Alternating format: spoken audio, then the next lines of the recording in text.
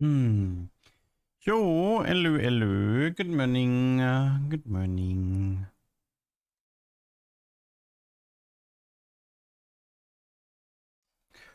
Ah, new week. Oh man, imagine that things don't get pushed back by 2 weeks. Oh yeah, I saw the NDA was actually, or like the info about set 18 was only released yesterday after World Finals. It's kind of funny that I think some websites actually released the info on Saturday and then had to retract, but people pulled it immediately. I don't know.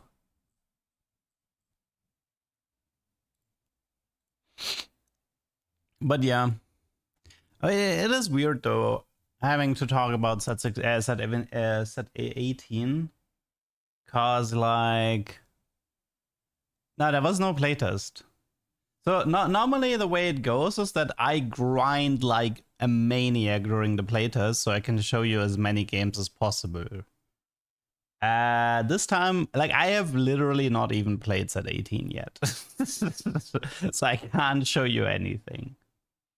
And then the problem is like if you go to like websites like tactic.tools and you go through the champions, you don't even see the ratios or anything, right? Everything is just like X and Y. So it's 15 days. 15 days in the evening. Tuesday in 2 weeks at like 9 p.m., 10 p.m. That's when the PBE is now supposed to launch. And Riot has said that it's pretty like we might or we shouldn't. There's a good chance that we still have a 4-week PBE cycle. So that means so wait, we have 28th of July will be PBE, and then like 4 weeks later is the ranked release, which is yeah, that's definitely wild. So yeah. That will be quite interesting. Salut, Suka. But yeah, like 18, like this looks honestly pretty messy what we're about to get. Like, I mean, from what I've seen, I mean, I feel like it is a little bit pointless to talk about 18 right now. I mean, we know, like, okay, well, we see the charms, right? Like, obviously, there's some stuff there. Although, like, one issue with the polymorph charms is we don't have recomp in 4-2 anymore. So doing something like getting a 3-star legendary, like, I don't know how to do that. I have no clue. I mean, I guess the only way to get a 3-star legendary with the major polymorph charm is to just roll a tier 4 unit natural. But I mean, it's still fine, but it's also, I mean, if you have a 3-star tier 4 unit, you kind of already won the game, right? Like, so who cares? So yeah, that will be one of the issues there. I mean, most of the charms looked interesting, so no, not really a problem there. The Rift Beast trade is probably the highlight, like making a trade only on jungle monsters. It's a cool idea. Definitely like that one. Something that was disappointing but expected is I don't like. Can Riot like backtrack on the whole no support units? It kind of pisses me off that every unit has to be a carry. Like, and it's like they removed assassins and they removed support units. It's not exactly a surprise that the game has become more stale as a consequence, because every fight is devolving into front to back because you removed everything else, or you removed all the other sort of like interesting mechanics from the game in that regard. You especially notice this when you play another game like Nexus Anima, where they clearly have dedicated support units. And yeah, I don't know, like Riot is so terrified of having support units. It's kind of annoying. Like, but like the fact that we lost both support items and support units is crazy to me. And assassins. Yeah. I don't know. Pretty awkward. We'll see. I mean, this is sort of like, this is where my hope lies in unlocks, right? Hey, if you're adding unlocks and you like increase the roster in the future, for the love of God, do support unlocks. Like, let people actually unlock pure supportive units. Don't do like Jenna deals 80% damage and does a 20% shield. Like, fuck that. Like 100% shield, no damage, screw it. Pure support, pure utility. If people build Jeweled Rabadon on her, they deserve to lose. Like, don't handhold the player like that. I don't know. That's the way I feel about it, but we shall see how the future looks for TFT. But 18 definitely looks messy from the looks of it. Will be interesting to see how. I mean, I kind of have my hopes up for 19 more than for 18. I really hope that 19 is a good set. But yeah. Anyway, so for today we yoink. Mod is gone, disaster was struck. I don't agree with that. So I might be, I mean, I have nothing against Mort, right? Like, he's clearly a dedicated, hardworking person, etc. I also don't, but I don't know why he got fired, right? Like, can be tons of different, I don't really want to speculate on that anyway. But here's like, I don't think TFT necessarily becomes worse with Mort leaving. Because first of all, it's a massive developer team. And one person is not making or breaking the system. And second of all, I have disagreed on gameplay design with Mort on like 90%. Yeah, I swear to God, like everything I like, he dislikes. Everything I dislike, he likes. So, because like he's kind of the driving force, I felt like at killing artifacts in set 16 or getting rid of the support stuff, right? And so all the stuff that I enjoy is gone. And I mean, the thing is like, so we did kind of want to remove a little bit of those, I'll call them Leduc shenanigans. For me, it's like, if him leaving results in TFT going back to sort of like including more crazy stuff, like less esports focus, more crazy stuff, more support, more like variety, then I would actually consider it a net positive. Because here's the thing, like people like something I really despise about it is like people are like, oh, set 17 was horrible because Mort wasn't involved or whatnot. But for me, it's like, if I usually just, you need to have a wider scope of things, right? Where it's like, ever since set 9.5, a lot of sets were kind of a mess, if we're being honest. Like 11, even 13 could have been so much better. But like 11, 13 had a lot of misses, 14 was a mess, 15 was a mess. For me, 16, I mean, for a lot of people, 16 was successful, but like 16 for me was surprisingly bland. Like you have 100 units and yet you still can't afford to do support units and you kill artifacts at the same time. Like for me, 16 was incredibly bland of a set. So the thing is, the way I see it is like, man, TFT has, in the last, like the modern era of TFT wasn't that great. And you can also see that if you check like YouTube numbers, outside of set 16, YouTube numbers were pretty bad. Like a lot of TFT content creators have been complaining about, like especially in 17, but a lot of YouTube content creators have been complaining that pretty much since like set 9 was sort of like the peak, or the last real peak, and ever since then it's been going downhill. And the thing is like, so I don't mind a change. Now, like the problem is like, it's always so hard to tell how much of a force Mort was in these types of decisions and stuff like this, but I can't blame Riot for wanting a change either, because I don't think the modern TFT has been going in that well of a direction. A lot of content creators are struggling because of sets where he was at the head as well. And this is why I always said, like, I'm not happy he's gone.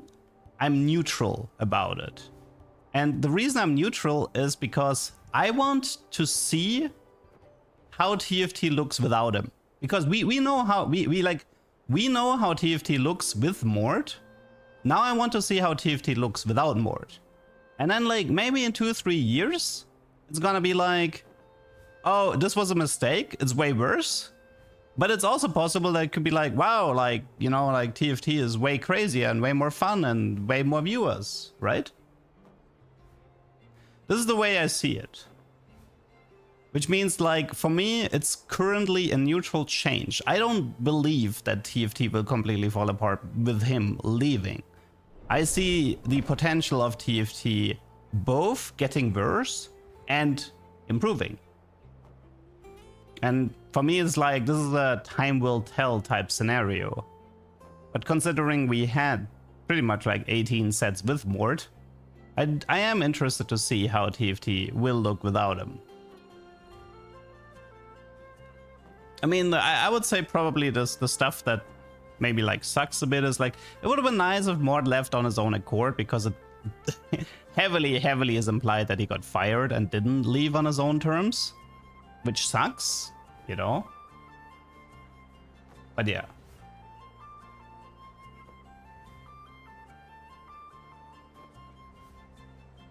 Have you played Honkai Star Rails? So I actually have not, but I have consumed some content, especially music and cinematics, because they tend to have like a lot of nice cinematics and animations and music.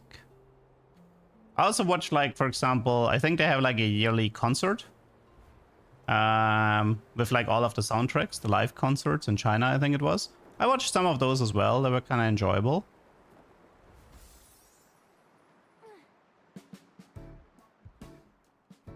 I hope the game comes out this year.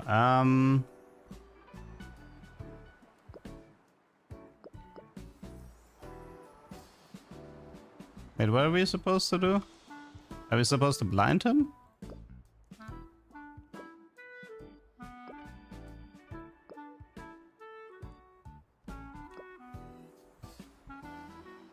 Okay. Oh yeah, oh, it's an eye. Yeah, I think we're supposed to blind him to take it. Yes. More briefcases.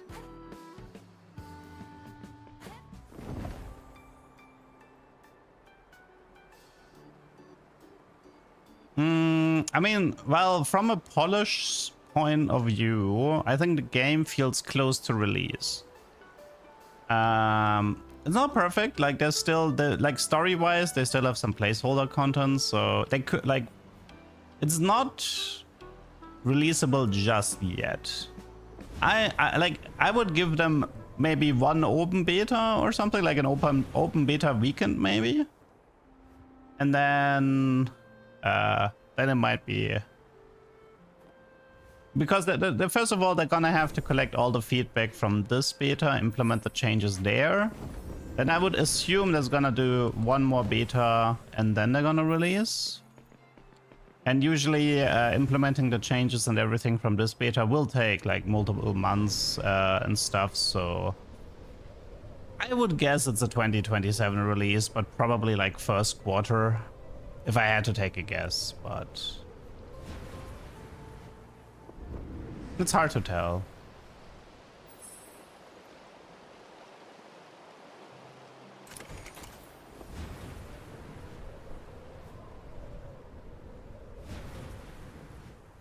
Gacha games don't do open beta. Oh yeah, right. Okay, well, then I guess it's one more closed beta event then. 2 max. But to be fair, like, I played so much in this closed beta event I don't even know if I would invest this much time into a third beta. Since the progress resets, right? Like, the thing is, like, if the third beta is like pretty much the same except slightly more polished, I don't even know if I would, like, I probably wouldn't even invest that much time into the third beta. I would probably just, I mean, I might still do some Apex content and put it on a third YouTube channel maybe.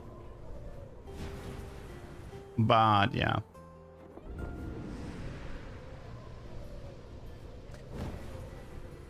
Okay. Same as their other IP, all only have a second closed beta. Okay, that's fine. Nothing wrong with that. Oops.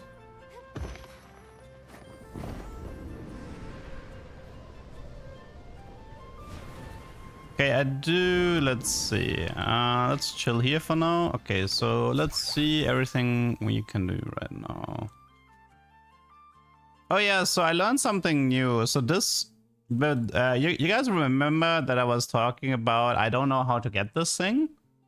So this is a weekly banner where you can get 2 of them. And also in the weekly banner, you currently at least here, you have a 5-star combo where you can get any 5-star ADOs that you want.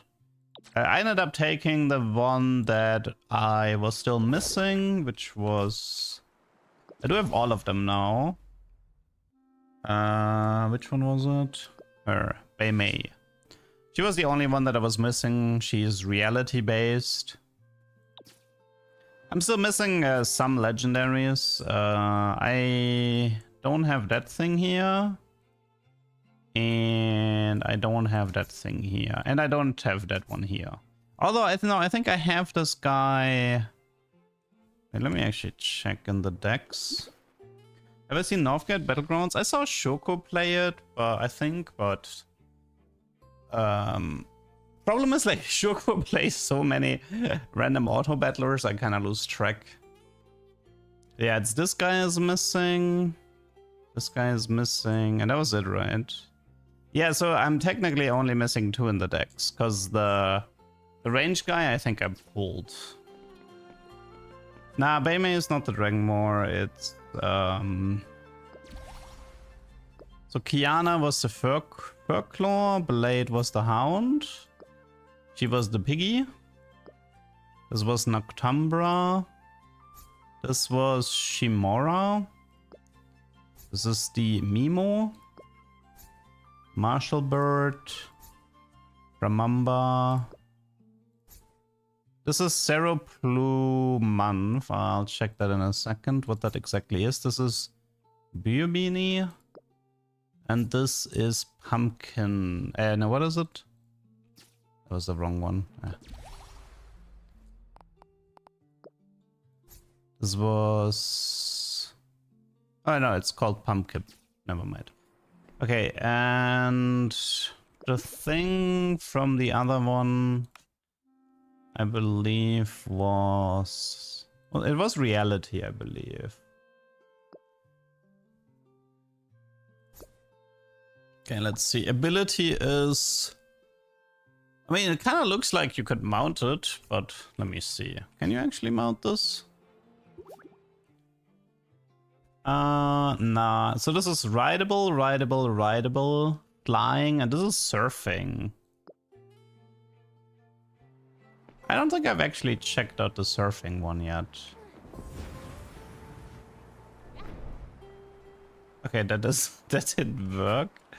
Wait, maybe this is... Oops.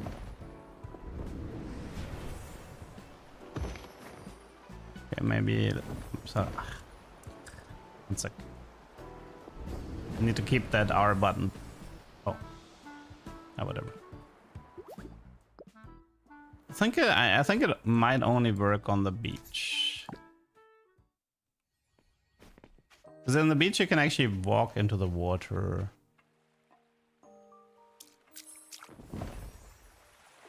Misclicked again. Cannot use the skill in current state. Is it better now? Okay, I don't really know what's the condition for it. Not sure. I know you can surf somehow, but I'm here to be missing. I mean, I've seen clips of surfing with that thing, I'm pretty sure, but yeah, whatever. Okay, let's see. Nothing to do here right now. I think we can, you know, one pull here, right? Okay, let's see. Oh, we got a 5-star? Oh, blade. Okay. Got another Shillian. Okay, nice. That means we can upgrade Mr. Blado a bit. That's my first upgrade for him.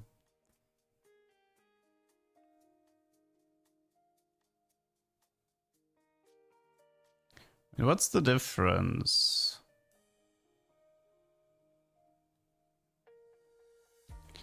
When only one Strangle Anima is deployed, after any allied unit deals physical damage, the Dominator is healed for 20% of the damage dealt. Wow. That's actually kind of good, no? It's good for a single Blade Hound frontline. Interesting.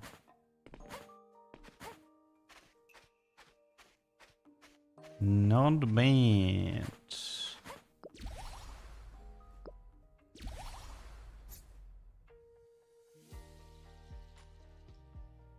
Yeah, the Dominator is getting healed. What does she have? That's whatever. Memory is a little bit hard to use right now from what I've seen. Okay. I did actually try... Wait, I want to show you guys something. I did... So... I wanted to challenge myself a little bit and try to do some of the end game content without legendary Eidos. So I was like building a little bit...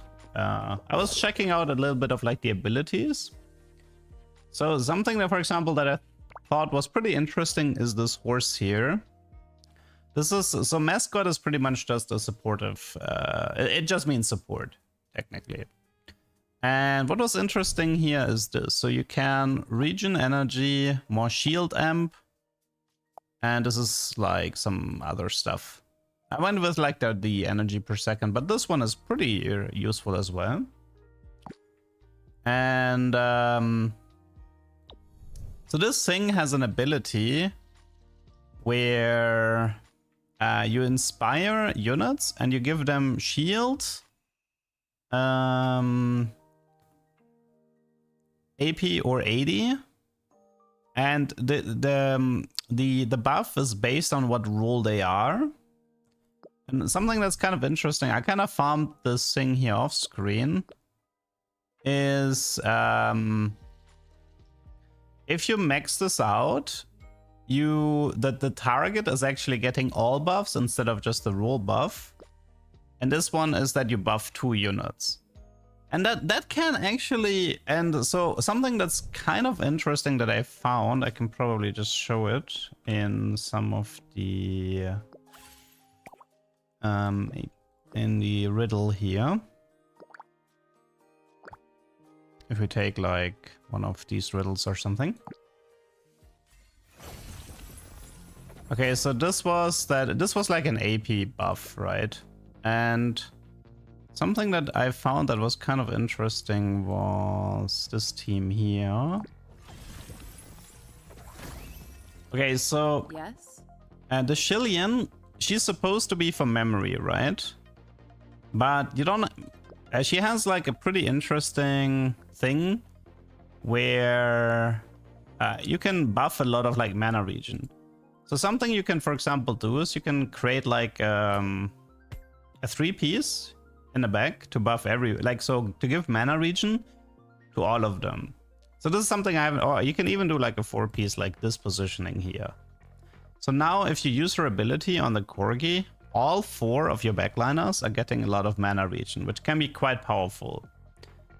And something I wanted to show was the Fey Flux as well. So she has like, do an hourglass at the densest group of opponents. You stun the targets, and You stun the targets in like an area. You deal a little bit of damage.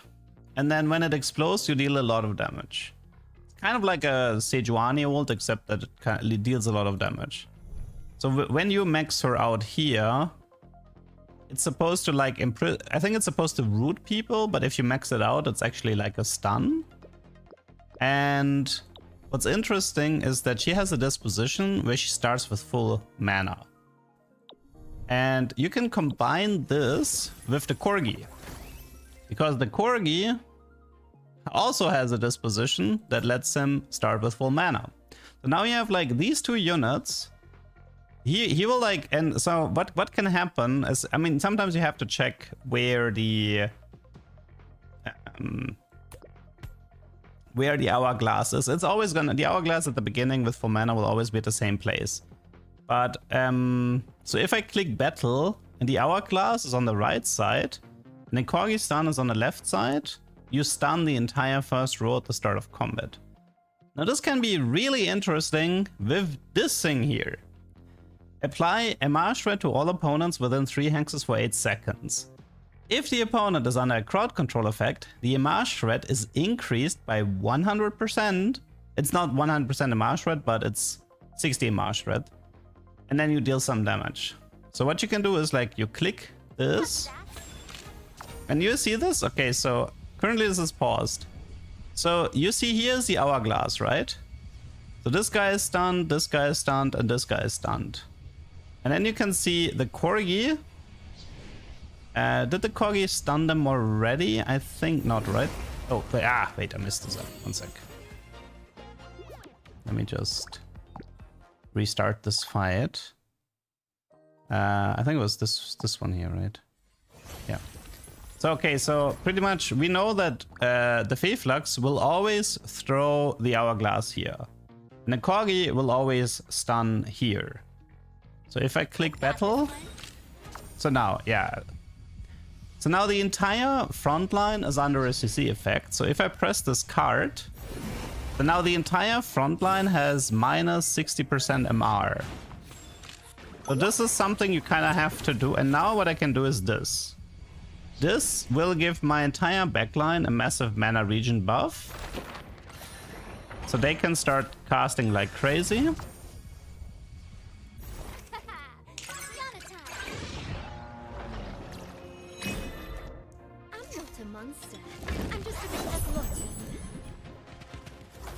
And now, like, I think this was one of the fights I was struggling with my strength team, right?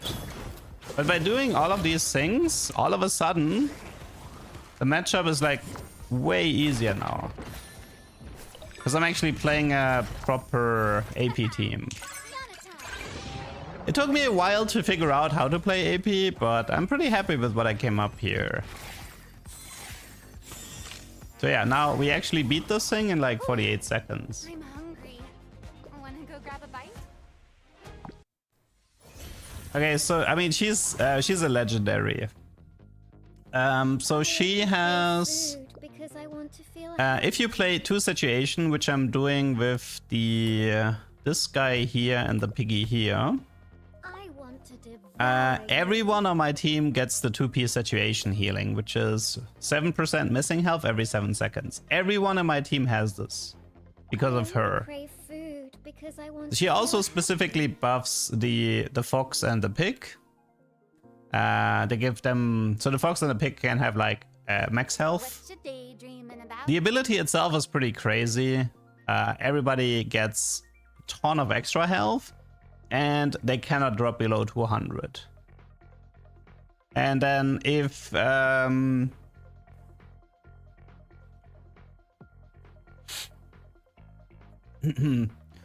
mean, it's kind of crazy. So you get a HP buff, and if they drop low, you can even get a shield after they drop low. So yeah, and then her companion is the piggy. Gain 1% max health for each hex traveled through movement or displacement. Up to 30% can be increased. So yeah, if you play her, you definitely want to play the piggy +1 situation unit. So I ended up playing 3 strengths. Now, if I wanted to, I could also play Blade. instead of Kiana here because I'm playing the doggo. I mean, well, it's supposed to be a little bit pay to win, right? Like, she's a legendary ADOS, so yeah. But yeah, she's quite strong, for sure. Like, she probably has the best effect in the game, I would say. From all the ADOS, I felt like she was probably the most powerful one. But yeah. So, okay, this was the parrot fight. Let's see. I think, okay, this fight is actually really, really difficult. So let's see how we're doing. So first of all, again, we stun the entire front line. The entire front line gets 60% MR reduction and the back line has 30% MR reduction. But he's actually, this is a really difficult fight. Okay, so first of all, we have to buff this. And we have to rescue the doggo. Then we have to rescue everybody else. So this fight is actually so difficult. Like, you can't win this without ADOS abilities. I've tried. You definitely need the ADOS abilities to win. This is like the most difficult fight for this version.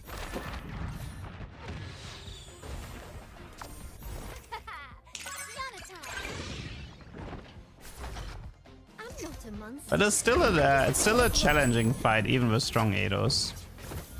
It's by no means free.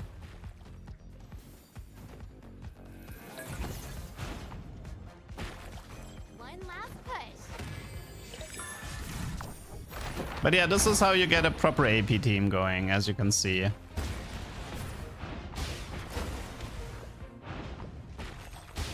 So, something I want to mention here. So, there's a few interesting things from this fight. I'm hungry. So, the Vulpix... Okay, wait. I don't know if you saw this, but this thing here was actually highest DPS. Which is surprising considering... I mean, it is a tier 4 unit, I suppose, but... what were her abilities? Honestly, we might even be worth it. I mean, it's 20 ability power, mana regen, 8% attack speed for the entire team. I mean, having an AoE attack speed buff is always nice, but yeah. So her ability currently is Lobster Cake, where opponents are densest, deals a lot of damage. And what's interesting is she actually has true damage. And a stun, so very, very powerful ability. So it's like, it's kind of like a Zigzold except it stuns. And has some true damage. And she also has a passive, each time an allied anima is healed by saturation, MP increases by 3% until end of combat, max 15 stacks. Now, if you remember, this has insane synergy.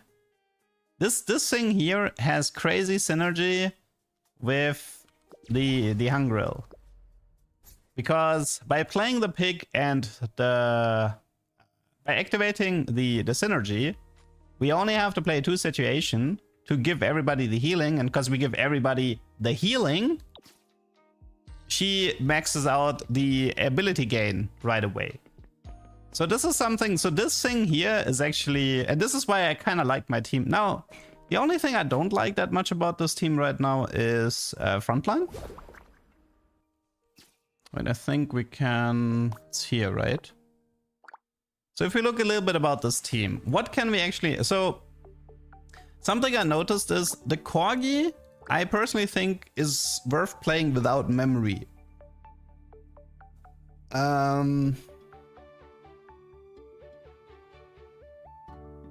What you daydreaming about? It says it regenerates energy when any opponent on the field becomes controlled. The way I understood this is, it means crowd controlled, right? That's the way I understood this, which means these two actually have nice synergy.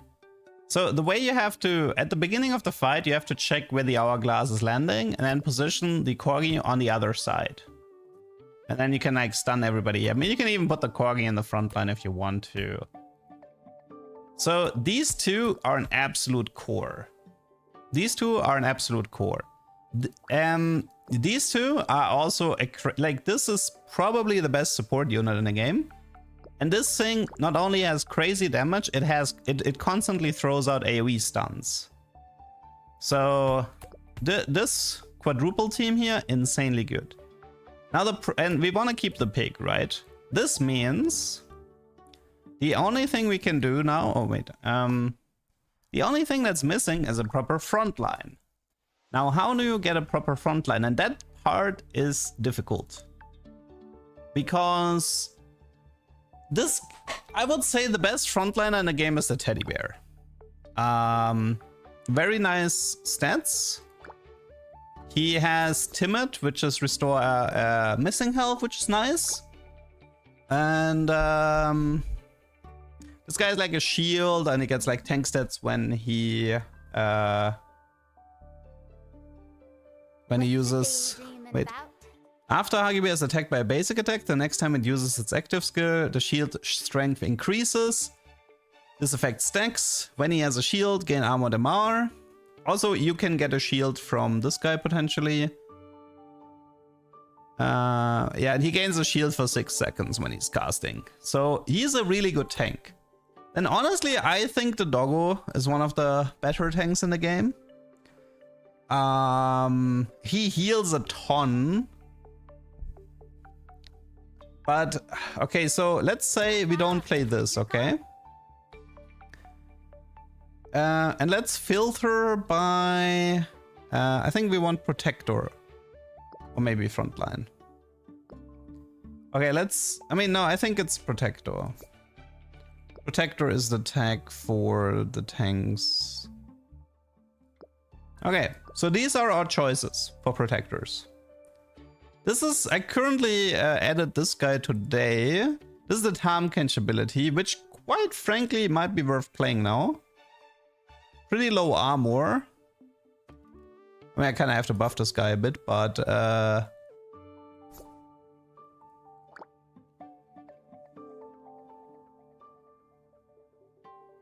still, it's probably worth playing this guy.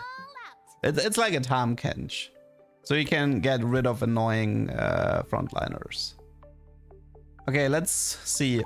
This guy, I initially thought he was a good frontliner, but I think this... I mean, so you can see really good stats. And initially I thought this guy had a nice report. So let me go through that.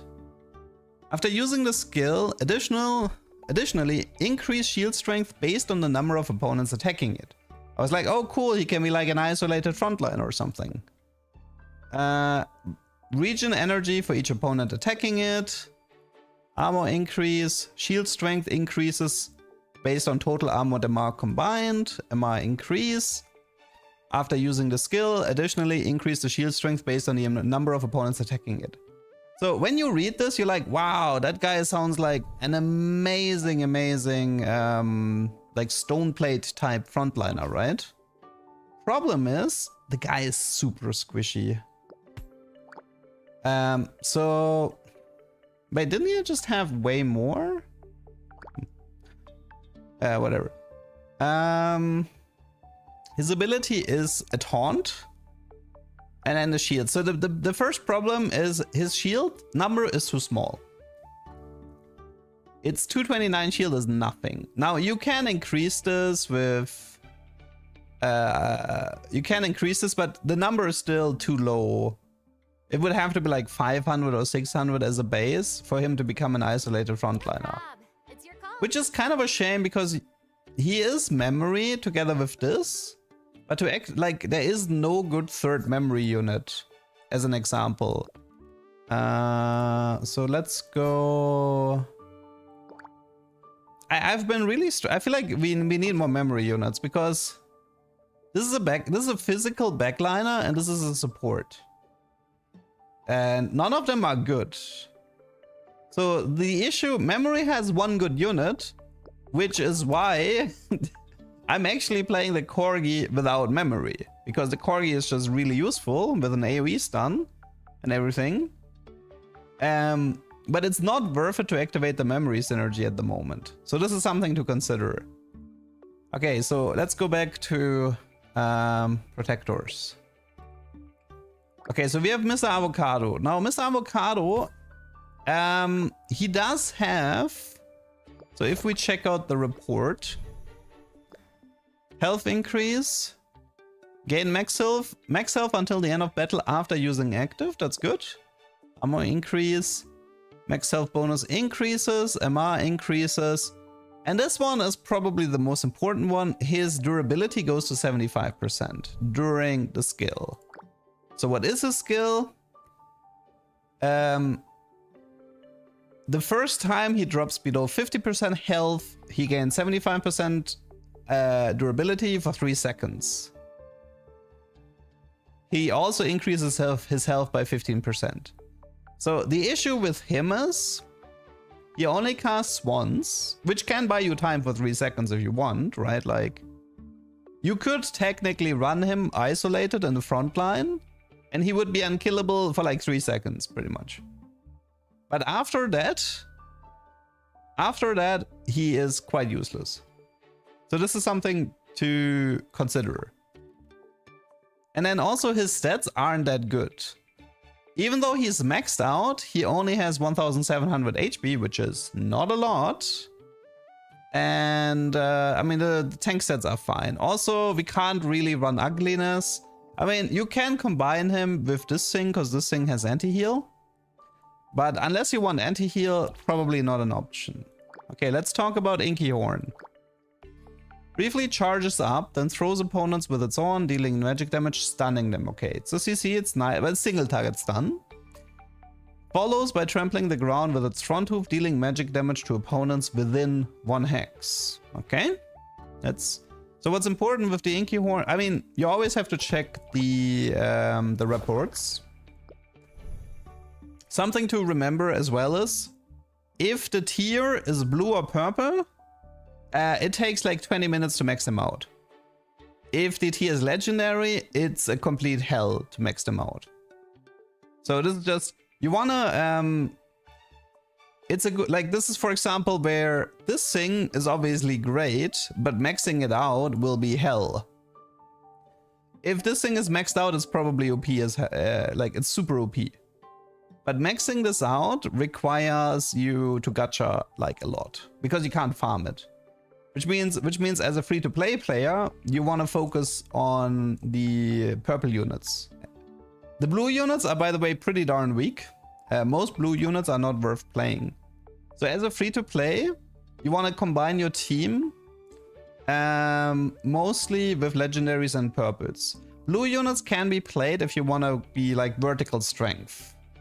Like you can max this guy out even though he's blue, because you want to play vertical strength as an example. Okay, back to Protector. Wait, where was I? I was here. So, Inky Horn. Alright, so what I wanted to check is, what is his report? Magic damage increase. We don't really care about that. Okay, so that's useful. That's a pretty big shield. 420, that's very large. For 5 seconds after trampling the ground. Okay, very, very powerful. Tank stats increase, good.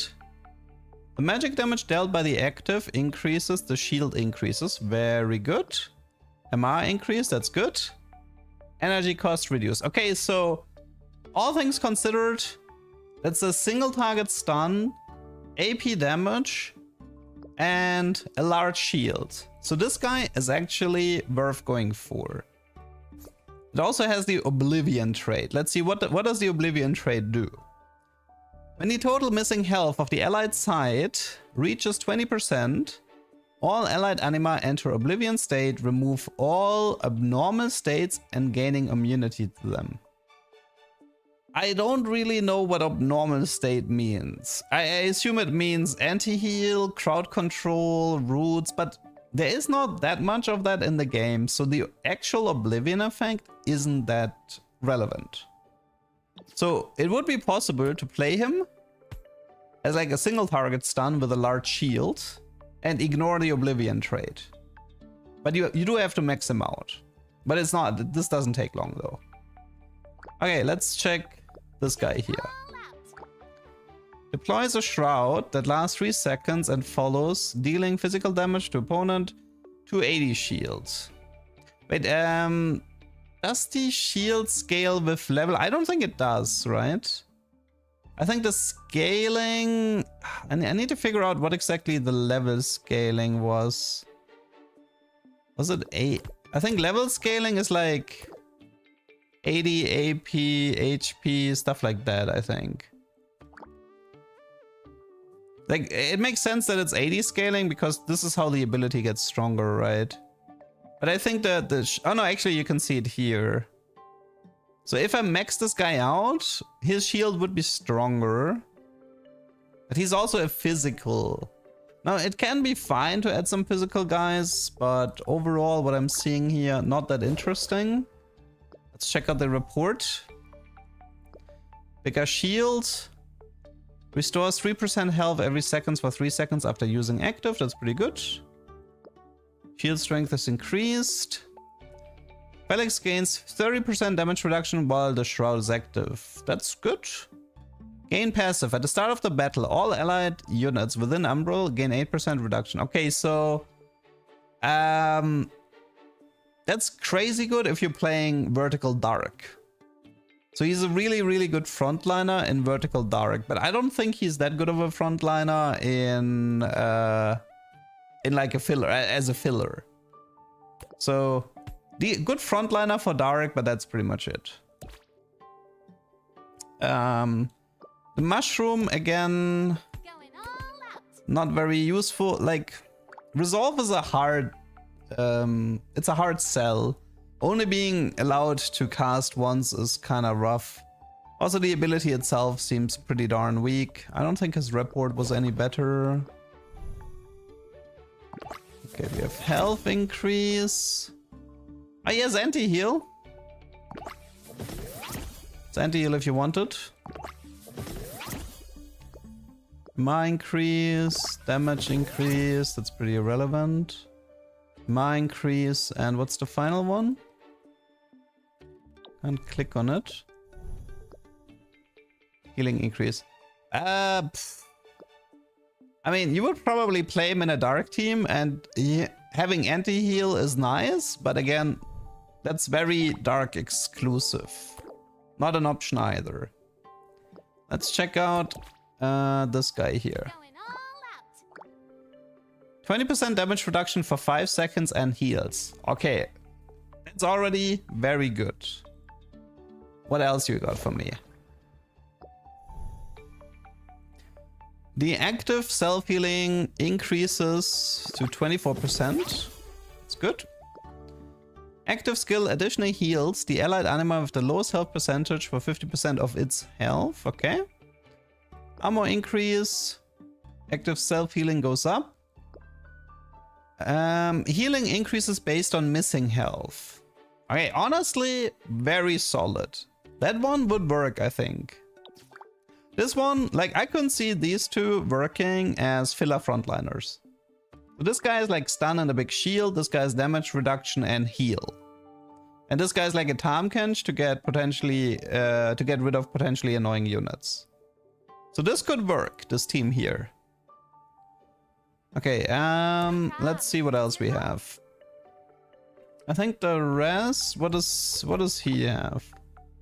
So he's part of Saturation, but the problem is that I don't think we're running for Saturation ever. I can check, maybe, I mean, you could run him together with the Puddly King, right? No prob. It's your So call. I believe it's this, yes. So if you run these two together with the together with these two, it gives you 4 Saturation. Now you have 10% missing health every 5 seconds. This also means the others, I mean, to be fair, this guy would get the missing health, and the backliners don't really care as much. The frontliners already get it. Still, having more saturation with Hungril is useful. Okay. Heal itself for 3 seconds, then deal damage. Okay. It's pretty basic ability. Let's see his report.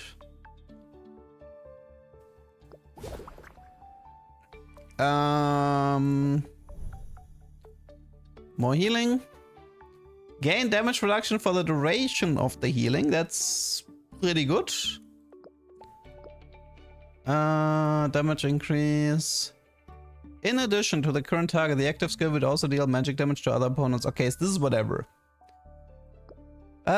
So it would be a 420 heal. A 420 heal with 30% damage reduction. Not horrible, but also nothing too insane. The heal itself, as you can see, it doesn't have a lot of AP, so the heal is much smaller than you would think. And then Puddly King, what does he have? Showdown on a dessert. After eating, gain shield. Actually, I need to check something 1 second. This guy has 28 AP, right? Let me actually just buff the Puddly King a bit. I want to see if the AP increases with level. That was like level 12. Okay. Does it tell you? Oh yeah, it tells you here what it. Okay. Okay, so AP does increase with level. Okay, so health, attack, ability power, armor, and MR all increase. But if we look at this, it's probably gonna end up with like 80 ability power or something. Shield strength increases after using its skill, armor, and MR. So it gets defensive stats during the shield. Shield strength increases to 550. Gain passive skill can be triggered once per battle. When fatal damage is received, trigger Springy Pudding. I mean, that's really good. Okay, so that guy is actually pretty darn good. So I would say a 4 saturation frontline would be legit as an alternative. So it would be possible.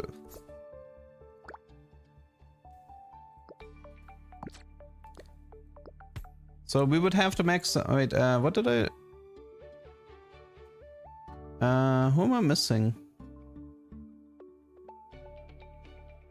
Was it the horse? What you daydreaming about? Okay. I mean, I would say these two do have, like, these 3 have enough damage. So as long we just need to make sure we have enough of a front line.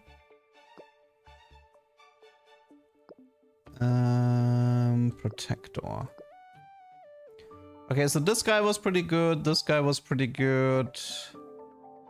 Honestly, I think all the blue ones are pretty useless from what I've seen. And this guy, I believe, is a corner stun. Charges at the opponent furthest away within 3 hex radius, deal physical damage to the target and all opponents along the way, gain shield. And what's his report? I think he's just a frontliner in competition though. Shield strength increases based on max health. After charge hits the stun for 2 seconds. Shield strength. Other opponents hit by the charge other than the targeted opponent will also be stunned by 2 seconds. Gain passive skill for every 100 competition the team earns. Gains, okay. So he is quite a good frontliner, but he is very tied to competition, I would say. So I would not, I don't, unless you specifically need him to go on a corner unit, it's not really worth it, I would say. And I think their abilities tend to be pretty useless. Like the blue units are quite weak, so you kind of don't really care about the blue units from what I've seen.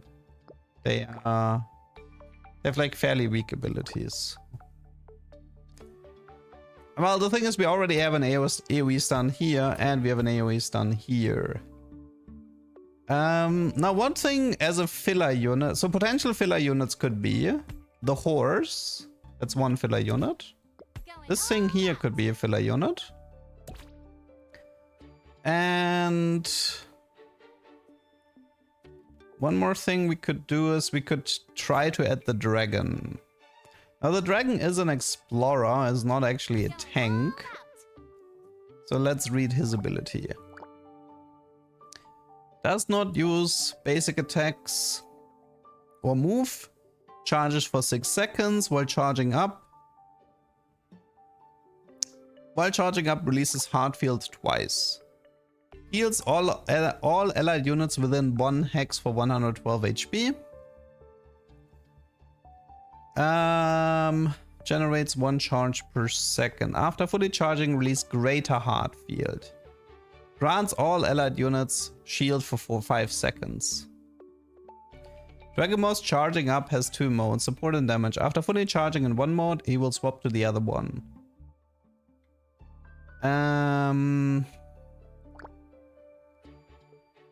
The problem is, I think to make him work, you'd have to Gamba, I think.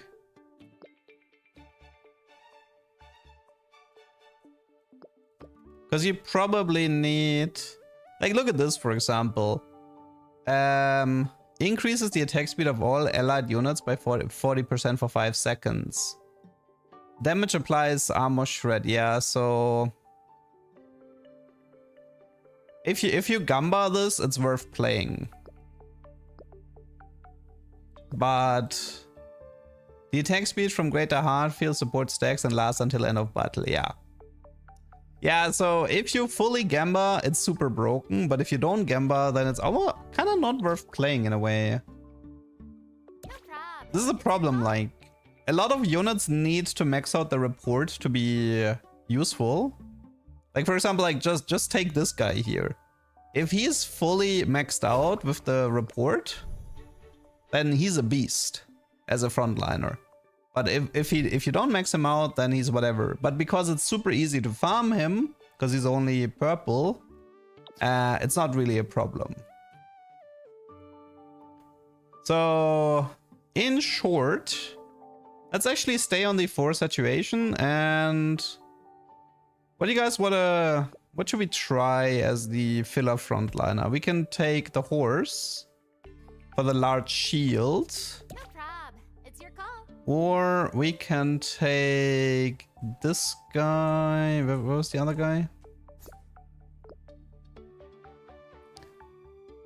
From what I've seen, I would say it's either the horse. I mean, unless we want some specific CC, but it's either the horse here or it's this guy here. I think I'm gonna go with the horse, though. It's also level 40 already. Okay, so this could be a fully functional team.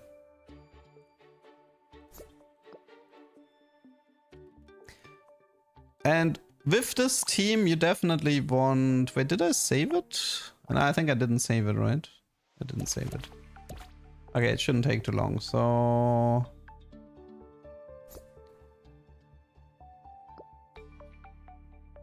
You join... Okay. Oh, this team is a little bit heal against anti-heal, which is something potentially worth to consider, but yeah. So, but the problem is if we want to play this team, we kind of have to max out these 3 units, so we can focus on that. In a way, this will also show a little bit of shiny farming. Because if you farm a unit specifically, the chance of getting a shiny isn't actually that bad. Okay, so situation check. Let's start with the puddle.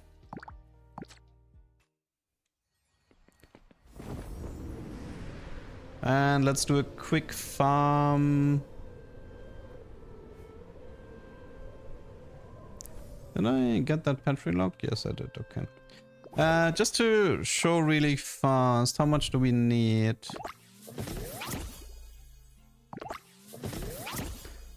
Okay, it's like 2, 4... It's like 10. Okay, so I need to like catch 10 in total. But it shouldn't take that long though.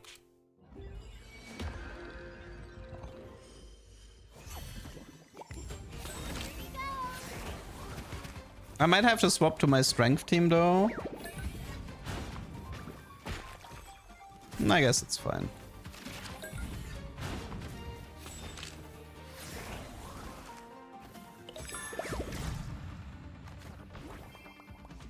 Nah, I think my strength team would still be faster.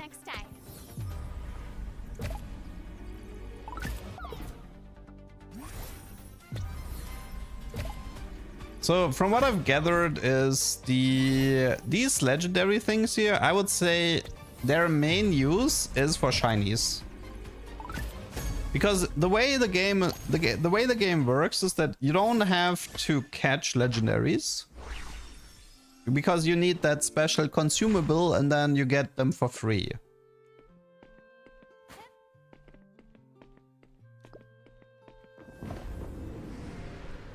Okay, 1 down, 9 to go. So this pretty much means, yeah. I would say the main purpose is if a shiny is about to escape, you pull the legendary ball to make sure that the shiny doesn't escape.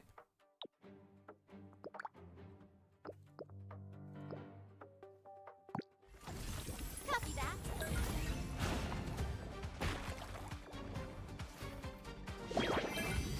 At some point I also want to try a vertical dark team, but I don't have enough resources right now Be a stranger.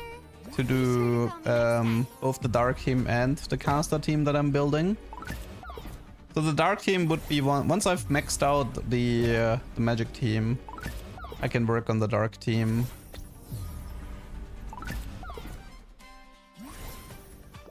He's escaped. So there is, regarding PvP, since a lot of people are asking about this, what you can do is there is a friend battle system. So that's about as much PvP as you can get, right? You can build a team and fight your friends, if that counts for anything.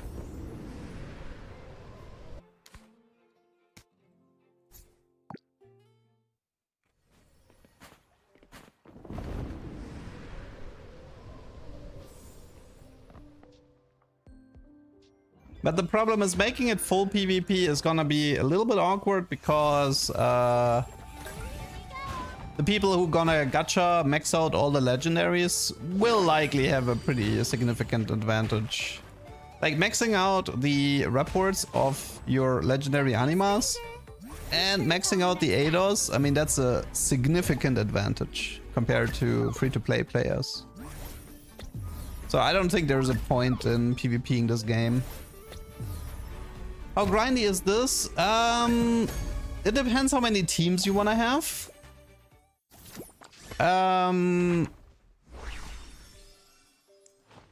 They do give you a decent amount of resources to properly max out one team of your choice for sure. I would say resources start to become an issue once you want to max out multiple teams. Also the way there is a bit of gating in this game, so it's pretty much set up that the game later will the game wants you to like log in daily, play for like an hour. Oh, there's a lot of them here. Oh god, there's like all of them are here. Okay, this is where you're supposed to farm them. Later on, I think the game is supposed to be like you log in, you do your dailies. And then like from time to time when you have like the new banners or the riddles, the late game stuff resets, you have a bit more stuff to do. I know this is not sponsored. This is actually not. Otherwise there would be a sponsored tag. This is just a closed beta here that I'm playing.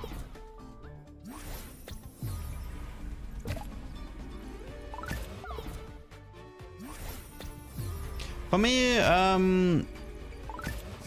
I mean, I think it's hard for me to make Anima Nexus into the main game. I think compared to TFT, I would run out of content too fast.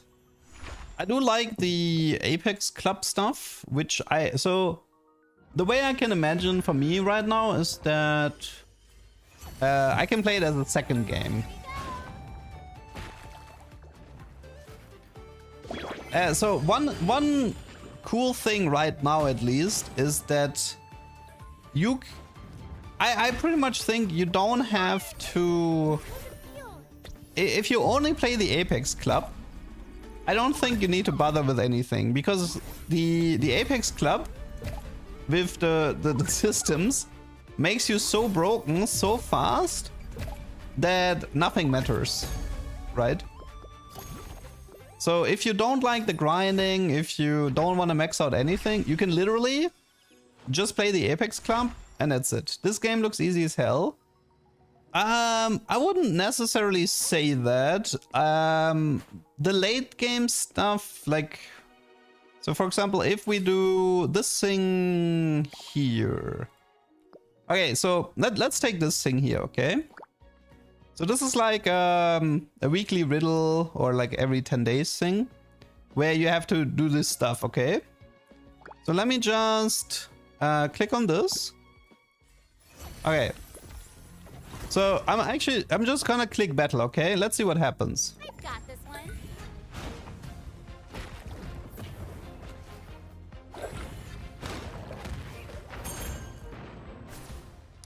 Let's actually use all of my abilities as well. Yana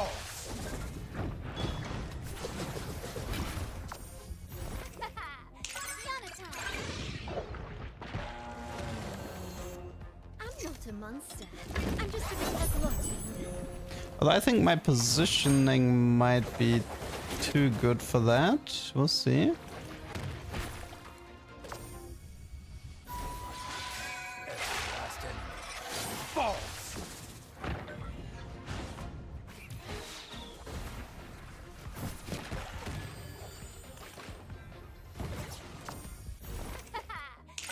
time. I think I actually wait. No, I think I can actually... Can I beat this guy? Let's see. I'm not a monster. I'm just I think it was the other riddle where I struggled with my strength team. One sec. So this is like an overtime type mechanics. Yeah, so now I'm actually kind of like... no biggie. There's always I time. didn't even come close to winning that fight. Not even close. So, to win this fight, I need to have a strong team. Everybody needs to max out. I need to have correct positioning and correctly use all of my ADOS abilities, which preferably are also maxed out. That's what I need to win this fight, or these types of fights. And this is sort of like the late game stuff. Or to make a different example, it actually took me a lot of attempts to properly find a team that's capable of beating that. It's hard because, I mean, still, I try. So here's the thing, right? When I was building,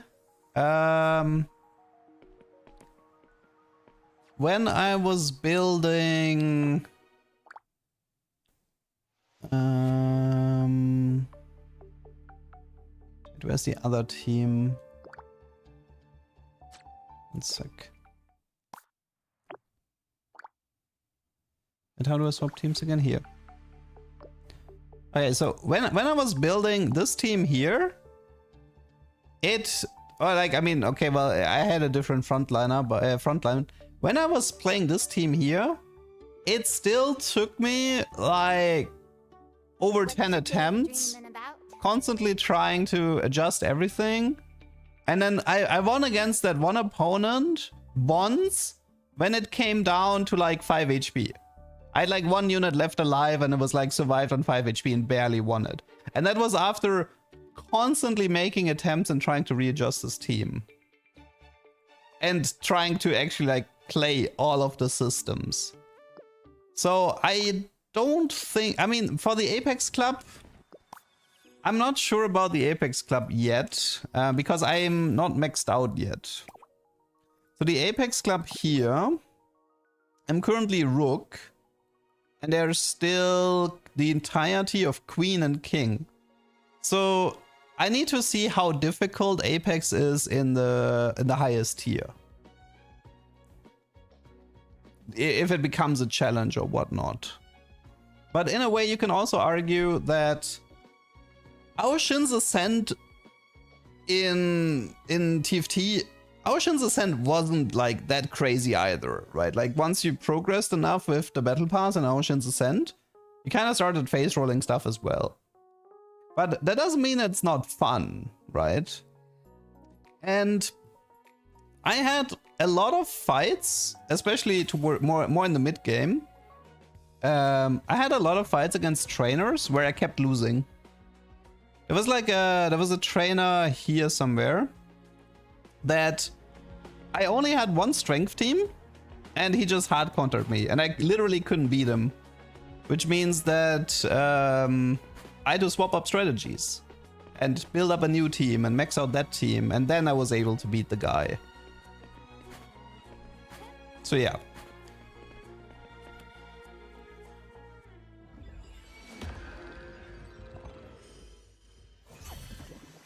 I've got this one.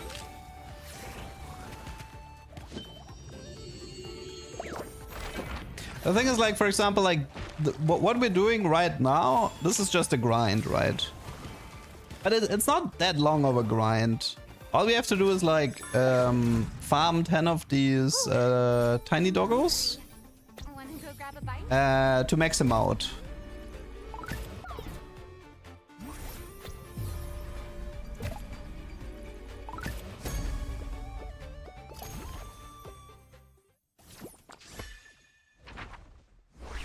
The units themselves are not gacha, I assume.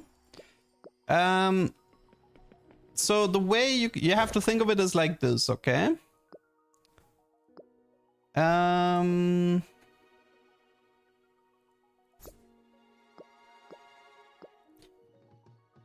If a unit is legendary and you wanna max out a legendary unit, that's gacha. Getting that unit, not a problem. You can get one copy of each legendary very easy. Some of it is like a little bit time gated, but more like you do have choices. So just to make an example, this is like a weekly event, and the weekly event currently gives you any 5-star Eidos with the Anima companion of your choice. So for example, you could like click this and then it's like, okay, I want Blade and the Doggo. And now you have the 1-star version of both of them. Or like, I mean, or like the tier 1 version of both of them. But if you want to max out Blade and you want to max out the Doggo, that's going to cost you money. Do you need to max them out? No. This is sort of like, this is just a whale mechanic for people who want to face roll over everything. But you're not required to max out. I would say you are kind of like, it is recommended to max out your purple and blue units. But the good news is that maxing them out is not that difficult. But maxing out legendaries is definitely quite difficult. Go grab a bite?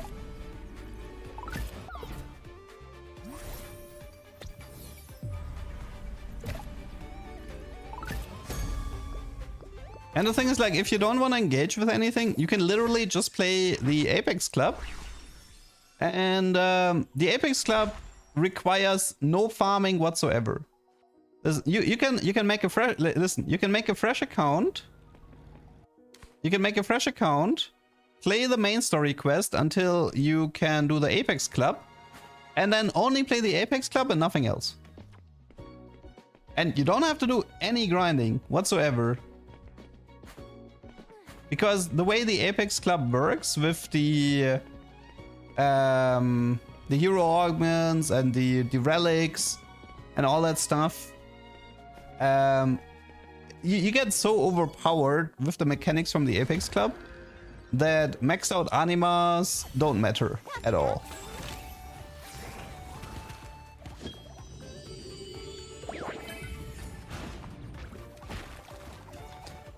I would say if you wanna engage with the weekly riddles, then you actually need to engage with the systems properly and have a proper team. No, I mean, okay, so I can't. Okay, so the way the legendaries work is like this. Okay,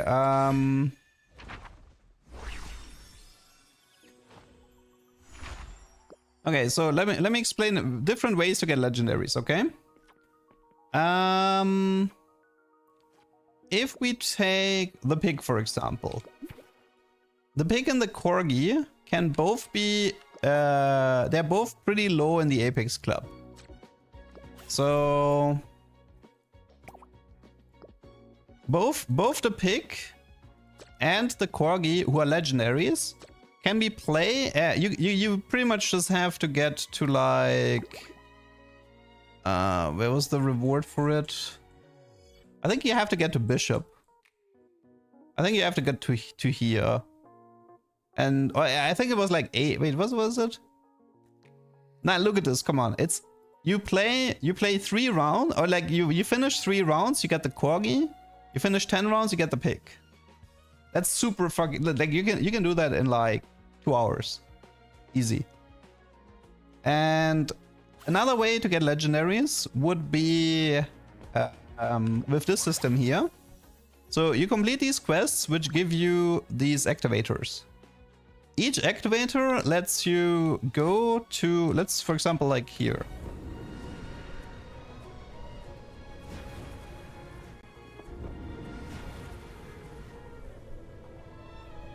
So this guy up here is a legendary. So this guy is a legendary. Now if I want to capture him, it says I need this activator. So right now I can't capture this guy because I need to get a new activator. The way you get them, for example, is like wait, was it journal? What was right? So for example, there's like you can get the activators here from like main story quest stuff. You can get them here. So they're not like difficult to get.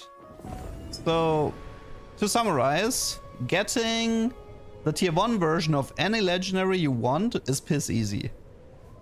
Maxing them out is a different question. Like maxing them out requires you to do a lot of gacha pulls.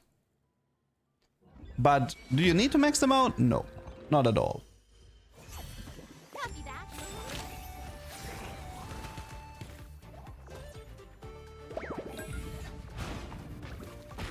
The new TFT set seems bad. Are you basing this on... Are you comparing this to the Anima Nexus to the new set, or do you mean based on what you've seen from the dev drop and the actual release? I mean, it seems like set 18, it seems okay. Charms was a pretty good mechanic. And there are some interesting ideas with Rift Beasts and whatnot. Yeah, one thing that kind of bothers me a little bit is that it looks like we're not really getting any new augments or items. That's gonna make the set 18 a little bit more stale.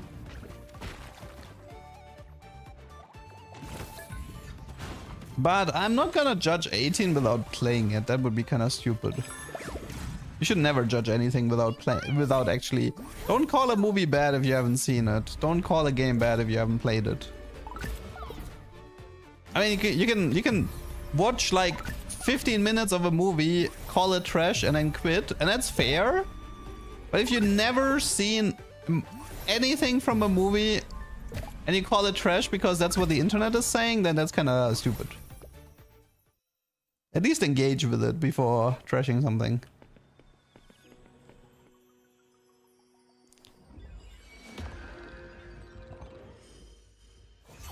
Copy that.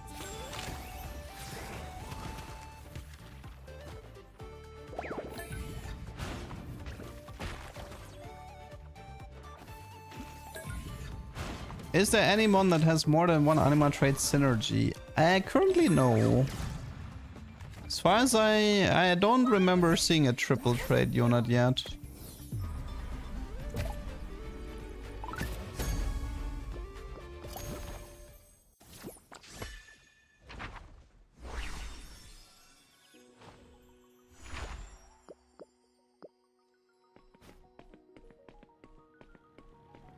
Hey, wait, it's a shiny. Wait, there's 2 shinies. Oh, it's like a chroma, I guess. Copy that. So the way the shiny system works is like they call them chromas, which is like a color variation, and there's multiple color variations of each unit.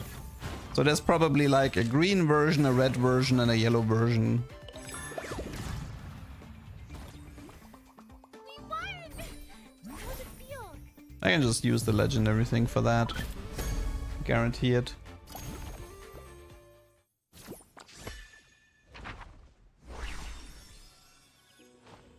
I mean, I didn't have to because I think there's another shiny right next to me. Yep, there is. Yeah, I didn't really have to do that.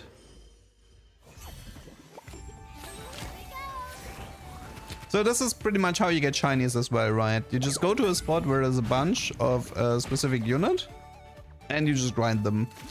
And then every respawn has a chance for a variation.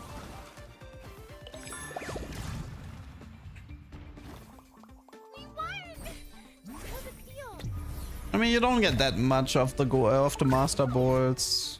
You shouldn't waste them, like. But like the problem is like because of the way the game is, because you can't collect legendaries in the wild.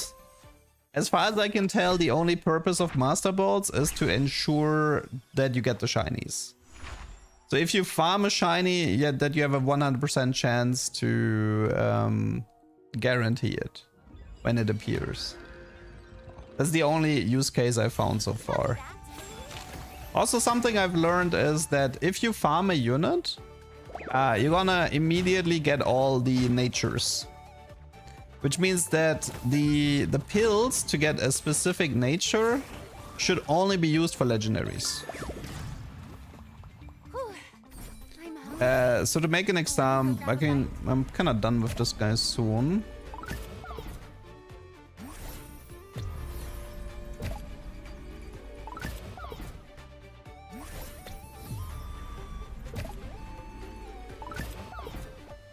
Okay.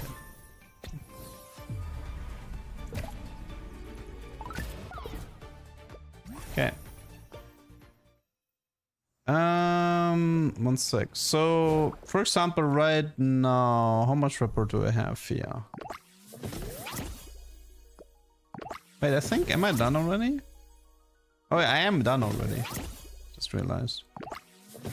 Okay, so now he's maxed out on the rappers, which means the only thing that's missing is the level now.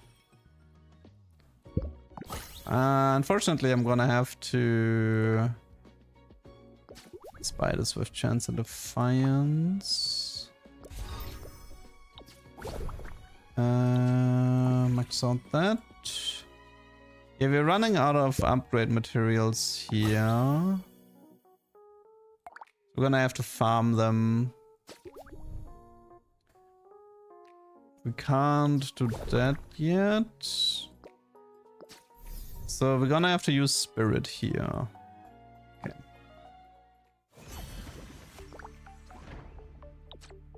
Okay, fine, I'll swap the team. Okay. There was something I wanted to mention. Was it regarding set 18? Oh no, I think it was regarding the natures. Yeah, so every anima has 4 different natures that can be maxed out. But if you max out the report, you pretty much get all the natures for free anyway. And this pretty much just means that the main use case of rolling natures is on legendaries that you can't farm. Especially if you don't want a gacha for them. So for like to make an example, maybe you have like a tier 1 version of a legendary. And it can have the nature that it starts with full mana, and you really want that. You can then use like these pills to roll for it until you get it. And this way you don't have to spend any mana, any money to get the nature that you're looking for. Because something I was doing on a previous stream is I was wasting like all the pills to roll the natures, but that was a complete waste. Because you get all the natures for free anyway when you're trying to max out the report.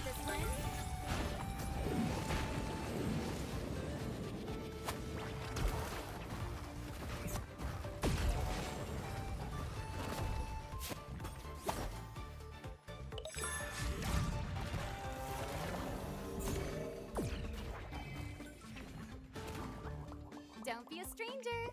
Bish copy that.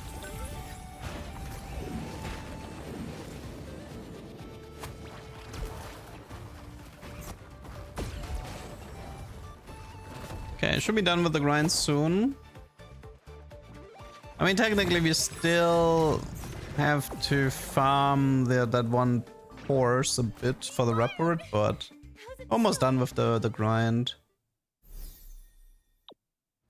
Okay, so our puddle guy can now be hopefully maxed out. Shoot. We need like at least 2 for those.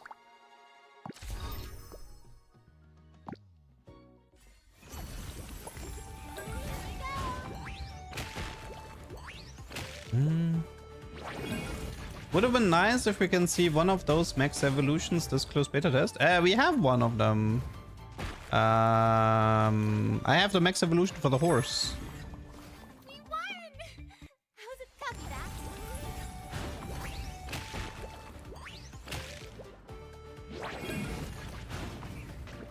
that? It's the thing that like that has like the Pantheon ult. Yeah, you get it for free in the Evo banner. Let me show you. So you have to go here, then you go to evolution challenges, and then you go here.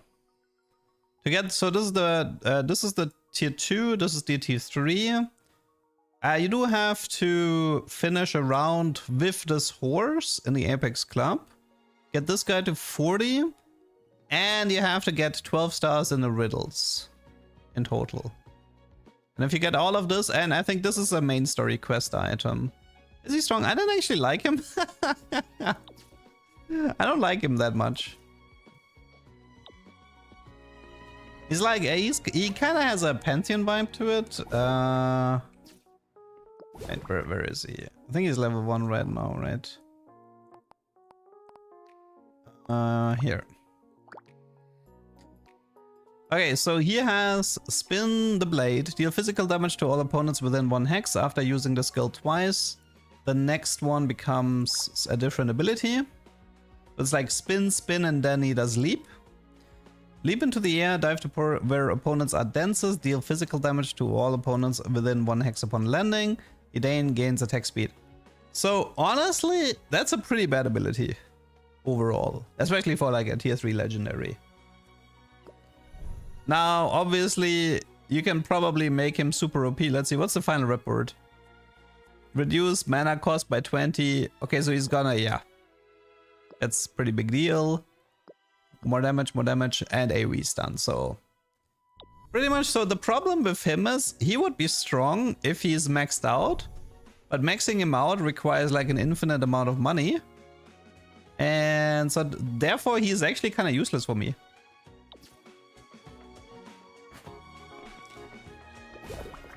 Okay, we still haven't finished the Puddly King, right? We can change the chroma. Okay. Oh my god, I still need one more. Are you kidding me?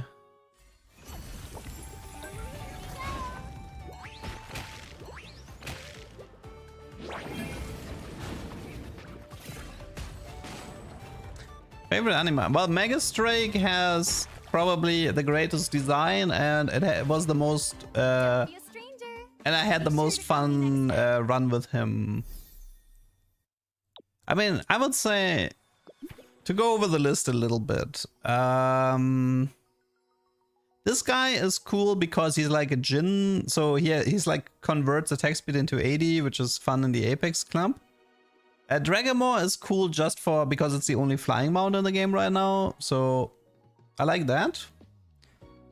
Combat wise, I actually really like the maxed out Wolberry. It's a surprisingly strong backliner. Noctumbra is cool because it's like an Akali dash, also very good design and a cool riding mount. Noctumbra has probably the nicest looking riding mount you have.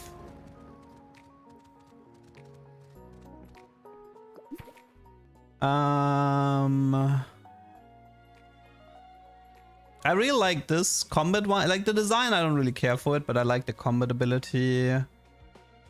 Magus Rake is design is great, and like I like the ability in the Apex run, the hero augment in the Apex club. Boba Burp is honestly kind of cute. I like it. It's very cute. This thing, I don't like the design, but it has a cool Tahm-Kench type ability, which is nice. Horse has a really cool combat ability and a pretty decent design as well. I like it. Doggo is very nice. Great design, great ability for sure. Doggo is definitely top tier.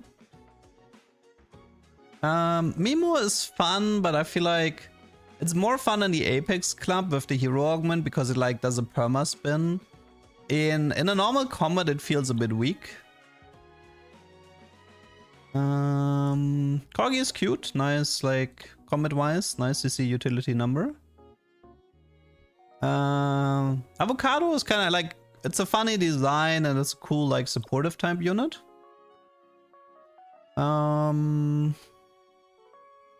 This one, I actually kind of like this guy, the Vaxula. It has a cool ability where it's like this super weak thing that spawns a massive vampire thing on the board. But if you kill it, the vampire thing dies. So, and also one of the reasons why it's cool is because it is very cute with the companion effect. It's this one here, right? You can do this. So, it gets a plus point for that. I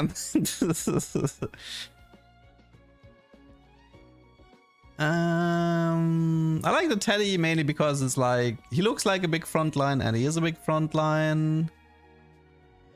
And the Piggy, I started to like the Piggy. It's very active on the board, dashing all over the place. This was my main carry, together with Kiana for most of my playthrough. So, and also I really like his ability in Apex Club because he's a great item user.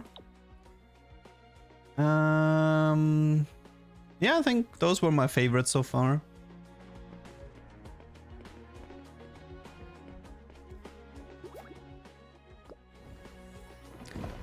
Okay. And let's see, where was I? I think I wanted to finalize my team. So when a battle starts, gain shield equal to 40% max health that decays. Gain 12 armor. This effect doubles for 10 seconds after start of combat. Regain energy. It's between these two, I would say. Let's go with that effect here. Okay, I wanted to ascend.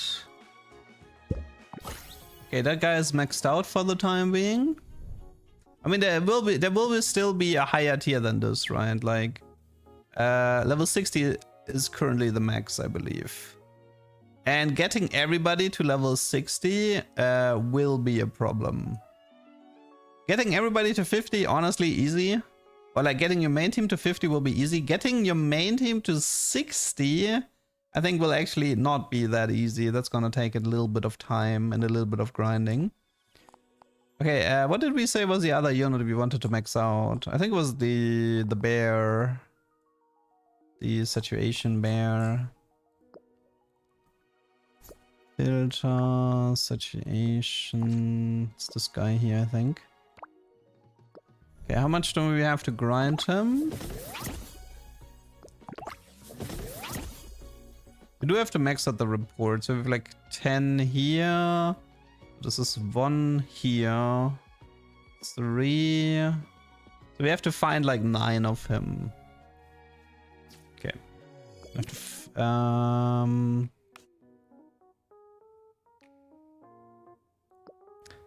okay, but we're done soon. We just have to farm 9 of these and then the team is complete.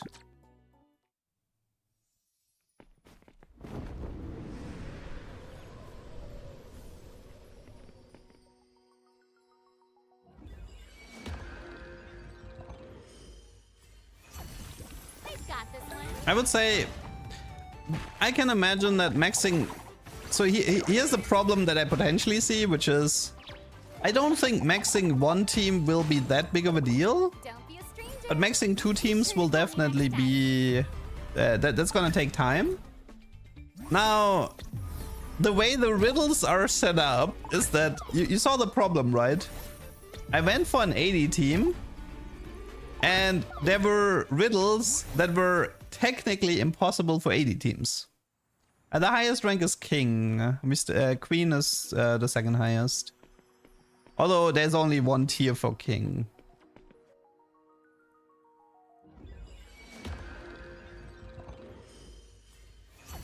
I've got this one. But then again, like, the game is not intended to be played through in like 2 days, right? The game is kind of like designed that I'm hungry. you're supposed to, I think, to log in like an hour a day, do your dailies, get the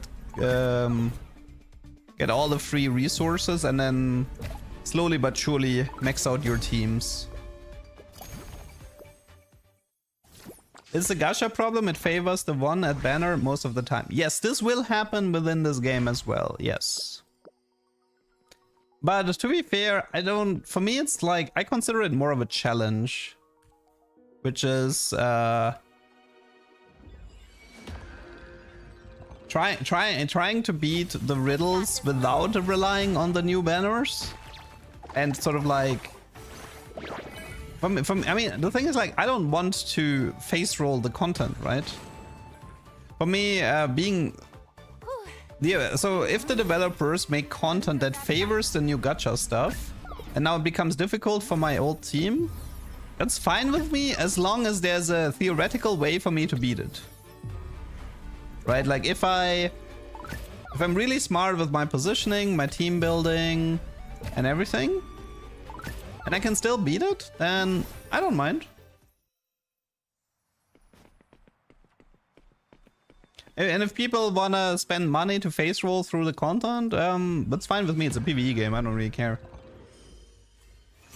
I've got this one.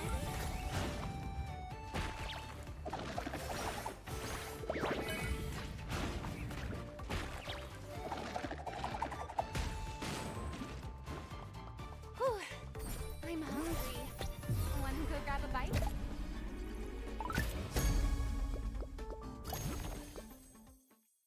But the thing is, like, for me, the Apex Club is quite different to the riddles. The riddles is like, you beat it. Like, for example, okay, I could see myself making a video like how to beat the riddles without any legendary Eidos or something like this, for example, or how to beat it with the legendary Eidos. So I can definitely see myself making, like, showcasing different strategies on how to do the content. Like, you could talk, for example, you could talk about that synergy between Hungrill, the seed consumable, and saturation, right? You can, like, explain that that's a really powerful synergy that you can utilize. But the thing is, like, this is like something you do like one video every 2 weeks max, I would say. And then the Apex Club is something you can... Dude, it shows me a bear 430 meters away when there's one in front of me. Stop thinking. The Apex Club is like something where I can just show funny runs, you know.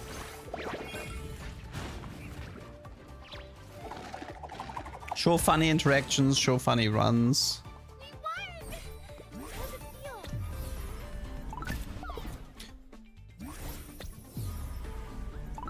I mean, for me, it's like I've been kind of looking for some secondary games to play.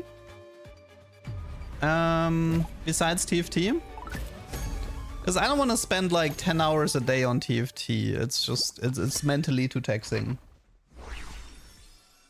So having like a chill game on the side to feed YouTube contents into like a third YouTube channel, it sounds like fine with me.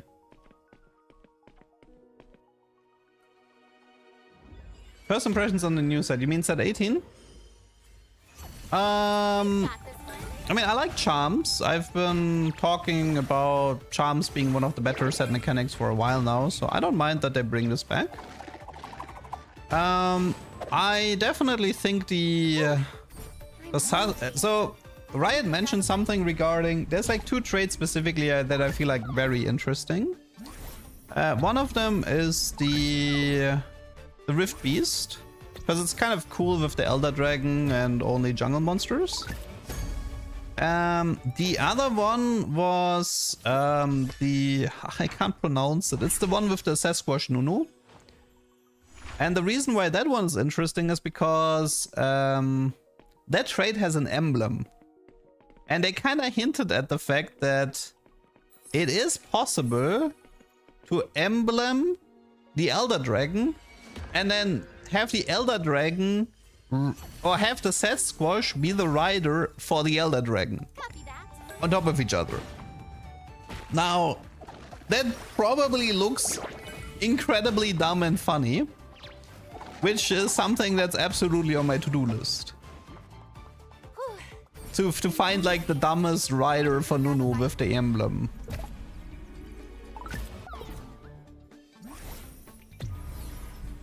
No, it's not Flora Fatalis, it's Cyclif something.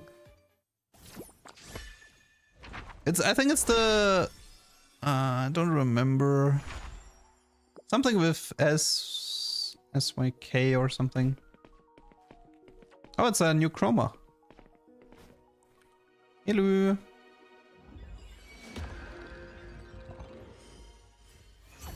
I've got this one.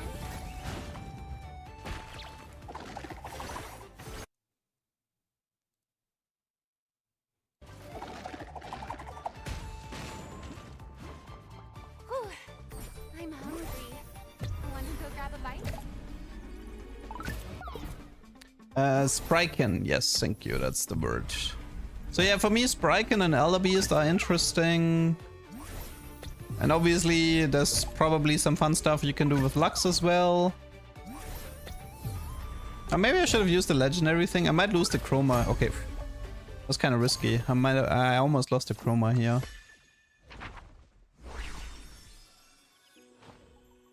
But the thing is, like, I don't really want to make any set 18 videos because I haven't played it yet. And it's just so weird to make a video about a set you haven't played yet. I mean, Lux is a reprint from set 2, right? Like, I know that Lux. Although, I feel like the traits that the Lux has in 18 is not as crazy as in set 2. In set 2 you had like Crystal and Steel Lux and that stuff was toxic. I'm hungry. And I think there was a Bite? Dark as well. I think Dark Lux or something. When you got like an early Master Yi with a Dark Lux, you just started rolling over everyone. No, I think Executioner does have the crit. I think Executioners have an innate crit tanking. It might not be in the trade, but it might be that they have an innate crit. Are you liking the game? I mean, I spent like 30 hours on it so far. I wouldn't be spending this much hours if I didn't like it. Oh, there's the chroma again. I already have you, but it's whatever.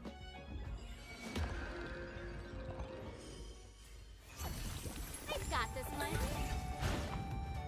Do you have a favorite Anima Bond yet? I mean, I went over them earlier.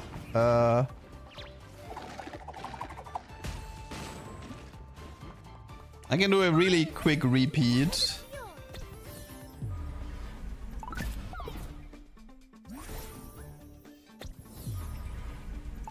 The worst Lux was Last Man Standing Rage Bait Shield 1? No, that was the best Lux. It was the best Lux for sure.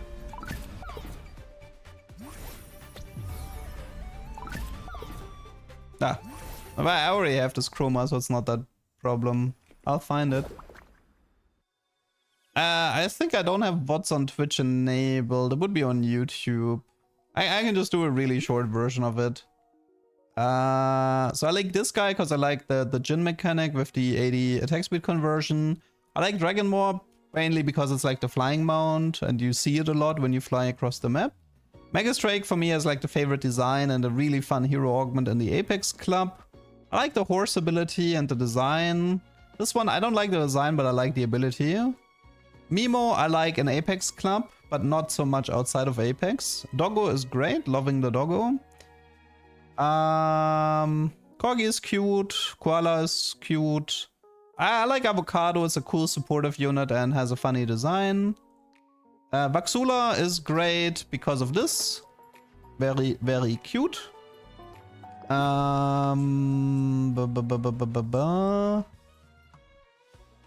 Teddy Bear is cool. It's like you want this guy to be a big frontliner. He looks like a big frontliner and he is a big frontline, which is nice.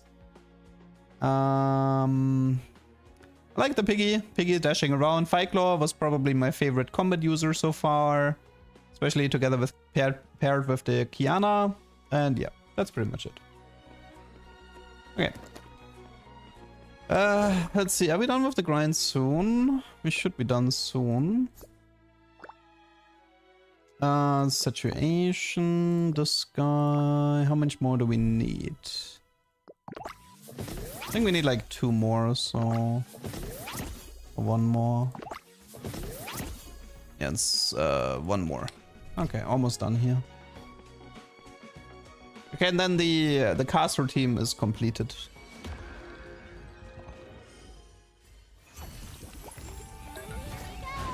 I can't seem to find hero augment. You mean in the set 18 thing? I don't even think they have them yet. I mean, the thing is, like, you shouldn't fully trust everything that's like standing on websites like Tactic.tools. I can see a lot of things still changing before the game releases. Okay, that was it. That was the final thing we had to grind for now.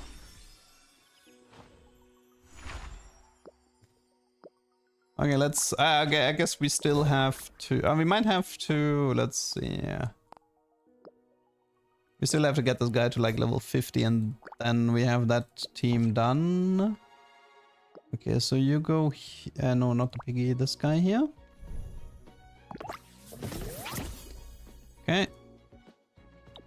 Okay, so he's maxed out with the report. Now we just have to get him to 50. Let's hope I have enough materials. I don't have enough money. Can I get money here? Currently no.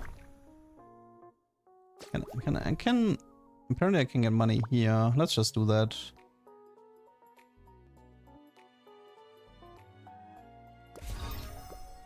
Okay, it should be enough. Okay, level him up. Ah, shoot, we need... Wait, can I buy them? No, I can't. Can I buy them here? No, I can't. Shoot, that means I'm gonna have to spend some energy here. Some charms need to be changed. I mean, listen, we most likely have a 4-week PvE cycle. Ooh, I'm hungry. So, chill. You can chill. 4-week PvE cycle, pro players will find all the problematics charm, complain about them on Twitter, and then Riot will nerf them, so don't worry about this. It's not that big of a deal.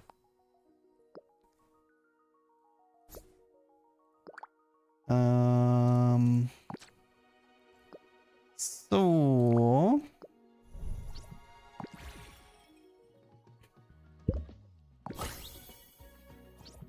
No, I still have to do this. Oh no. Okay, we need more energy. Oh, shoot. I have to spend some stuff here.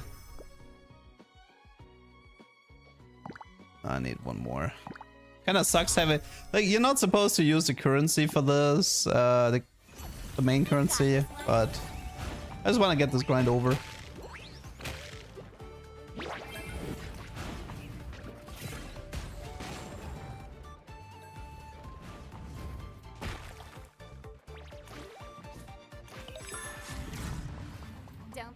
Okay. He did the forbidden thing, yeah. It's all, yeah, it's just a beta, who cares? It doesn't matter.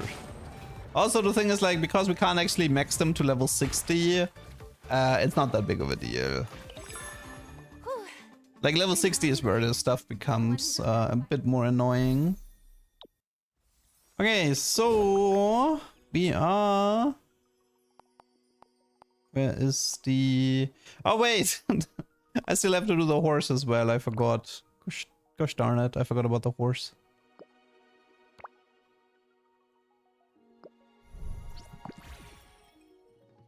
Well, at least the horse is already... Am I still running out of money?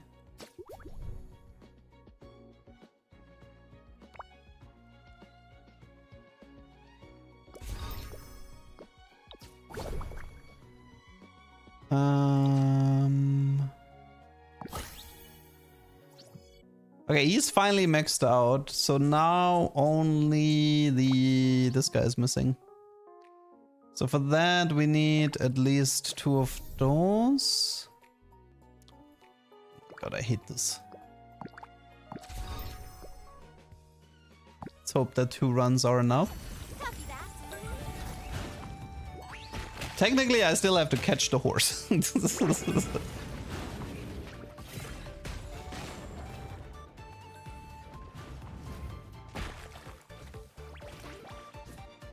Yeah, it's maxing out 1 team, not a problem. Maxing out 2 teams is definitely a problem. But it's by design, right? Like...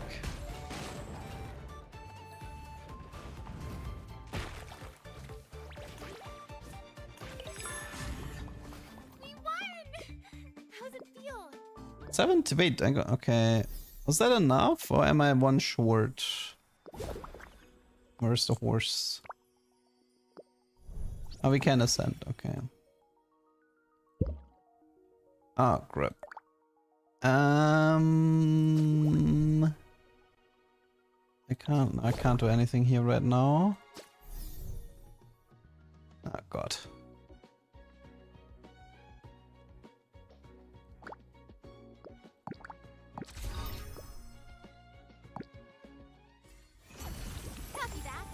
Well, the good news is the second team is almost maxed out.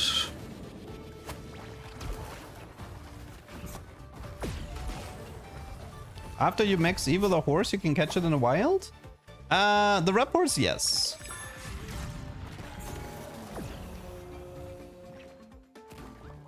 We won! How's it? I've got this one.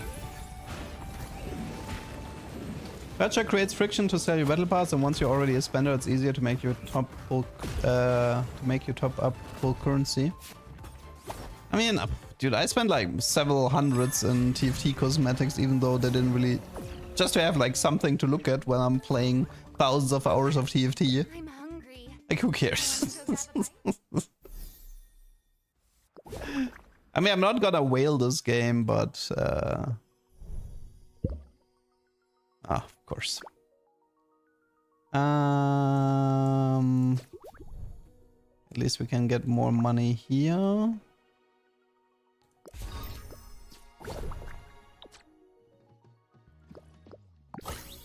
Okay, horses. Okay, so we are fully maxed out except the report for the horse.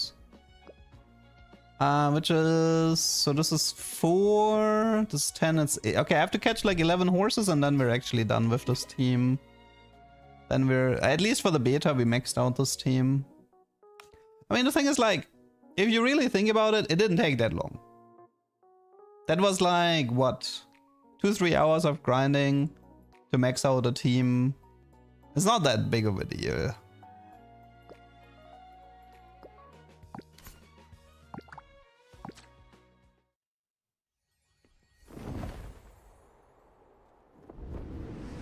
Whale on the stamina and BP, so you can max out a lot of anima and pump up contents. Yep, that would be the plan. I definitely... Like, I don't care about maxing out the Eidos or the legendaries. I don't care about that. Copy that.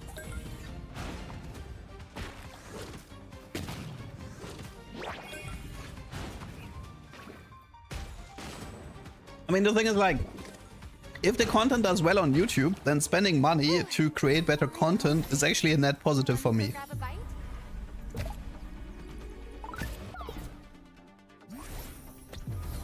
So I spend money to make money in a way. if the content does well on YouTube. So it's almost like an investment on my side. I mean, yeah, I'm currently on the VOD channel. I'm running the Apex runs just to sort of like see how, just to see how it's performing. Oh, the level 50. I would say the videos. Okay, so, something I did notice, like the views are okay. I mean, the views might be better once the game actually releases and stuff. The thing that bothers me a bit is actually the watch time. Wanna go grab a bite? Like for example, it doesn't help me that I get similar views of TFT, but the people watch only for like 2-3 minutes and then turn off, right? Like, because watch time is really important.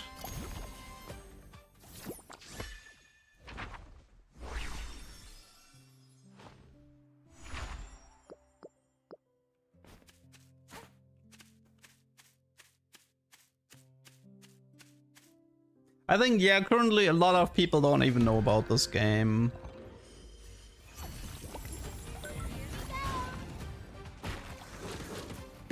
I mean, to be fair, Honkai has started to do more expensive like cinematics. They've definitely upped their advertisement for this closed beta compared to the first one, I think. I'm hungry. But to be fair, they also have a lot more to show in the second beta. But yeah, we'll see.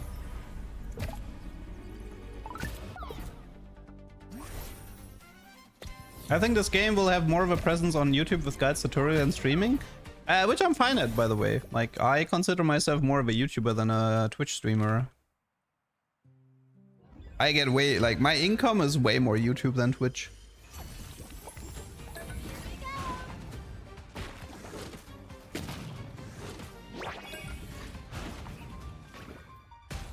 This one is niche? Well, I mean, TFT is like top 3 biggest games in China or something.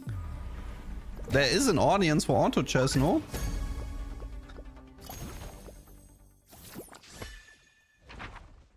I mean, one thing, all Hoyo games look the same. It's because it's the same engine. They probably pulled the same character models as well.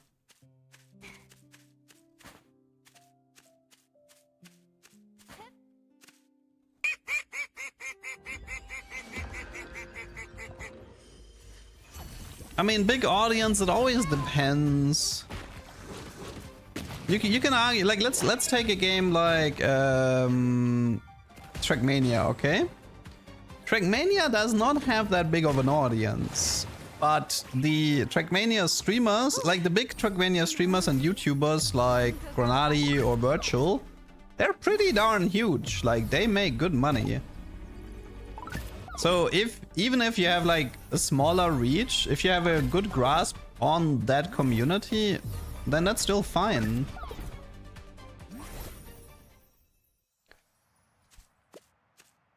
Also, something to consider is that I can absolutely see this game working as a, like, this game will release on mobile, right? This game is a really easy mobile game if you think about it, because you have pre-selected teams that you can swap at the click of a button or at the press of a fingertip. And all you have to do is click fight, and you only have like 3 to 4 actions to do. And technically you don't even have to aim. If you don't want to, you can literally just have it autoplay or an auto select.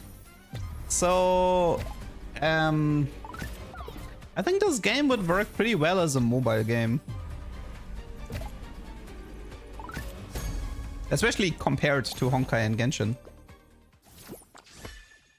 Like, this is something I would consider a strength. Especially like the grinding stuff, you know, the dailies and the grinding. I would imagine that a lot of, or like the way people would play this game is that when they're like on a train or whatever, and you have like an hour to kill or half an hour to kill, you can easily do the dailies and the grinds and stuff like this. This is super easy.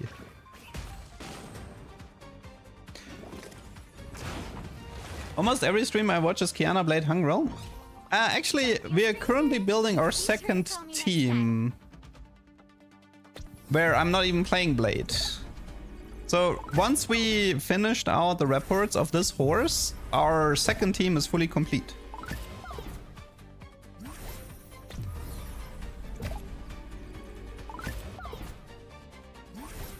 I mean, I can already start using it since everybody is like higher levels now.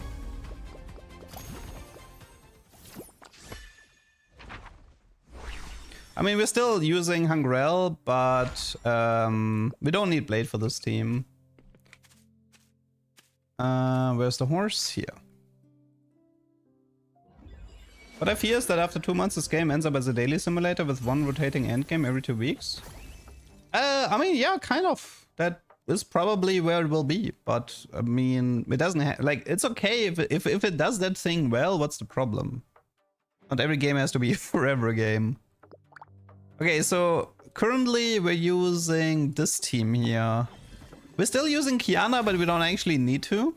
Oh, is it my turn? Kiana is currently not required for this team. The Shillian is required, and Hungril is required. These two I need for this team.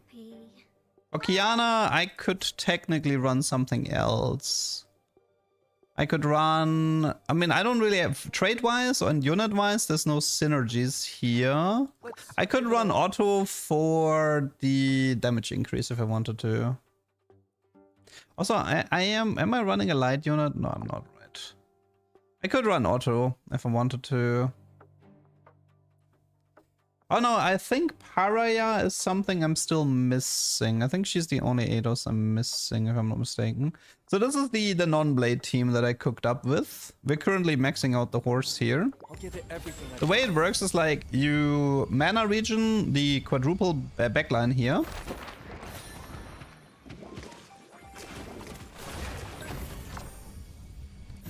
Yeah, we can use like Otto for...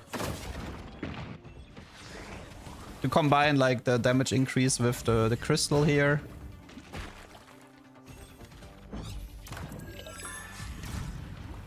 Okay. With you around, my luck's better. Almost done here.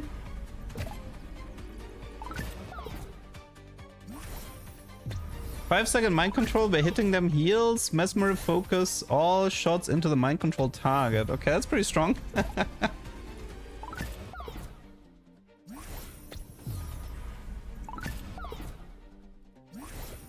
Okay, how many more horses do we actually need? Let's check.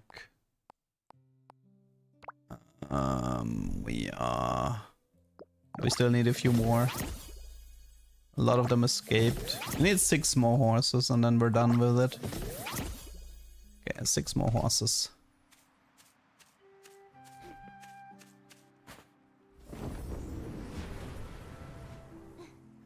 They're kind of high level, so the bond rate is a bit low. I won't let you down.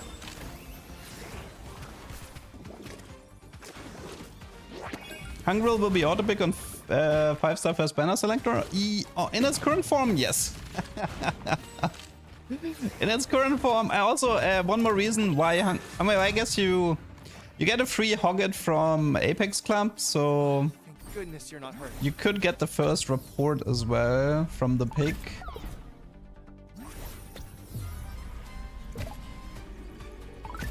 Nerfs incoming. We'll see.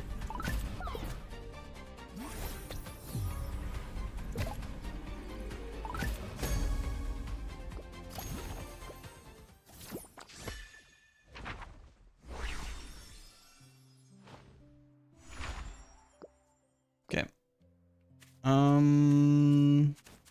5 more horses.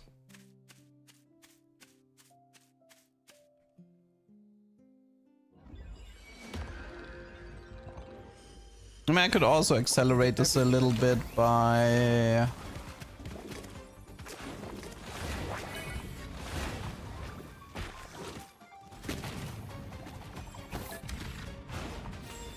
using the legendary balls.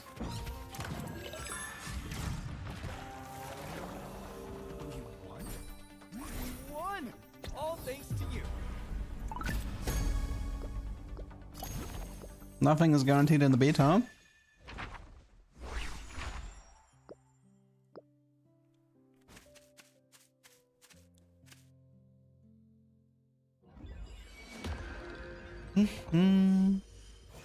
I hope I'm not a burden.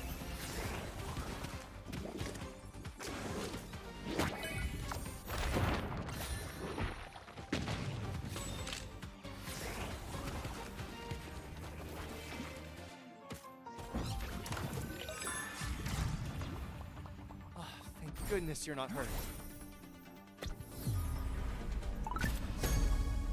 Like 3 more, right? I'm really bad at remembering how many more I need.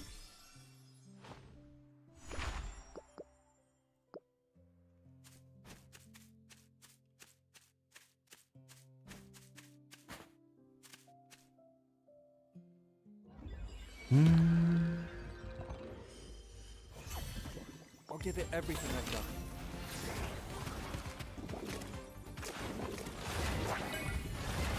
In one of those cases where it feels scuffed if the selector doesn't make it to launch, because there's a high chance people end up with ADOS who don't support the anima they find cool. Oh, you mean the thing from the banner? My luck's better.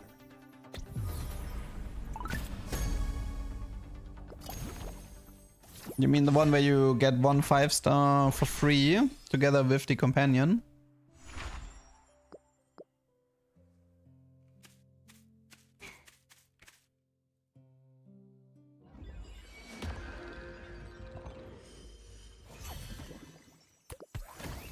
I hope I'm not a burden.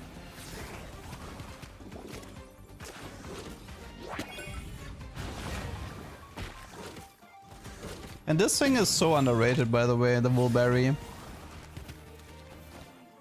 If that, like, it's so easy to max out and it's like really powerful.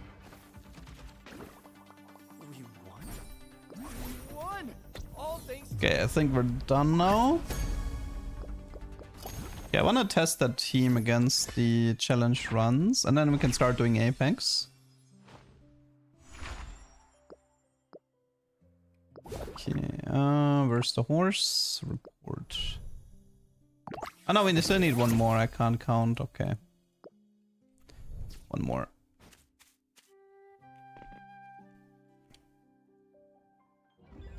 The selector I was talking about is after you pull total of 300, you will get a selector. I'll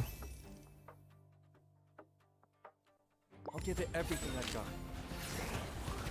I mean, they had a selector in the banner, in the starting banner. But maybe that is just for the beta, I don't know.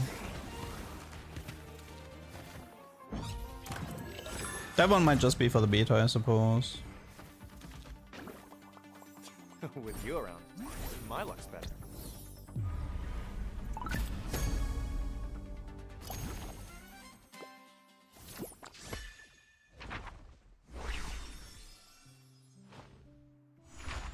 Okay. Like there was this is the thing you meant, right? To choose an ADOS and anima set from the available choices.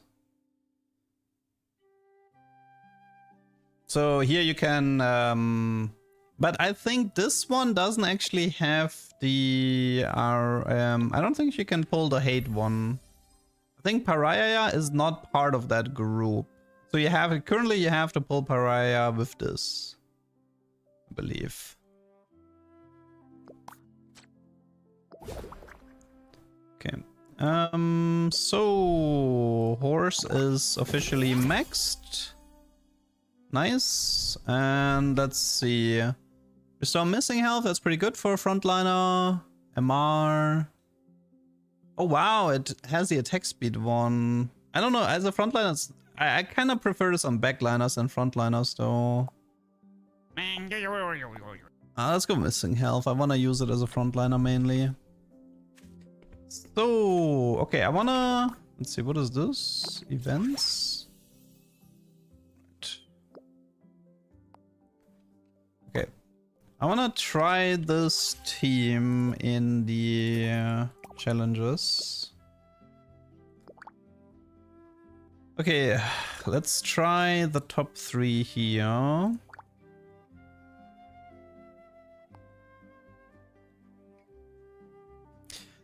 Honestly, this one could be kind of interesting on the Wolberry.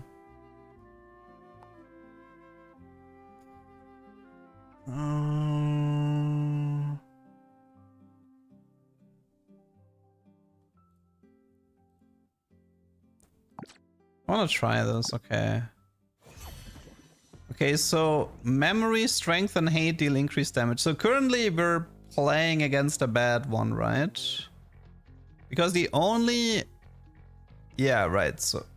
Technically our team is not made for this. Let's see if we can deal with it regardless. Let's try the Wolberry here. It does have a pick that reaches my back line, which is bad. You're not getting away. I'm not a monster. I'm just a bit of a glutton. Let's see, how much ability power does this thing have? 189.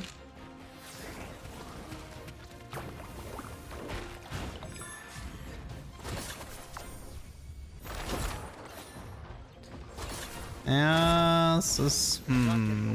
Might have to swap sides here. I'm not a monster. I mean, the thing is, like, we're playing against the banner, right? By not using a strength team. So this is quite the hard mode. Sorry. Okay, we could try... We could try this. I don't think... Let's give it I our might need to swap... Oh, is it my Let's turn? try swapping to Kiana for now.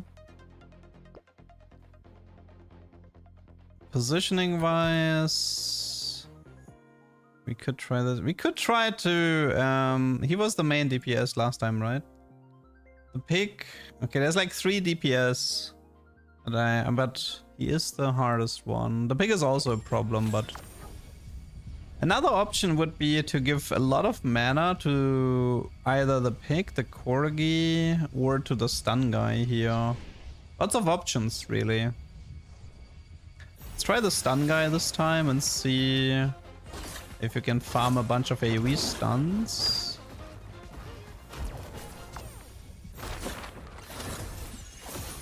Okay, let's use Kiana buff to keep that guy alive. I'm not a monster. I'm just a bit of a glutton. How much AP does she have? 200.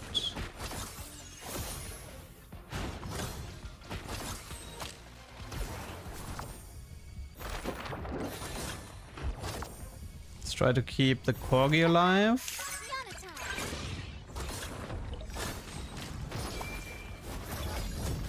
I'm not a monster. Oh, that one hurt. I'm just a bit of a glutton. Ah, he one-shot my backline. Ooh, see, this is what I mean, right? Like, if you're playing against a banner, There's always next this is actually really difficult. Like, I could crush this guy with my strength team, no problem. But I want to try beating it without my strength team. And now it's actually, like, really, really difficult.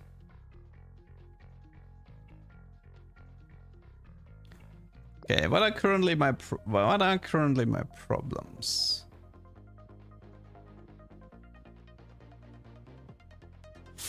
I could run Blade or the Toaster. With the Toaster, I could try to snipe. Okay, Problem is the Kiana ability. Okay, wait. Try the Toaster for this. Maybe you can snack a backliner together with the pick and that thing here. This is the tier 3 version, this is the tier 2 version. I can play the tier 3 version as well, but the tier 2 version is a tank. And I can max out the reports. I can max out everything here. And the tier 3 version is an 80, is like a carry. And I can't max this out because it's a legendary. Okay, I think something I want to try is I want to try the region on the horse this time. Okay, let's try nuking that guy here. Oh, that is not a lot.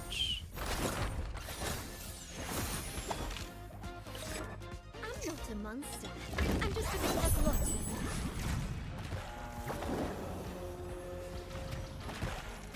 We have a crazy amount of CC here, but our damage could be higher.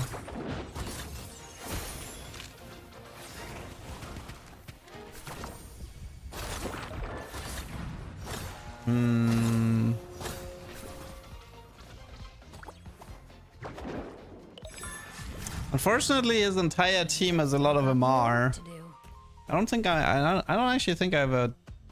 See, this is now it becomes interesting. So how do you beat this while going against the banner? Because it's not easy. Most of my Eidos are maxed out, yeah. What is it? The toaster is 20, but the others... Hmm? Actually, wait, let me check. I can check if the Eidos are... I want to devour you.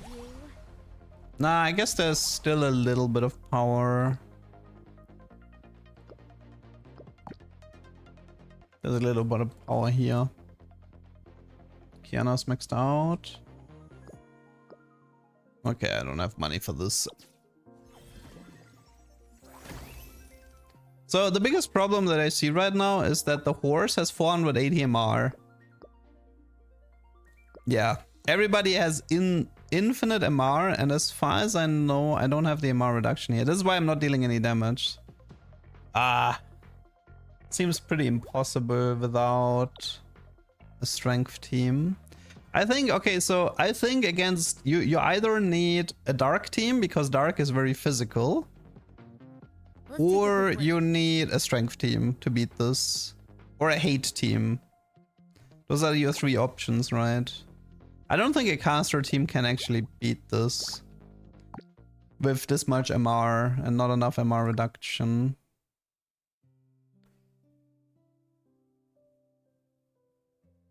You think we can use the Tears of Love to kill that guy? Let me try something. Let's begin. If I use this, how much damage is he taking? Because I can like kind of perma-stun him, so it doesn't... I know, but technically his damage is coming from the auto attacks. I'm not a It's monster. close though. I'm just a bit of a glutton.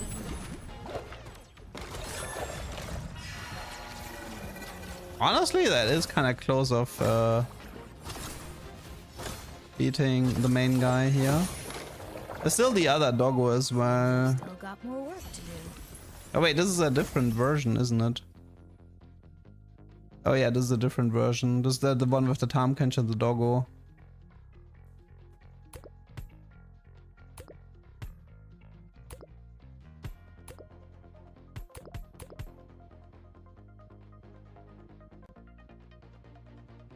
I'm not about to.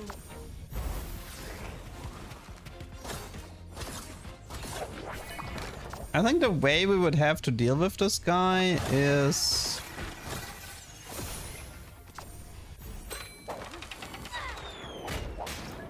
we would need like an invincibility type where he auto attacks into somebody who's invincible. I'm just a bit of a glutton.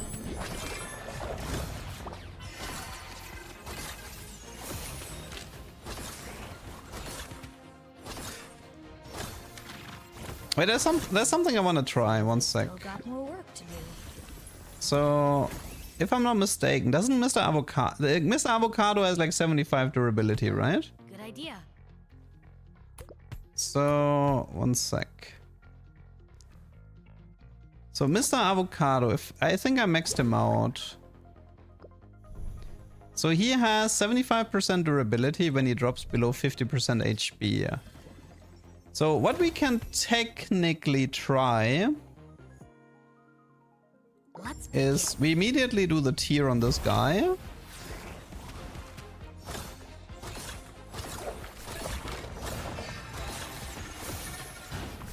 Kind of. We get him to like 70%, but the problem is we still have to kill him after. This is tier 3 Blade Hound? No, I think it's still tier 2. I think this is still tier 2. It just has a crown because of the Strength Dominator. I think it's tier... it just looks different, I think, but...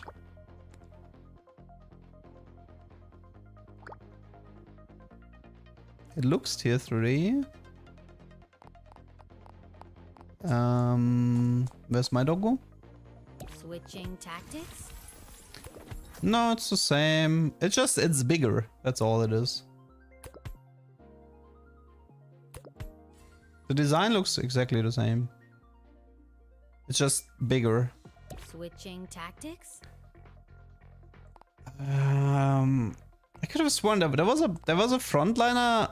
I think it was him. Doesn't he have an invincibility?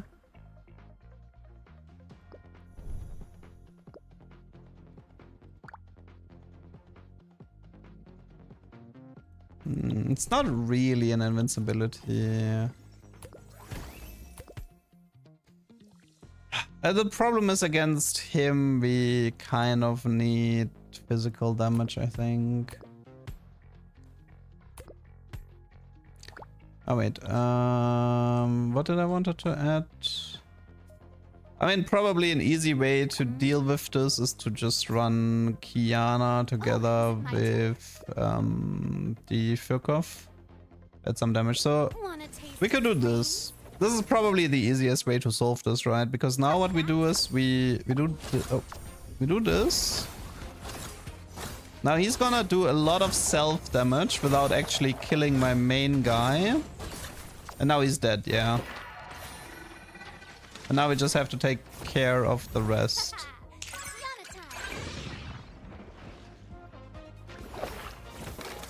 Let's see if we can take care of the rest. I'm not a monster. I'm just a bit athletic. Oh, yes, the Tamkinch guy.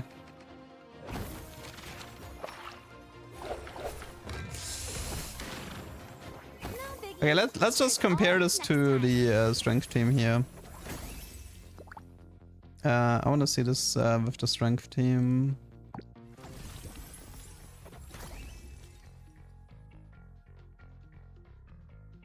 What you daydreaming about? Although maybe I shouldn't be using that right now.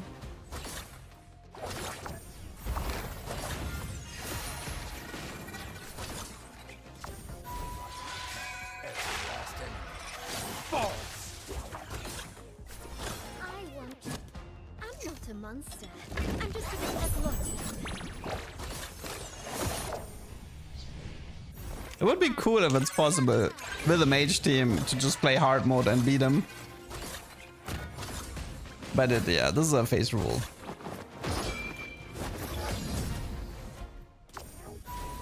Not even close.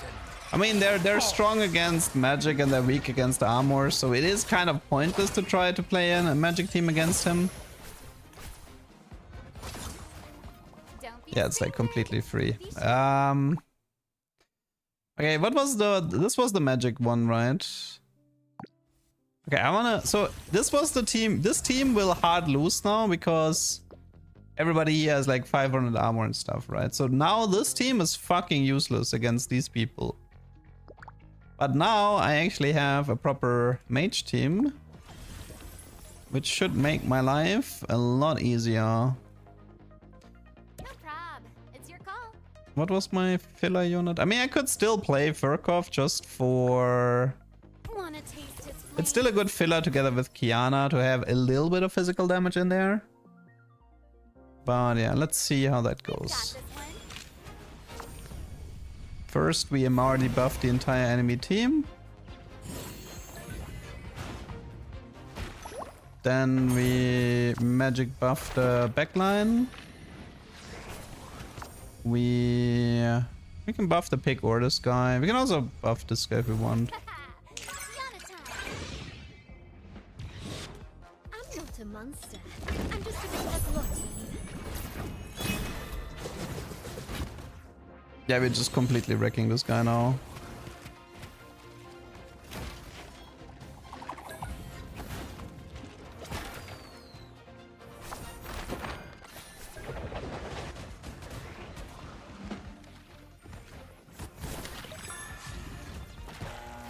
So yeah, 53 seconds to spare, pretty solid. Go grab a bite? So this guy, same problem. I mean, wait, let's see. Yeah, this is still like 680 armor, stuff like this, right? So this guy is gonna do an hourglass, should stun. Got this one. Okay, MR debuff, everybody.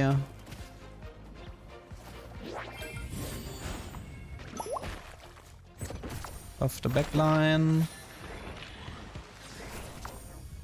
Let's try to rescue the pig. I'm not a monster. I'm just a bit of a glutton.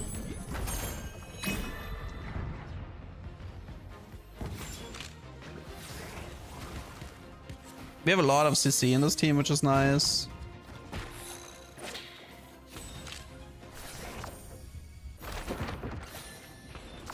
Unfortunately, one of our guys died there.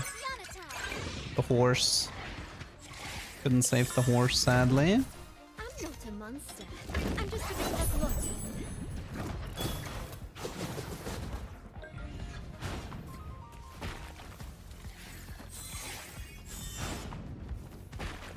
But yeah, One last push. if you compare this to our brute force blade method from last time, it's quite different. That is quite different to the brute force blade team we had.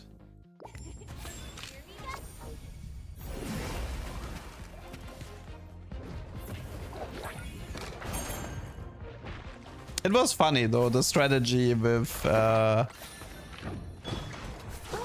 wait.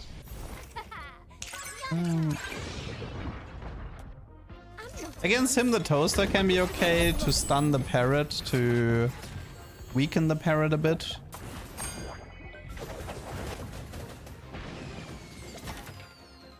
I guess this guy is still pretty difficult, all things considered. He's able to get my backline, which is kind of annoying.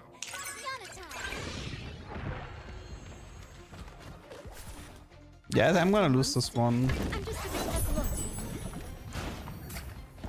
Okay, let's figure out. So clearly a parrot is a problem, right? And if I remember this right, so the main issue is that the parrot has No biggie. a stacking buff. Always next time. Okay, so there's like two problems here. He gets a stacking buff every 2 seconds, but he loses it. He loses this when he gets crowd controlled. So one way to do this is to play the toaster and then focus the toaster on the parrot to make the parrot weaker. Another thing we can do is we can play through the left side. One of the solutions is to get somebody like the Furcrow into the back line. We just need to make sure that we don't actually get die to this guy here. And let's see, so we stun this. We do this. So every time we get the toaster, we're just gonna do this on the parrot to make him lose stacks. And also, I guess, to deal damage. Quadruple buff the back line. I'm not a monster. I'm just a bit of a glutton. And now the parrot is almost dead. Parrot died to... And now it should be super easy.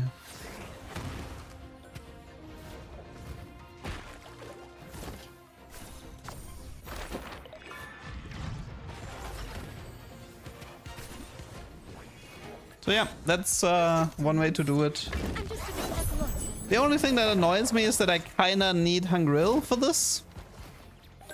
Hungrill is so important. That's it. Time to pick up the pace.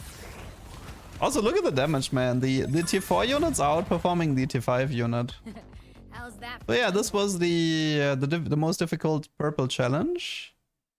And the third one was allied animals on special axes gain max health, attack, MP, explorer gain more. They also gain omnivamp and CC immunity. And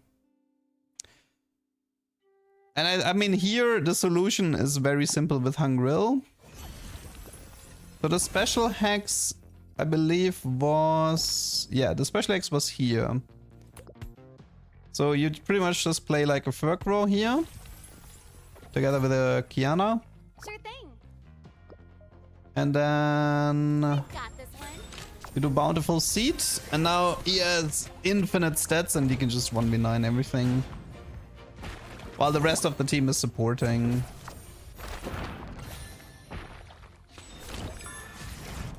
I'm not a monster. I'm just a bit exhausted. How much HP does he have? Oh yeah, oh right, I forgot about something in this map.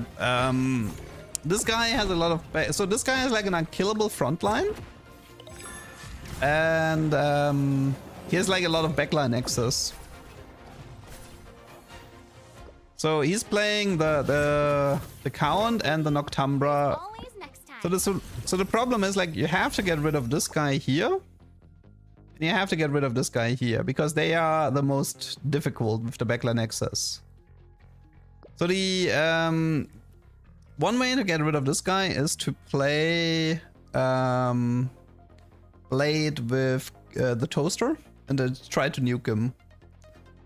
So a strength team I believe would have, yeah, this is MR. I mean, they're kind of spread out, they're kind of even. A strength team would have an easier time beating this, so... If I do this... Then... And I hear... I mean, I do want to keep... I technically don't need you, I can swap to the Toaster. What is it? Okay, let's see. Let's begin. So we Bountiful Seed on this guy, so he becomes like an unkillable frontline. We Toaster here. Then we Blade.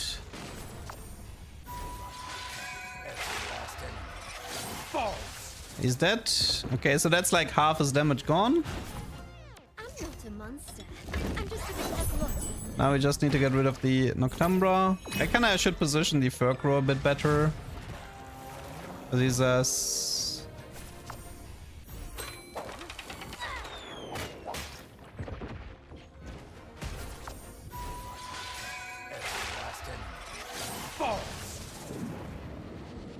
Noctumbra is quite tanky, I have to say. I mean, I did lose one of my carries pretty early, but which was a problem. I'm just a bit exhausted. Because it was like a positioning error.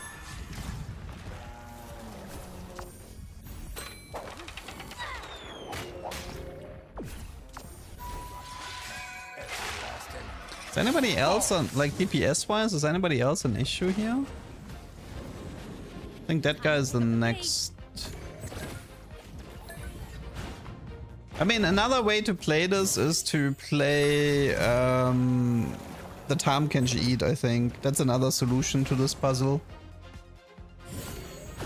Unfortunately, my Tahm Kenshi thing is kind of underleveled, but Seems I've still got more work. something you could do is you add the...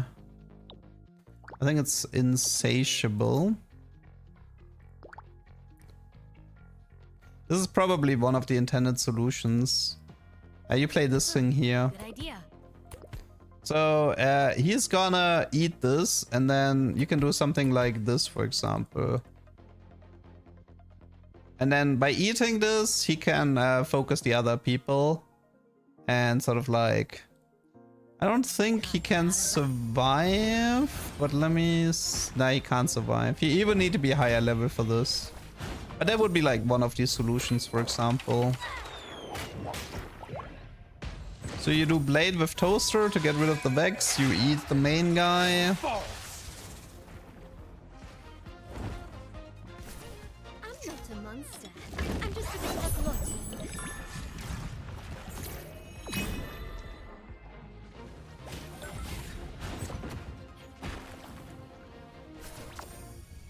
Noctambra is quite tanky though, so...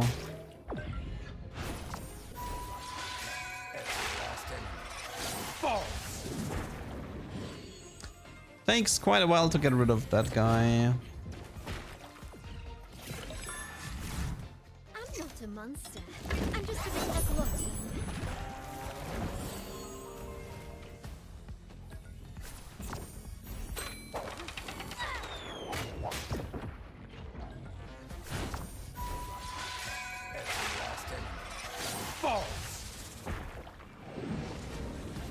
Time to pick up the pace. Okay, 40 seconds left. I think we got it here though. I'm not a monster. I'm just a bit of a glutton.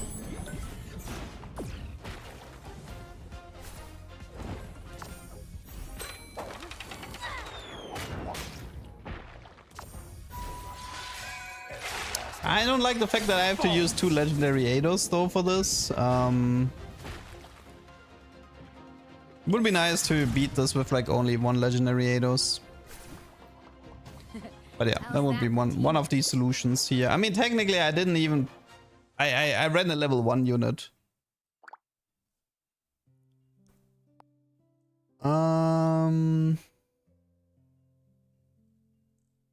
I mean, all 3 can work, right? Like, this is to play around. Like, this is, for example, you could, like, take Gigantify, Tahm-Kench eat the main tank, and then card the other people to stack your main carry even further. Play Hungrill with Bountiful Seed to permabuff either the Doggo or the Furcroft. Or this is, what is this? Armor Shred, deal 100 physical damage. Each time a targeted opponent takes damage from an Eidos skill, the Armor Shred effect increases by an additional 5% and its duration is refreshed. Can stack up to 4 times.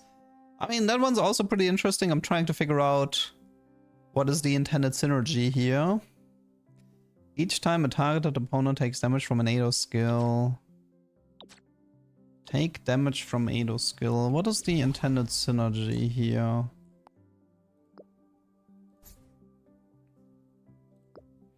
It's not that, it's not that.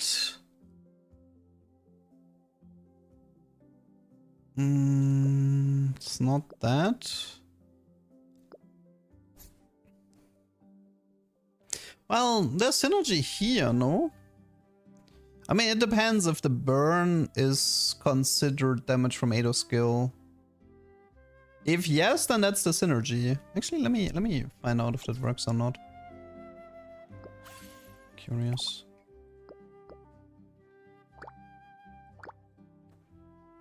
So we take this one and we run auto for this. I hope I'm not a burden. Okay, so we debuff here. Actually, that may have been too fast. I'm actually just curious about the backline here. Does it keep... Oh, no, I don't think it works with the burn. No, the burn doesn't work. Burn does not work.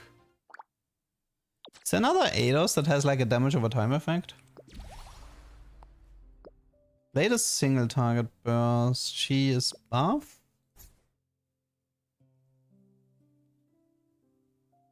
Is it Olympia? I mean, she already has a Night Rend as well, but... It says 50 times 6. Wait, how would this interact?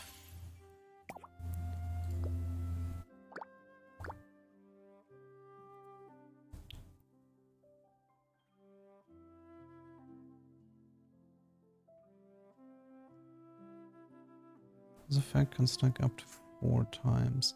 I mean, the problem is that it's a little... I don't actually... This is gonna be a little bit annoying to exactly figure out, because you have like 30% armor shred coming from the thing. Olympia itself has the night rent, and then you have to figure out if it continues to go up after. Okay, let's see this with Olympia. Give it our all.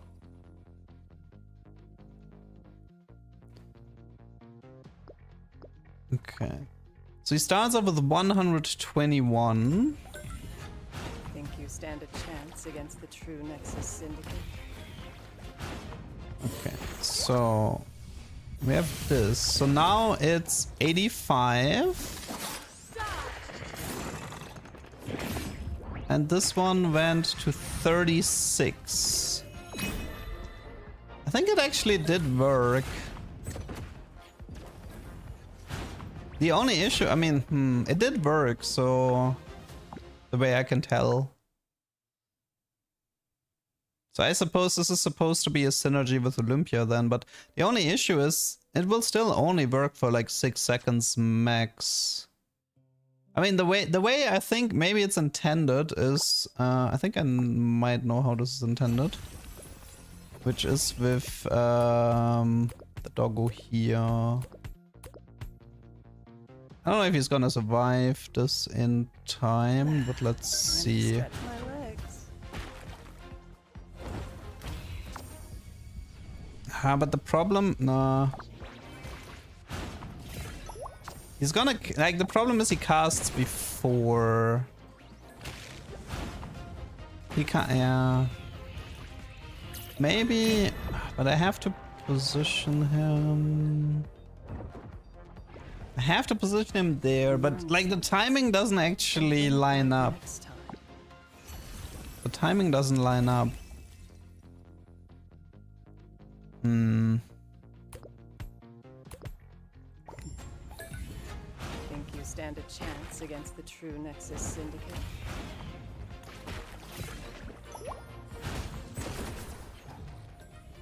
So the idea would be you check when he's about to cast, for example. Like something like here. Then you do this to reduce the armor as much as possible. Then you blade for maximum damage. How much did he have? 70. Learn from I don't know, like something like that, but not sure. Okay, well, yeah. But yeah, this is gonna be part of the late game, right? To figure out different combinations on how to beat the final riddles. I mean, they feel fairly beatable. Sort of like one of the things you have to learn is like, learn all the synergy with the riddles, right? So it would be like, the Bountiful Seed synergizes with Hungrill and Two Saturation, and the Armor Shred synergizes with Olympia's multiple damage, which you can then follow up with like a Blade Ult or something like this. So these are like the type of synergies you have to learn and that you could make like videos about.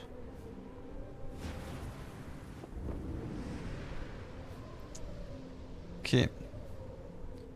Okay, I'm gonna go toilet really fast and then I'm gonna start doing Apex runs.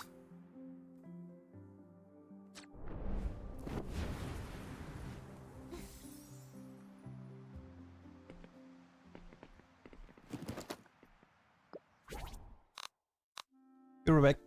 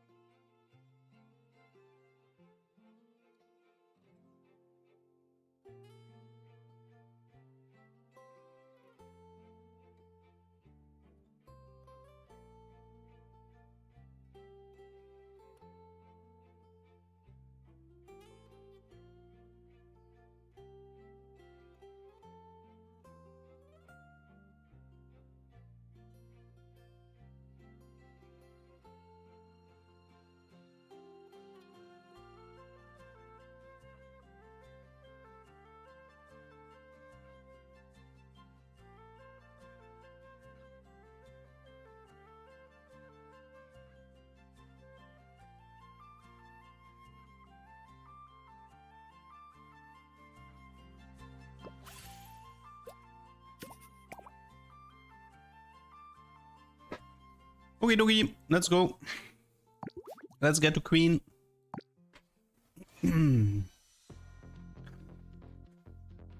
Okay, what do we have? Wolberry. For every 160, trigger the active skill an additional time.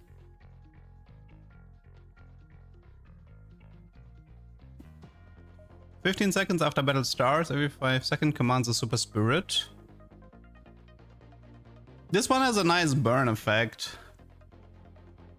I mean, I technically played it at the beginning, but 1% max health damage to opponents. Each basic attack increases the damage multiplier by 0.03. I'm actually gonna go with the Wolberry here. Don't think I've taken her yet. Also, she's kind of like maxed out. So we do this, we throw in a Hungrill. Tiny little. I mean, we can technically run our team, right? Like,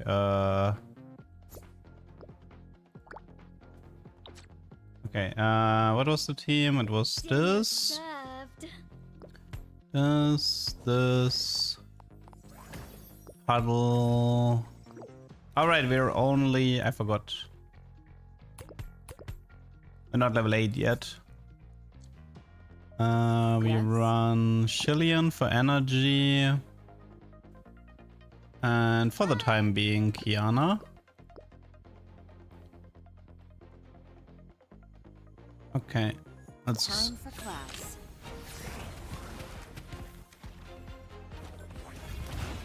So the goal is to get the Wolperry as much ability power as possible. Nothing out of the ordinary.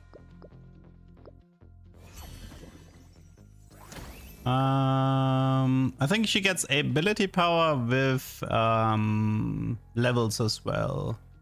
Higher level means more stats. Magic carry. This is spell crit, right? Yeah, it's the purple spell crit item. It's like a jeweled gauntlet. I'll keep you safe.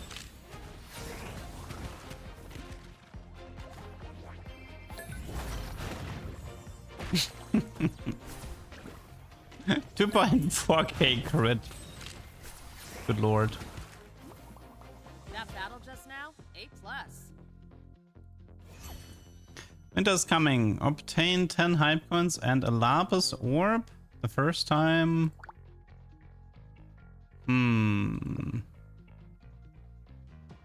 Memory sigil should be pretty good.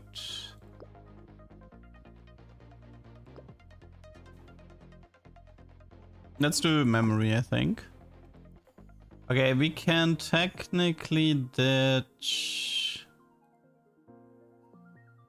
Okay, one sec. So we do memory here for the double cast. We're already playing the Corgi. So which means, I think for the time being we ditch her. And we run the carpet, I believe.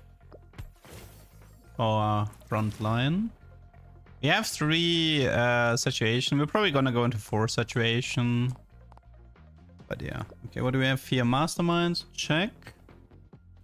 Insatiable, no. We can do this.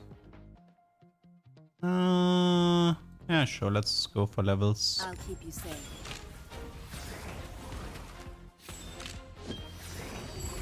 Okay, how are we doing here?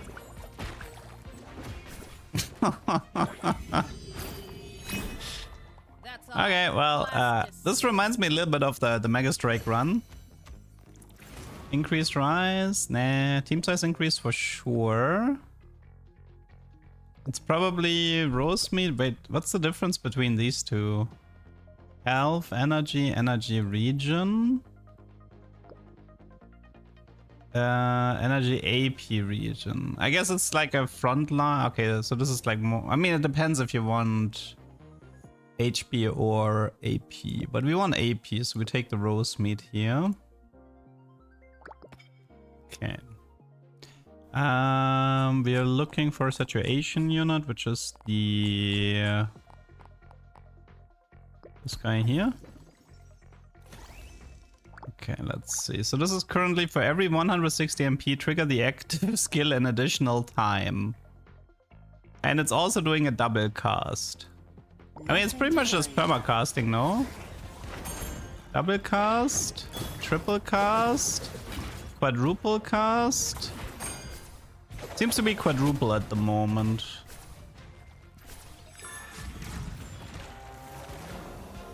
That battle just now, A+.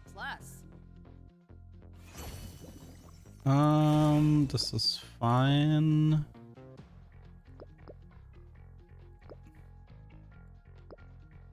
Okay, should be good. I'll keep you safe. It actually dealt more true damage than magic damage in that fight. Okay, orb is... Let me pick it up.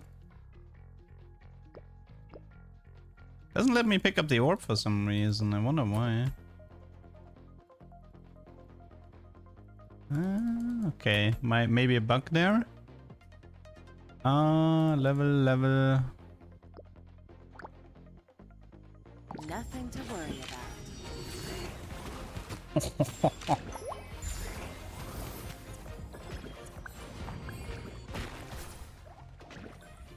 Yeah, it's just one-shotting everything.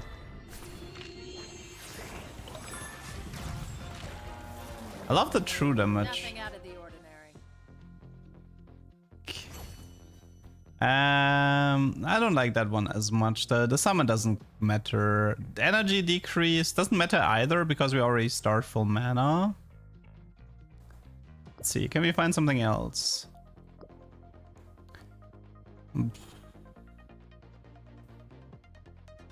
It's pretty good with Hungrill, to be honest. Let's take that for now. Okay, I can pick it up finally. HP. Time for class.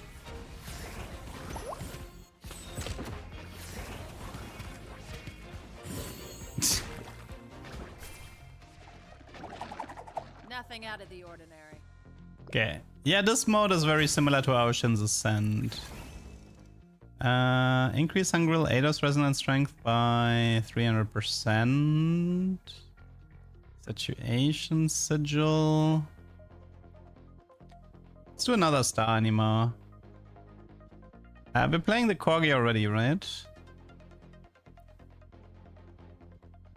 Okay, let's do the Corgi as well.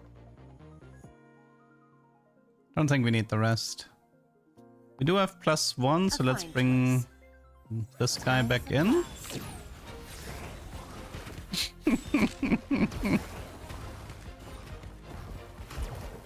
Yep, this is fair and balanced. That battle just now, A+. Okay, he's level 200. Ooh, that one's really strong. Man, this reminds me so much of that of the Megastrike game. Okay. Nothing to worry about. That's all. Class dismissed. But I think it's got a permacast now until the end. This is Frontline.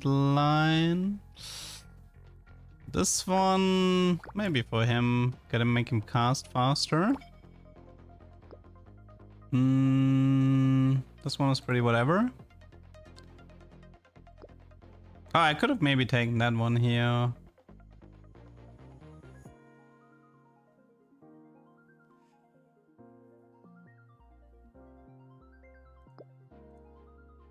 Let's buff the Corgi to 240. I'll keep you safe.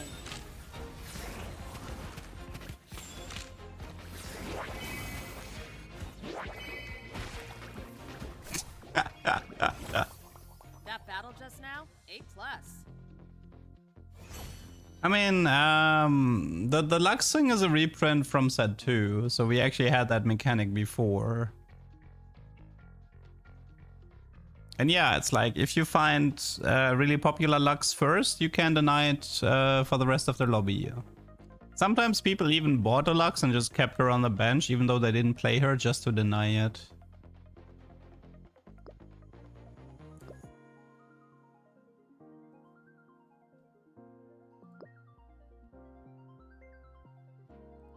Sure.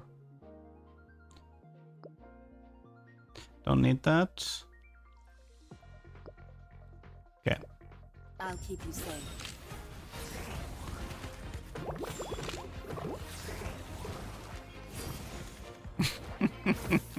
It's just permacasting, never stops. That's all. Class dismissed. Team size.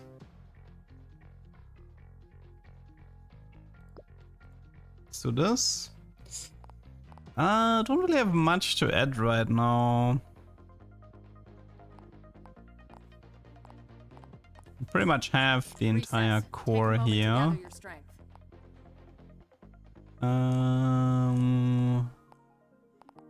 I mean, maybe it's just another random frontliner. Although everything is kind of under-leveled from what I have here, so I don't know.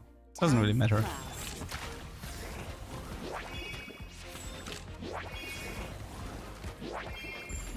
Wait, I'm losing the mirror. I'm losing the mirror. I'm not a monster. I'm just a Dude, his thing had way smarter targeting than me. Crazy. He has like random targeting. Nothing out of the ordinary. Dude, I almost lost that. Yeah, that consumable with losing HP can be a bit sketch. I'm just looking for levels right now.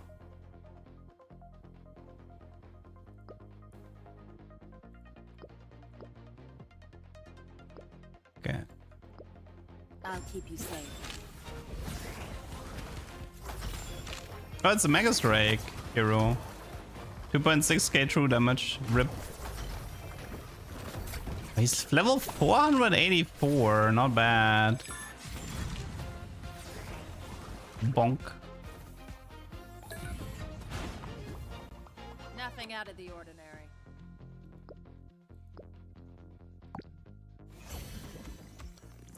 We still have one more round of increased levels. We should use. Oh, that one's pretty good though. We have to buy that.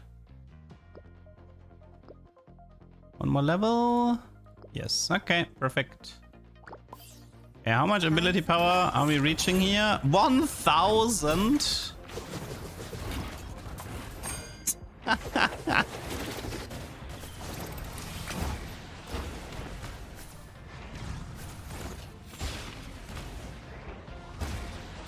Although, I have to say the fight wasn't completely free. I mean, okay, I didn't use my Eidos abilities, but still, it wasn't completely free.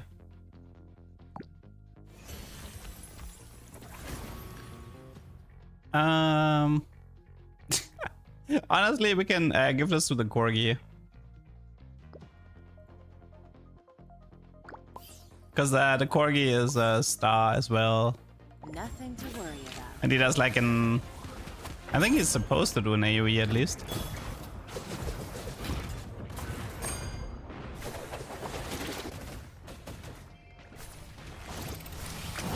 But it's a perma-attacking parrot. That doesn't seem very good though. Class dismissed.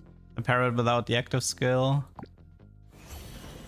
And here... we could consume... let's see what else we have. I like stat sharing, that's good. Okay, let's do... okay. Should be fine. Let's I'll go. keep you safe. Oh, it's the Mega Strike again. Ah, he's just perma CC'd, rip. Yeah, he needed a QSS there. Perma CC from start to finish. Nice. Nothing out of Nice damage. Very cute.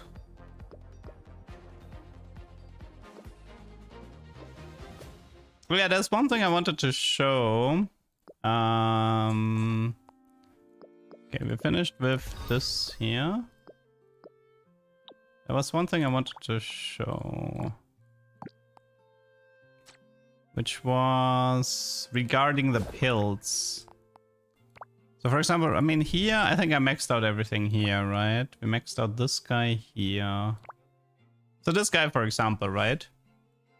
The only way, since we can't farm this guy, the only way to get the other dispositions is to use this pill mechanic.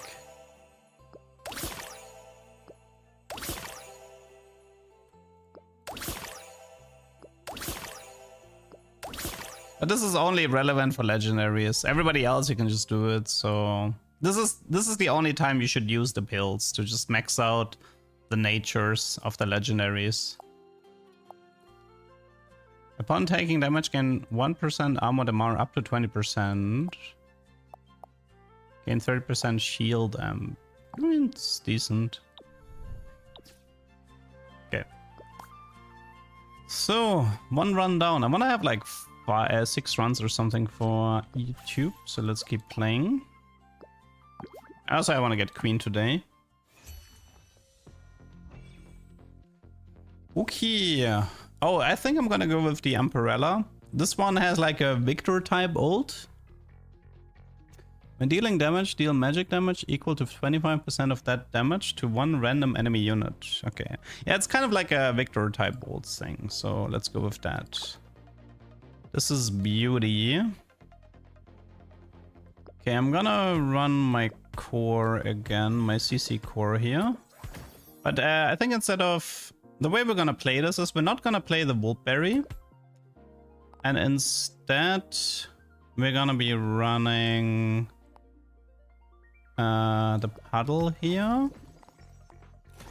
And I guess we're gonna stay on 2 Saturation, I think. Yeah, 2, 4. Yeah, this is fine. We're gonna play it like this. Do I care about Beauty? It's not that relevant. It's like 15 ability power or something like this. So it's not that big of a deal. I don't think we have the... Yeah, there's no companion here for that. You have to play Hungrill with Saturation. And for the rest, it doesn't really matter that much. I think I'm gonna run Shillian for Mana Regen. Oh, Maybe it's my Kiana for HP. Love, allied, defensive. No. Okay, let's go. turn. Tempting as chocolate.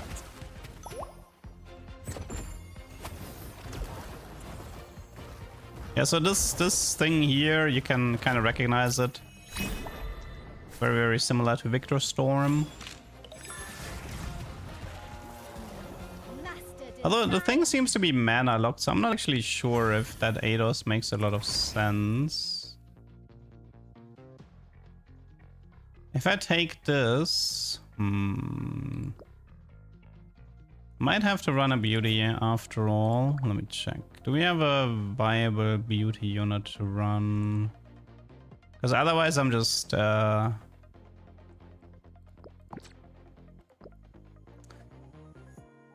Don't really like any of them, to be honest. It's gonna be annoying. Because we like I mean, we kind of have to run Beauties because of the level issue. I'm gonna have to figure out how to solve that. I mean, one solution would be to keep buffing the main guy. And then find like the relic where it says that everybody has the same level as your star guy.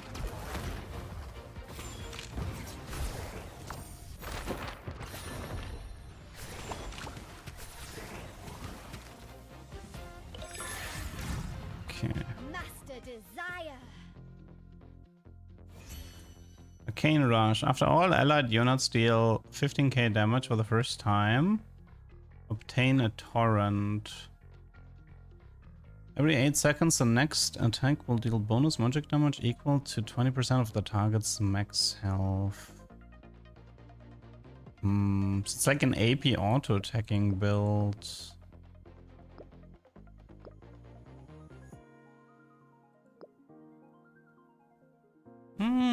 This one is also not that bad. Permanent crit damage. We just need the crit item. The 3-star allied anima with the highest level. Hate. Oh wow, you can actually get those outside of the hero augments. I'm gonna go with Beatmania here.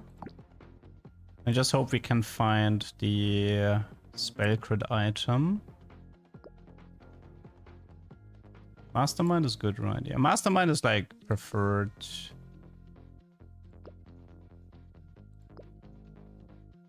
Ooh, this is gonna be tricky though.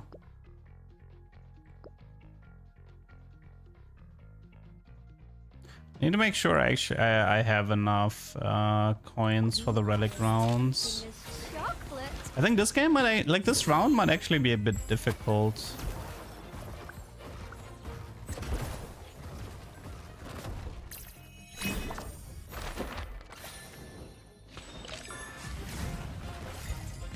The ability doesn't seem that strong.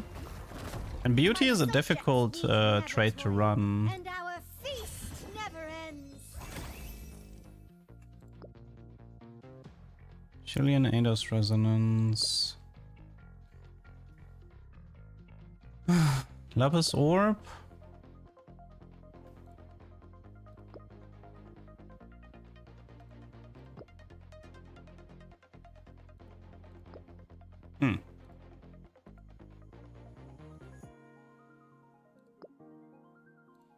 And I have to do Lapis Orb here. 60 mana. It's good on the pig. The pig can cast a lot. Buys us some time. This is a tricky game though. I think all beauty units, there's like no proper, I mean, what is... Technically that thing, wait, is that, this is a backliner? Dinner served. Backliner. Everybody's a backliner, right?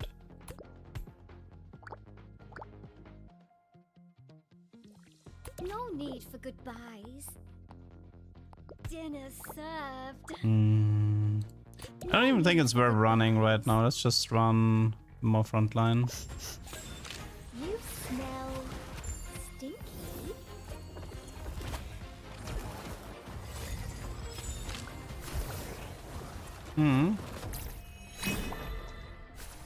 Actually, it seems a bit of a... Like, I can actually see myself losing later. Maybe the pig can rescue me. If I had kept enough points, I could have went with a second star anima and then tried to salvage the run that way.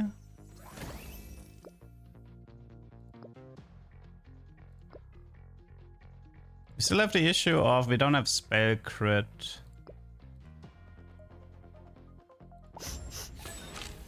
We desperately need the spell crit item.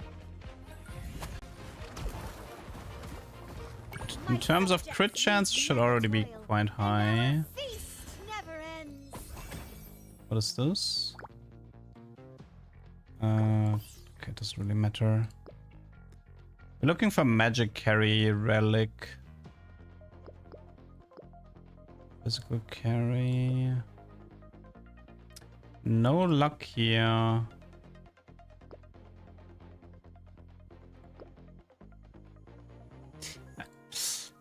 You are as tempting as chocolate.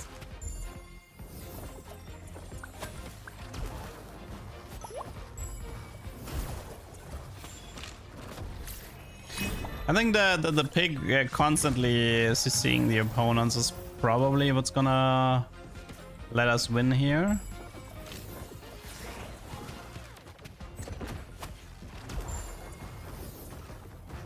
Didn't expect the umbrella to be this weak though. I already have to start using the Eidos now.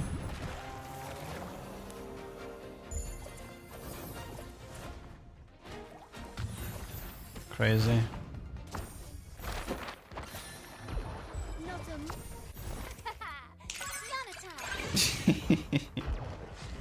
None That is not good. Build for Nana Fey, yeah. I mean, I could run more beauty units, but still. can use it twice in a row. I mean, that's pretty solid. Let's do that. Magic carrier, please be okay, good. I think we're fine now. We just needed a few more levels to get it to 200 and then we're good.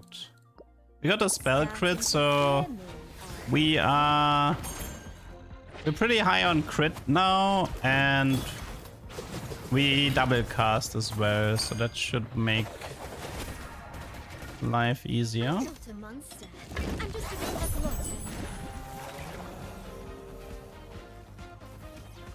I mean, this thing is not the companion of Nanafedo. It's a different one.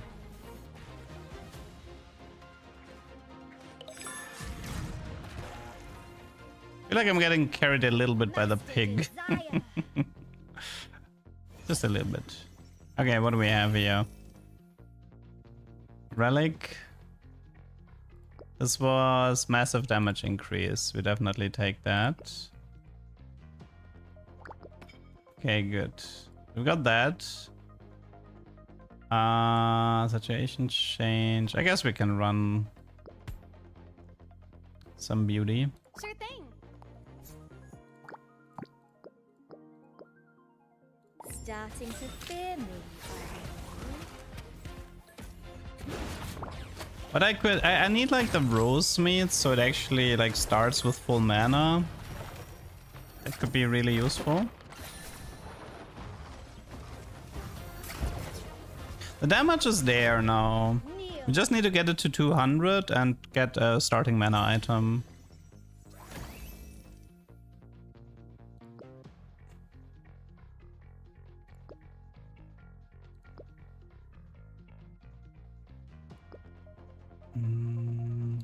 Okay, we reached 200. Starting to fear me. We just need a rose meat.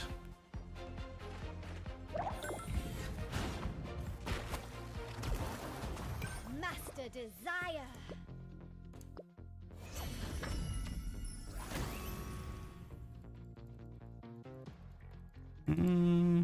Is the orb bugging out again?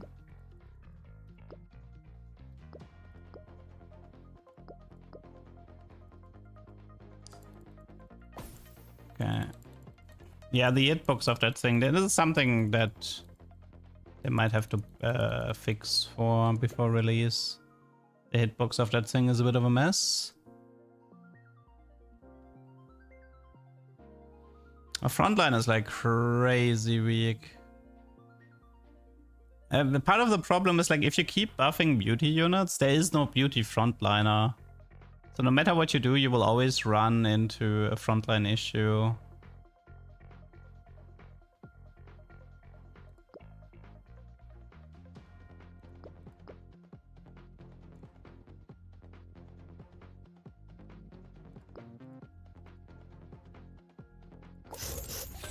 Okay. Smell stinky.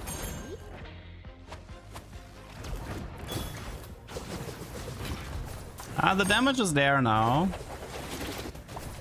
The damage is definitely there. Master Honestly, I can see Otto being good if push comes to shove. No.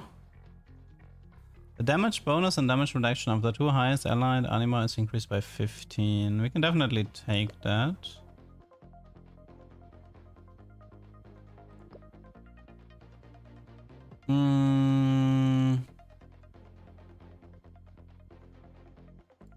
Let's take that.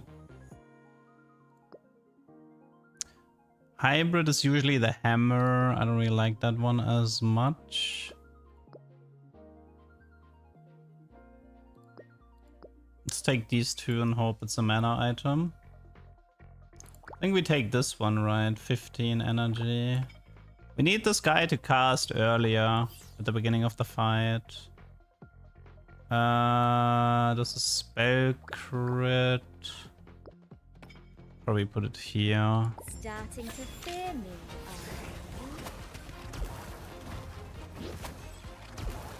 Okay. Kneel. Well, it looks quite useful now. Change sigils. Don't actually like those as much.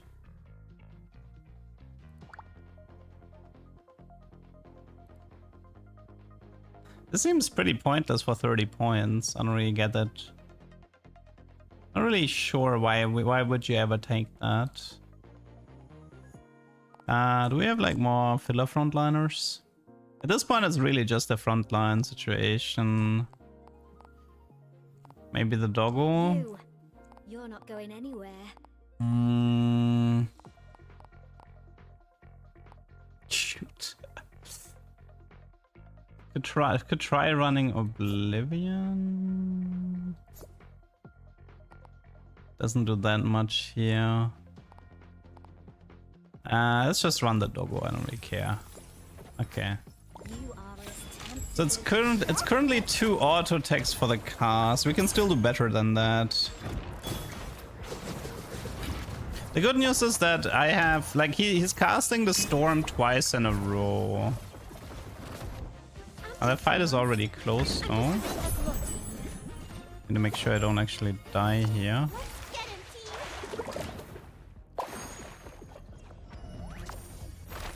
Yeah, I think I need to run Otto instead of Nanafe.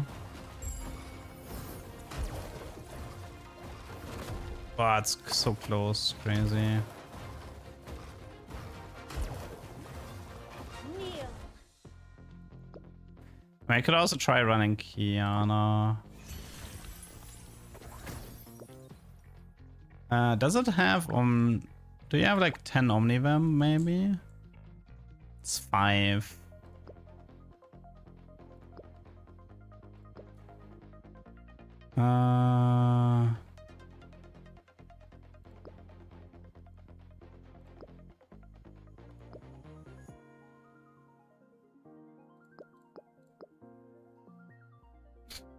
Let's buff the pig a bit, I guess.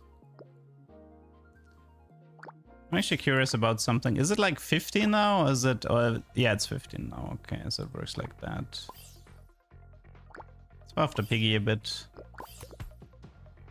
You are as tempting as chocolate.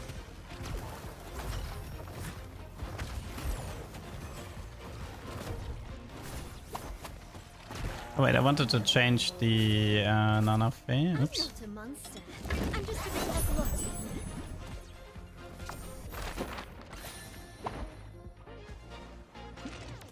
Let's get him, team. I might lose that. Didn't pay enough attention. Ah. Okay. Close. Okay, I need to pay a bit more attention. 1 sec.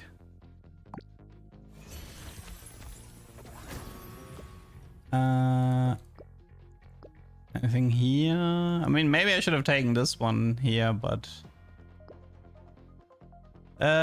let's stitch. Honestly, I feel like these two aren't really doing much. I think Otto might be useful. Let's try run like Otto and Kiana. I think they might be worth more.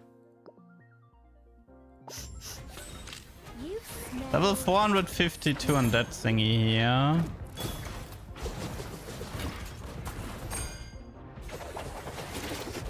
Okay, so Otto to debuff the entire enemy team. Increase damage taken. I'm gonna buff the pig to keep it alive. The pig is alive, we have a lot of like CC. a monster. I'm just a bit of glutton. Then we just need to hope that our star anima can get rid of the rest.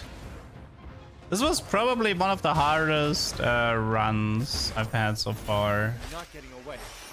Beauty is definitely tricky to play. I mean, I'm not saying I played it perfect, but it's more of a I don't really know how to properly play And our this. feast never ends.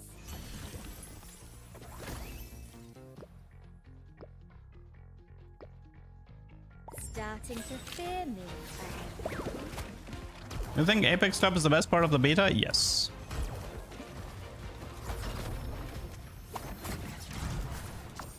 Good. You're not getting away. They say it's hard to be pretty. Yana time. monster. I'm just a bit of a glutton. Like, the biggest problem with Beauty is Beauty doesn't have any frontliners. So if you constantly select the thing that buffs your beauties, you have a really underleveled frontline. And also, you are surprisingly bad at single target damage.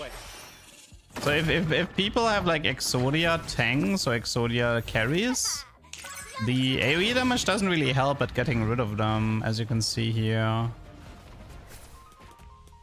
Yeah, I'm gonna lose that fight. As you can see. It's not even close, I'm actually getting completely crushed here. Crazy.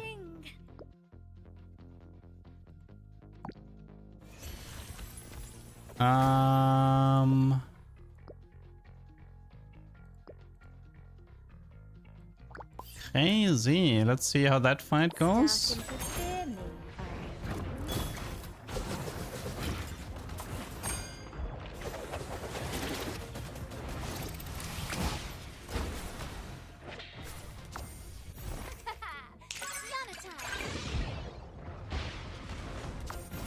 At the moment, like, you can clean up like 80% of the board, but killing the last 20% is really annoying. Do you think there are unique gameplay elements, mechanics that could be adapted into TFT? Well, I said this before, but I think this mode is superior to Aoshin's Ascent. The reasoning is Aoshin's Ascent has a late game problem where eventually you have 334, 335 units and you invalidate any content that the game throws at you. What I think this game does really well that Aoshin, like, I feel like Aoshin's Ascent shouldn't have levels in a way. I mean, I don't know exactly how you would solve it, but the fact that you have shop and gold and levels, it messes up the PvE mode in a way. And this is like, this game solves it in a better way because it's much easier to keep or like to go into a late game where you can't just invalidate everything with 334, 335. And this part I definitely like. So TFT sticking to having a shop and everything in the PvE mode is definitely inferior.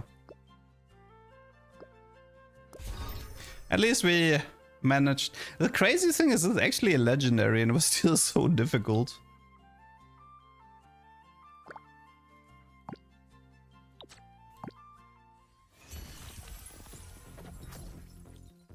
Ooh, what should we try? I think this is like a Rengar type unit, right? Okay, let's try this thing. It's like a slash deal damage in AoE. When attacking a target, it can jump, I think. So it has like every time it goes on a new target that's fairly close, it will do a jump attack. At least that's how I understood it. I suppose we could stay vertical on light, because we're probably gonna have to take the thing where this was backliner, frontliner, backliner, frontliner, and frontliner. So we go vertical light with auto maybe. We can try Hungrill if necessary. Maybe Olympia for armor shred. We'll see. Anything here? Let's do that. Buff this guy specifically. I hope I'm not a Let's see how the fight goes.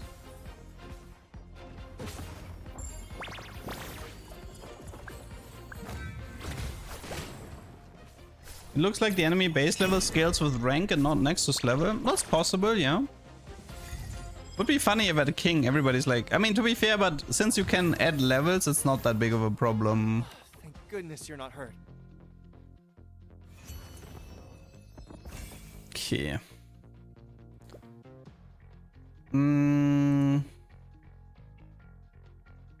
We could try to go for... I mean, he is attack speed based, right?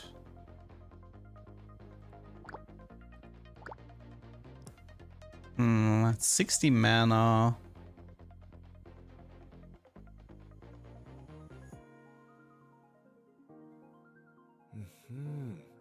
Attacking opponents hit by drift through the void. Drift through the void, is that the ability here? Yeah. Okay, so it's the companion effect. I won't let you down. We definitely need like some physical carry items for that guy. What was the light synergy again? Granting a shield based on max health. Kind of a nothing burger of a trade. It might still make sense to go vertical light simply because if you select a lot of upgrades that are light based, then your team stays relevant. Thank goodness you're not hurt. So we don't run into the same problem as with the beauty team.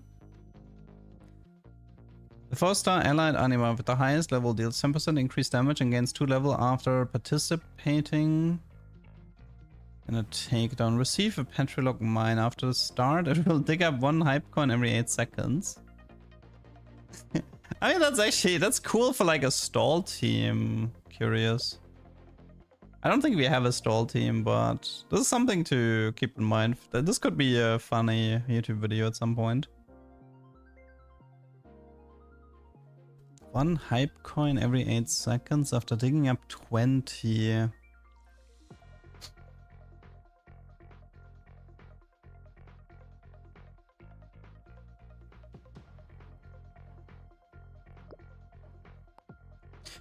Wait, is it? I think this one might be better, right?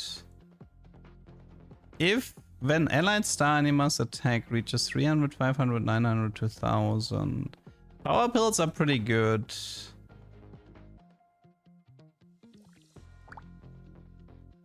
I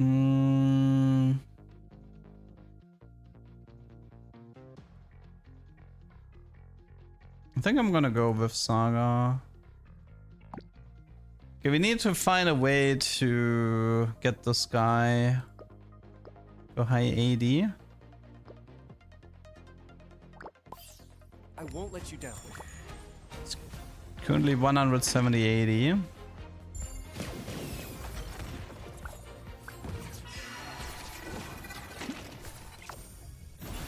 not getting away.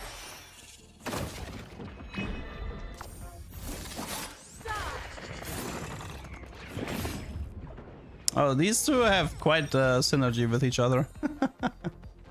What Because he actually deals significant Goodness damage. you're not hurt. And he increases damage taken.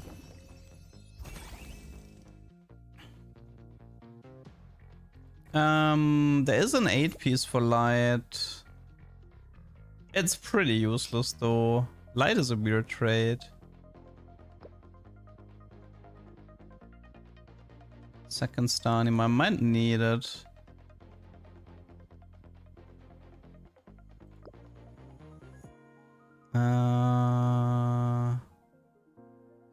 Attacks reduce armor.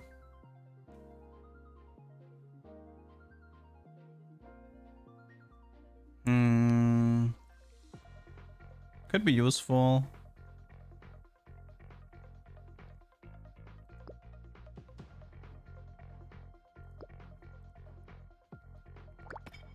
We could run Tulof here. Wait, let me double check if that's even worth it. Yeah, it's worth it, okay. Let's see. Is there a frontliner in Love? I guess the Dragon Moor is That's the fine. I won't let you down. Okay, should be alright.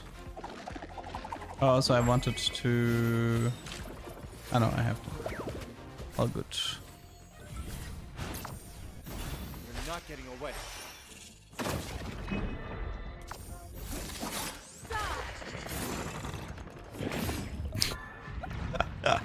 Dude, that combo is pretty nasty, yeah. Can kill like half the enemy team with it.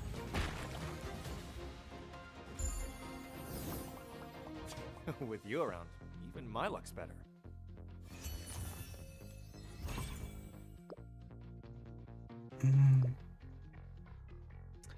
Okay, and no luck here. Hope I'm not a burden. I need like power pills and stuff like this to get him to high 80. With you around, even my luck's better.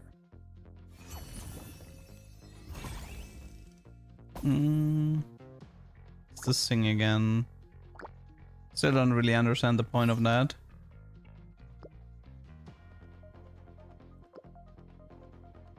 I mean, this can be used for maybe buff the dragon more or something. Yeah, so something we could technically do is this. Then buff here, buff here. We can wait with this currently. Oh, yeah, we can wait with this right now.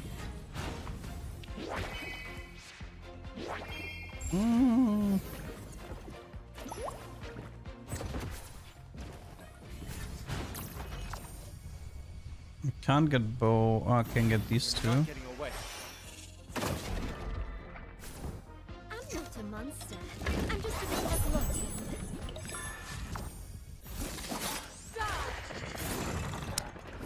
But again, like this, this hero augment is surprisingly weak. You don't really notice his impact on the board right now. I mean, he kind of has no items, and let's see.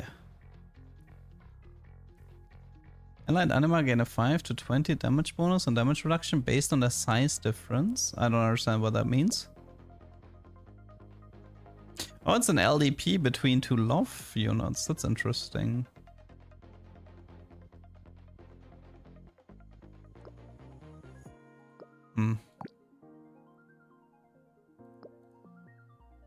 I cannot find... Okay, there's... Let's just lock it. So we actually have like some physical items right now. I'll give it everything I've got. I can see myself losing a fight soon.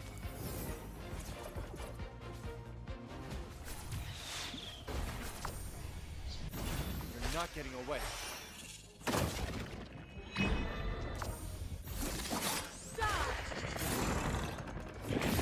I mean, part of the problem is I went vertical light, but that didn't really do anything. Maybe I had to go like vertical explorer. I didn't actually get enough upgrades for light units. Because the vertical light as a trait just doesn't do enough to justify running it.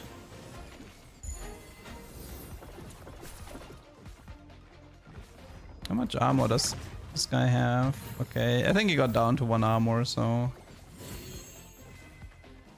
It all comes down to this.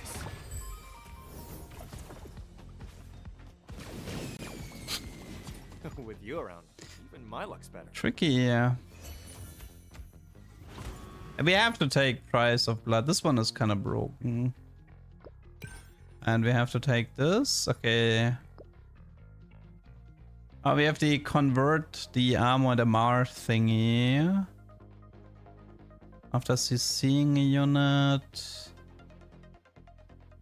This is a really cool item, but not for what we have. What is the wallet again? Gold collector, right?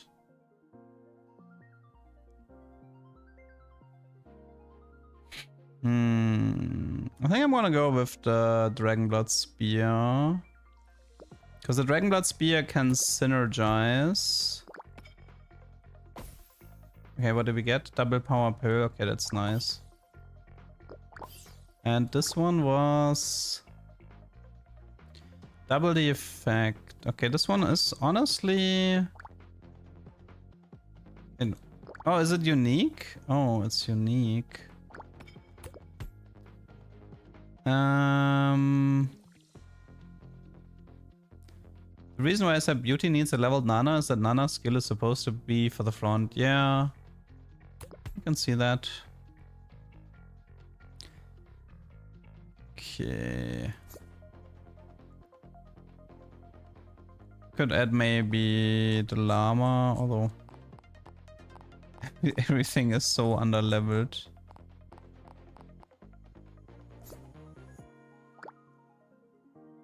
Ah, so that's the play.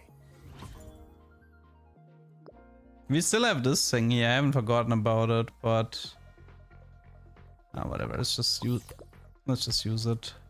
Buff up the front line a I'll bit. give it everything I've got. We still have that one augment where we get some stuff if we get this guy to high 80. I think it's 900. Yeah, we need to get this guy to 980 Not a monster. I'm just a to get the big reward. You're not getting away.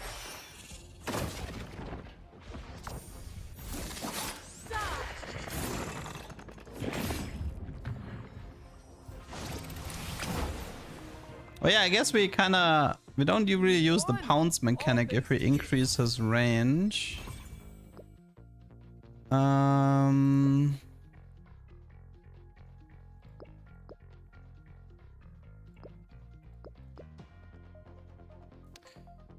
This one is worth it.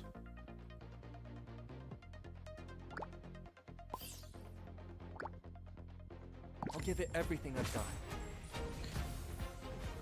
Okay. Thank goodness you're not hurt.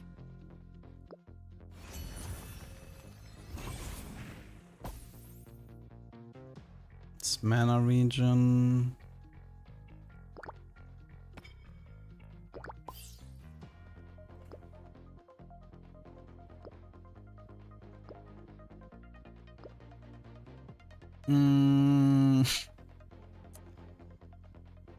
I don't know about that one.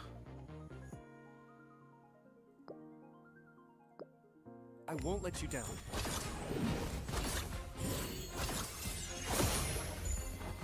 Oh wait, I think he's not actually work. Yeah, his ability doesn't scale with range. Oh my god. 1 sec. I can lose this fight. 1 sec. I'm just a bit like Lottie. His ability doesn't work with range. You're not getting away. So that item is actually useless. Thank goodness you're not hurt. Okay, that's a problem. One-man army, maybe. Serious punch, defensive relic.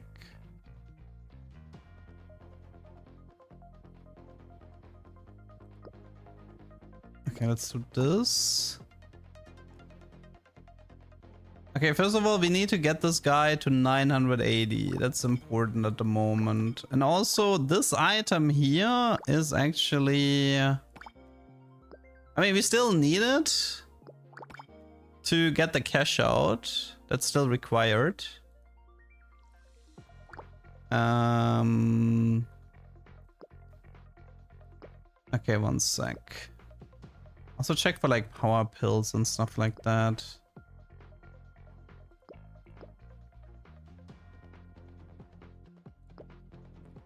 Okay, we need to get power pills. That's important.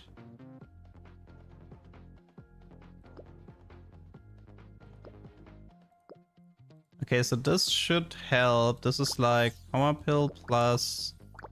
Okay, we reached 980, so after this fight I should get the augment cash out. That should hopefully Let you down. make my life easier. You're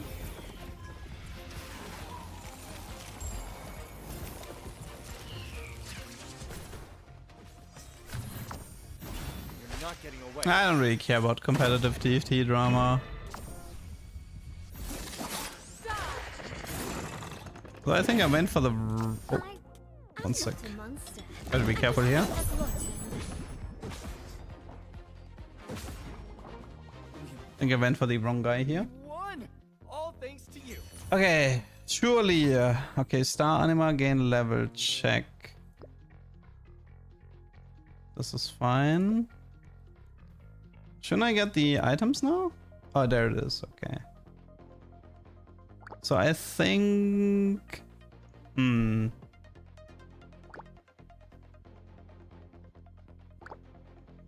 me read this again.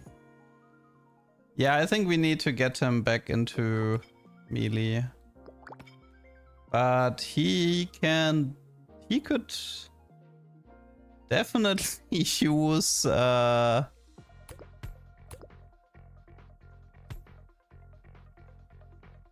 wait, we still have units. Set the guy here. I hope I'm not a person. Okay, we should be fine now.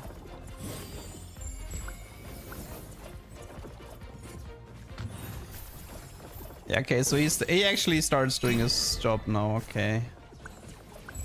It's one of the late game modes.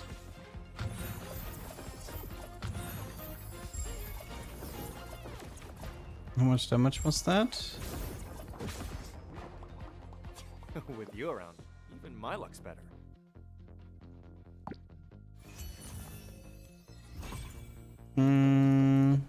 Oops. Sharing stats is good. Attack speed. This is useful. Omnivamp is good. Okay, so you tank the pill. You tank the Omnivamp. You two share this. Wait, what? Why are there so many? Oh, it's because, wait, it works on both animals? That looks, wait, it looks so strange.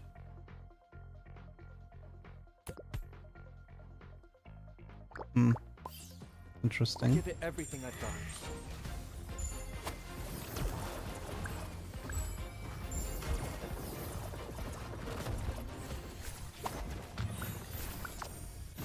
You're not getting away.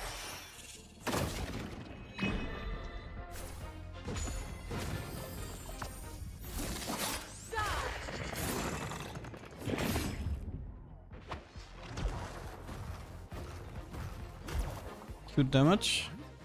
We won! All thanks to you.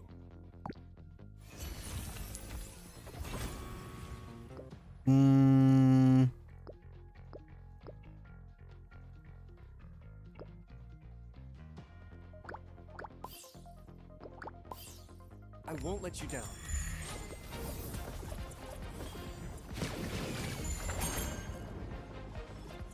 Yeah, the other thing is actually kind of keeping up, considering it doesn't have that much. Away. The other thing doesn't have that many. Oh, you did not just kick me out, you jerk. I'm not a monster. I'm just a Was it a Ferrari star anymore? What happened?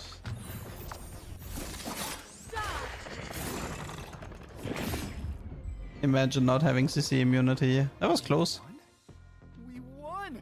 All thanks to you.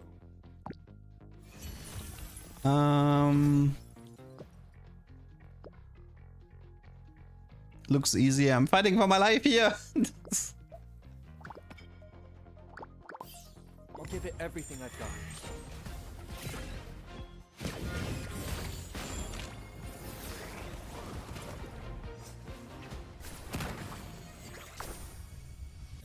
You're not getting away.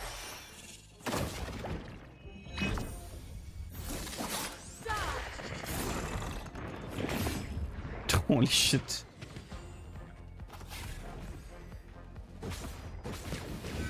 I mean, once you get him to this point, he looks useful.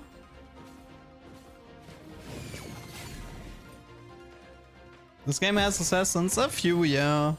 It does not have a assassin rule, but a few units have backline access.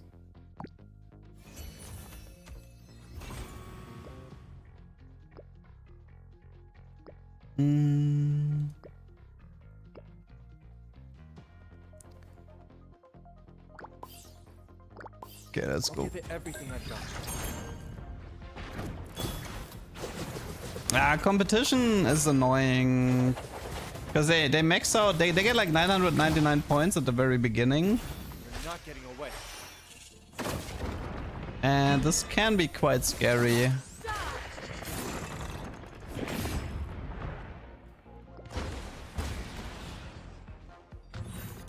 Holy. not a monster. I'm just a bit athletic. A guy almost dying.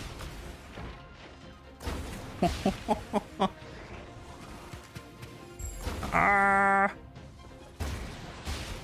That was a bit sketch.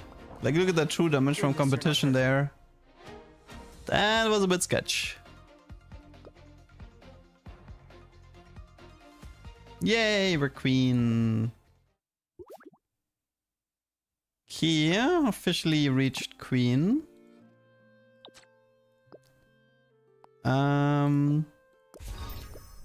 If you take the one with 2 star animas, you can actually progress the thing twice as fast. Hey! Oh no, we're not getting the head yet. Darn it. We don't have the head yet. Oh, they start at 62. Okay, let's see. Turbodile, what do you have? Basic attack, deal AoE damage equal to max health. For every 150 MP, summon 1 additional Jade Blossom to attack a random enemy when using an active skill. It's light again though, I didn't really like light that much. This one should be fun. Yeah, we're definitely doing this one here. Rosfocate. Like a backline assassin in a way. Okay, so what do we want to combine him with? Explorer. We could take our CC team here again with this. Oh no, wait, we can't do this right now. This is like our CC support backline, situation front. I do have Run a tiny Madame, little run mana region for the backline. And what's my third one? So maybe take Kiana to buff the assassin guy. Okay, and here. Mana region. Should be fine right now. tempting as chocolate. She's 35 mana.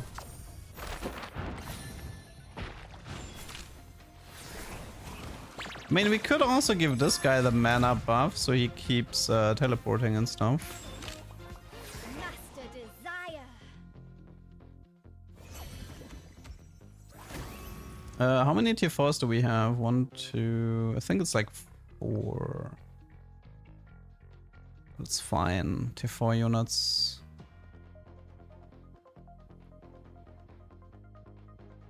I still haven't fully understood how to properly use these macarons. One anima can provide 1 hype coin per round. I don't really know what they mean with that.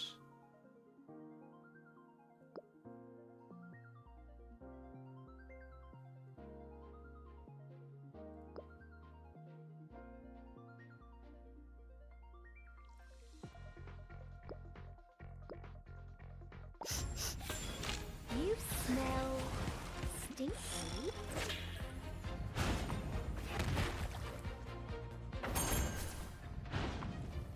I wonder what items he would want.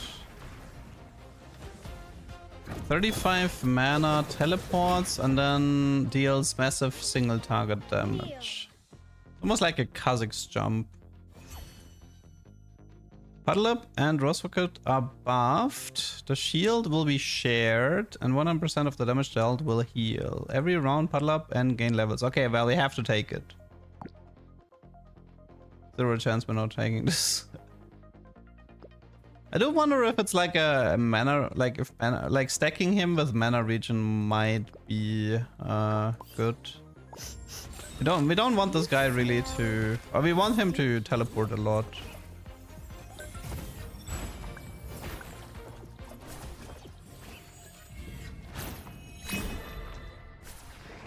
Because we also want him to spawn a bunch of clones.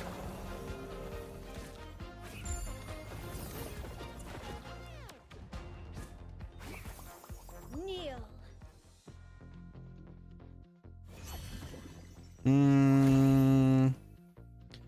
Ella, wait, this is good, no? It's technically, it should count as a summon. We should take this. I'm gonna skip this. Okay. I wonder, maybe this is worth taking as an item. This is like a Radiant Jeweled Gauntlet. Although this one is pretty... Nah, this one is actually...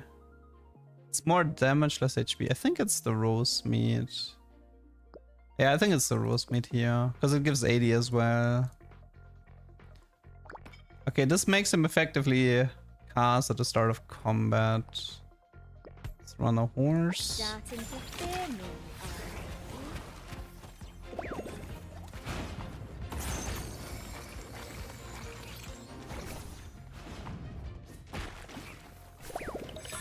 Shame that the clones can't cast as well, otherwise we could otherwise we would have like some Z shenanigans here.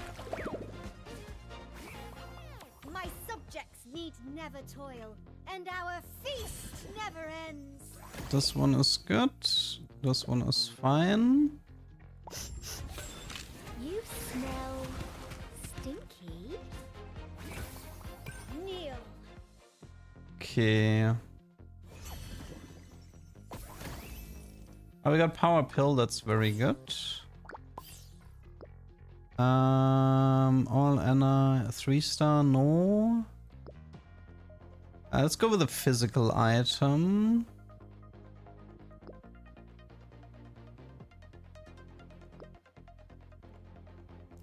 Okay, this is like a normal Infinity Edge, kind of. Smell stinky.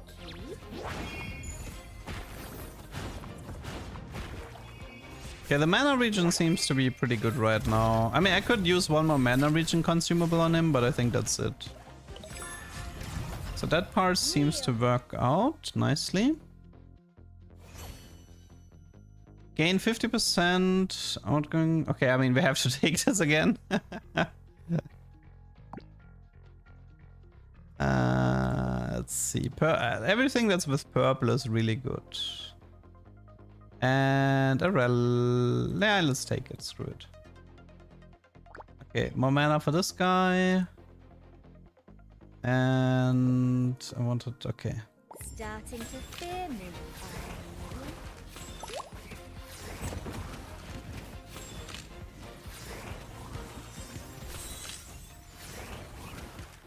Okay. It's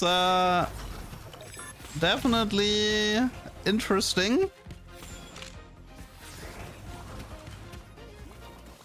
My subjects need never toil, and our feast never ends.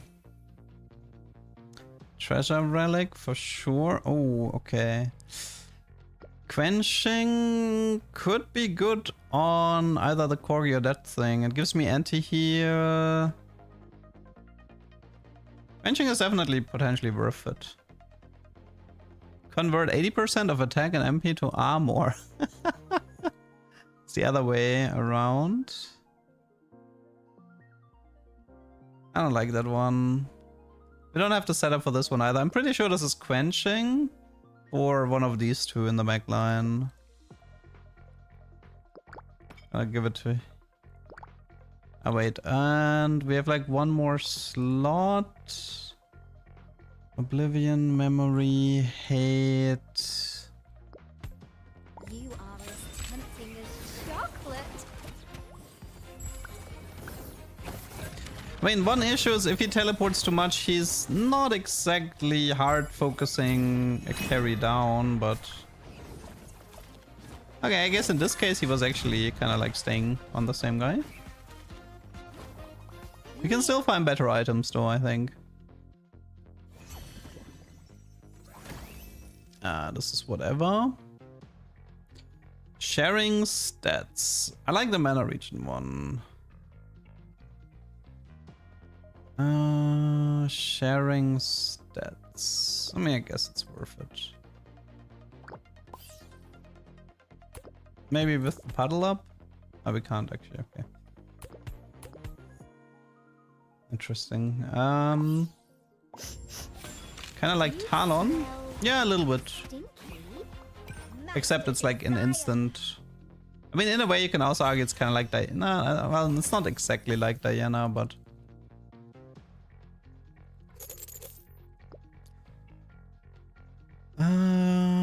Devour. I mean, sharing stats and Devour seems kind of good though. I might take that.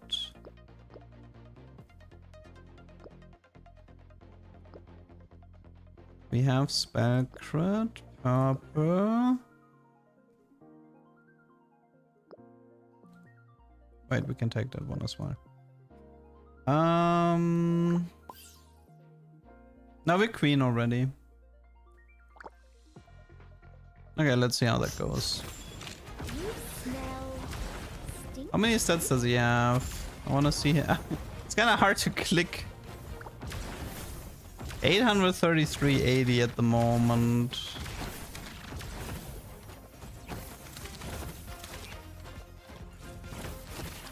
It looks like he does a full aggro drop right during the And our teleport, feast so... never ends. Obtain random relics, including rare relics. I mean, it's like a... Okay, I don't like that. I don't care about that. The attack speed of the allied with the highest level whose attack range is greater than 1. Okay, no, it's not that. Okay, triple relic, what do you got for me? Omnivamp is good. This is fine. Okay, Omnivamp here. This is caster. This is tank. Tank. It's more stats to share. Okay, he went to 738.80. Hey, did he get one shot? What happened? How did I lose this far? What happened? I just got bobot. My entire team disappeared. Oh my god, that Boba Bird is wait. Boba Bird with triple relic. I'm king. What? Just my entire team one shot. Excuse moi. I couldn't even react.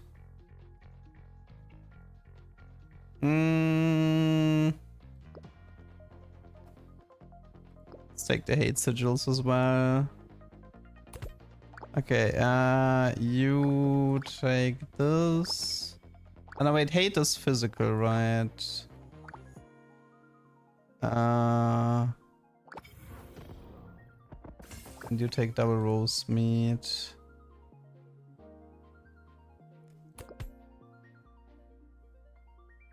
And we have +1 team size. Maybe a random light unit for the synergy.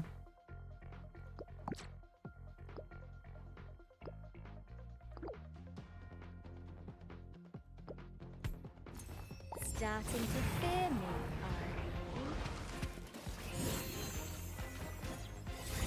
are you? Oh, 4.6k crit on the carry there. That's what I want to see. I think I needed to position to one-shot the Boba Burb, I think.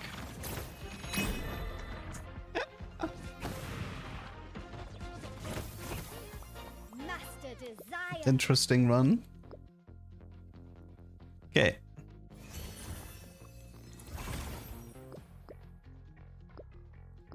More mana region, just in case. Come on, one-shot them. Chocolate. Go. Go get him. Yeah. Yeah. 7.2k damage. How much does he have? I couldn't see. Okay.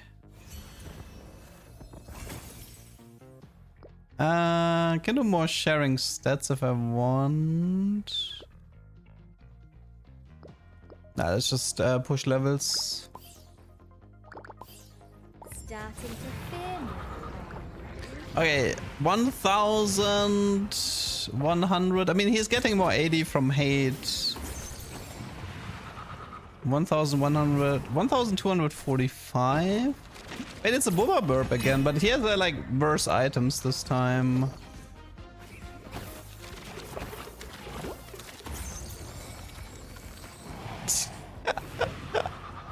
$1,377.80.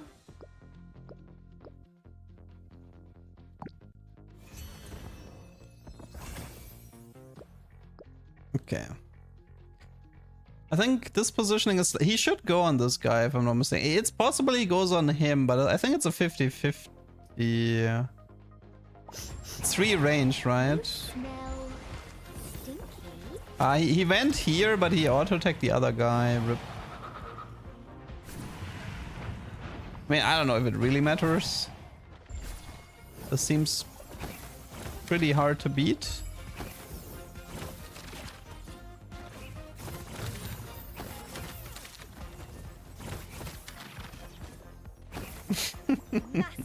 Oh yeah, in case you're wondering, I try to avoid using Eidos. I want to see if I can beat it without having to spam Eidos abilities. In case there's an angry YouTube comment.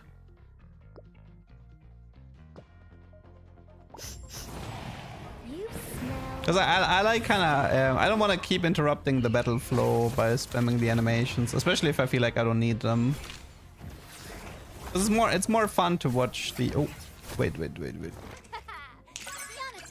Oops. Okay. It's more fun to watch this guy go completely mental by himself. Almost 2080 here. Okay, he cracked the 2K. At least doing the Kiana ult. What am I watching? 75,000? Okay, final fight. GG. It's cute. Nice ability. Okay, that's one more down. This was Rosfocate.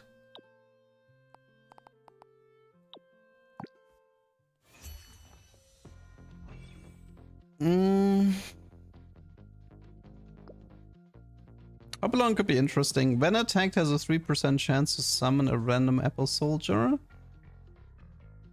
Summon chance... Oh wait, no, I tried that one. I remember not liking it. Glampa. I did that one already. We did this one as well, right? Wait, did we ever run Camelon? I know, I think the last time I ran him, it wasn't actually as the hero. After defeating an opponent, summons 2 additional swords that randomly attack opponents dealing damage to 3580. This damage can critically strike. What was Glampa?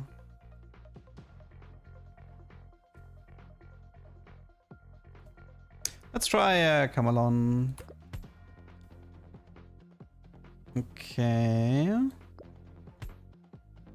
Okay, let's run the utility team again.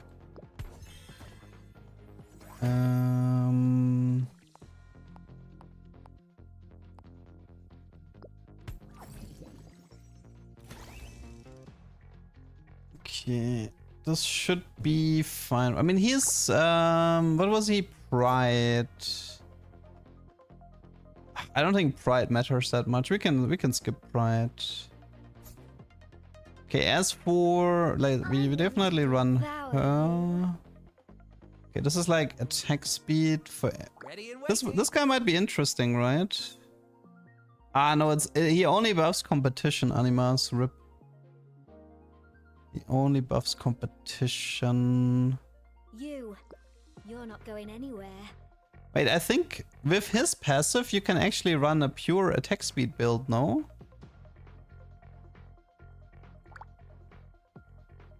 Yeah, you could actually run, you could give him Vampiric Scepter and play a pure attack speed build with the star anima. Interesting.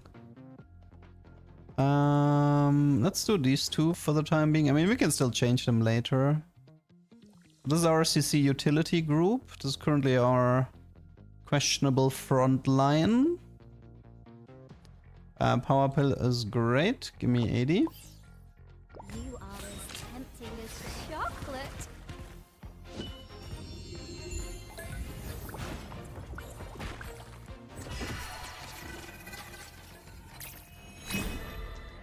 Okay.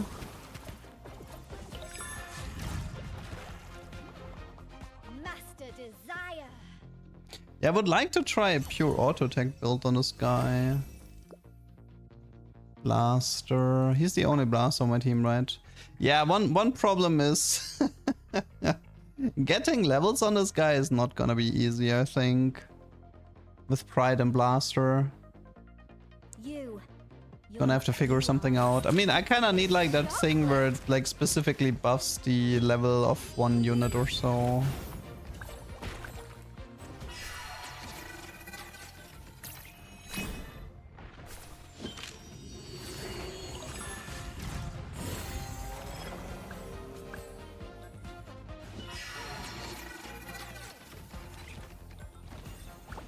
We need... I mean, he's the guy who converts attack speed into 80, right? After consuming 60 hype coins, obtain a wallet. Might be worth it. Royal Signet.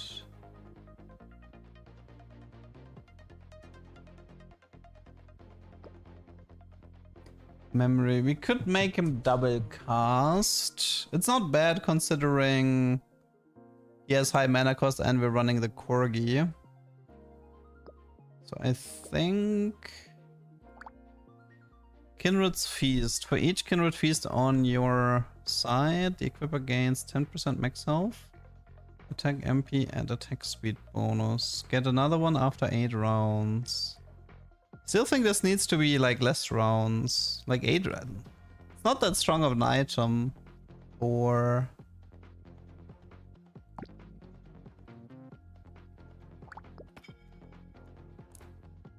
It's only one memory emblem though. So memory currently isn't active. No need for goodbyes. Let's do this. All 5 stars gain 10 levels. How many 5 stars do we have? 3. It's not too bad.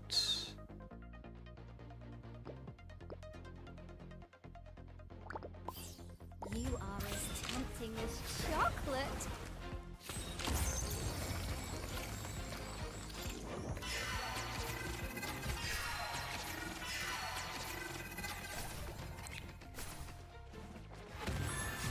He doesn't feel that strong yet.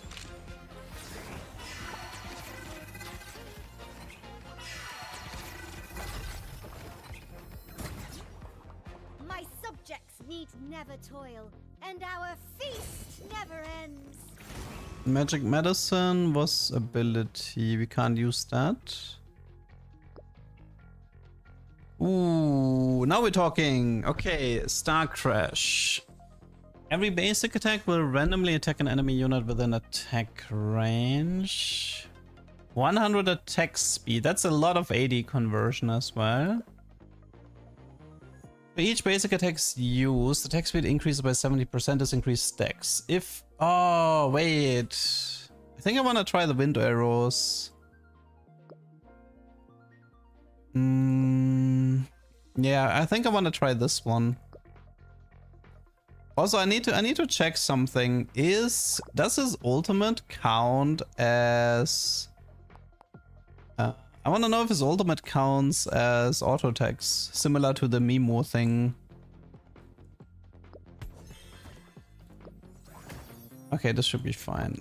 Okay, let's see. We need to check if his attack speed increases when he's casting. To 15? It does not work, okay.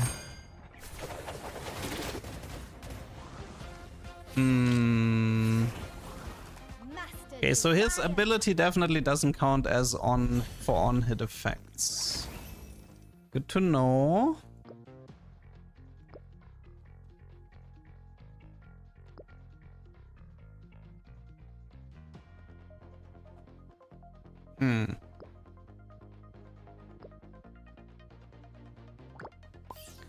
It kinda... Now we have a little bit of counter synergy. And... Because he's doing a double cast. And during the cast he can't get... I mean, I kinda need a Vampiric Scepter, to be honest. And give up the memory, maybe. I can't really do that right now. More power pills. Let's get him to level 100. You smell stinky. I mean, the AD conversion is quite high.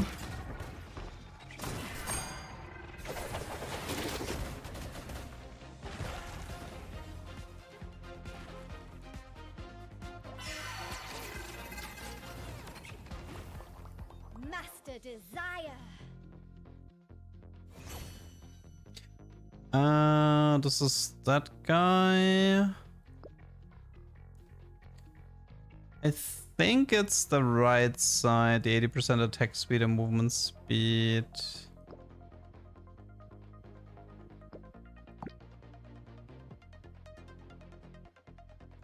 Can we get a random physical carry here? Okay. Ooh, that guy looks kind of sketch.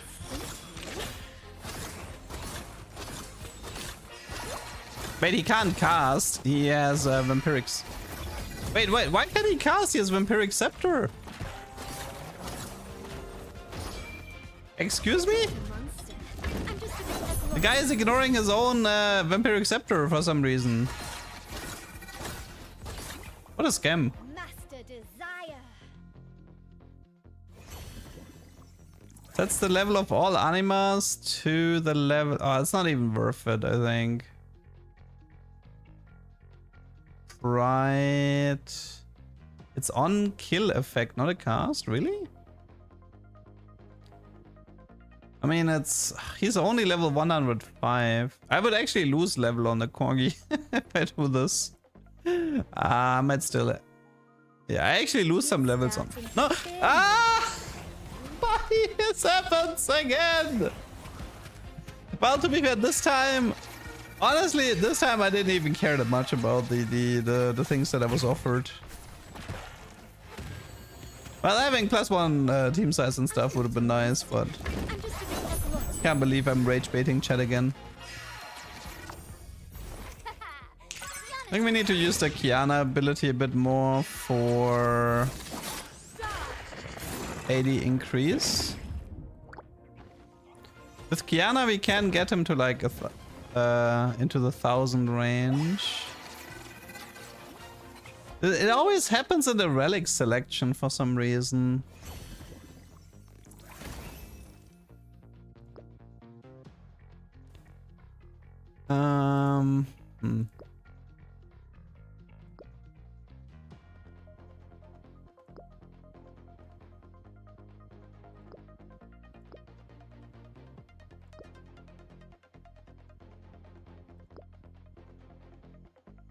The boom bites.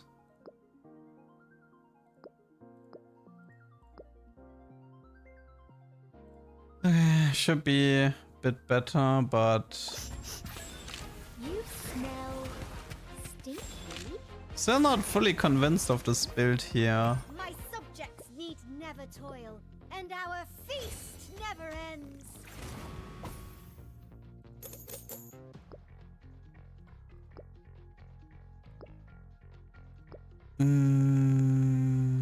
I did get him to 200 at least.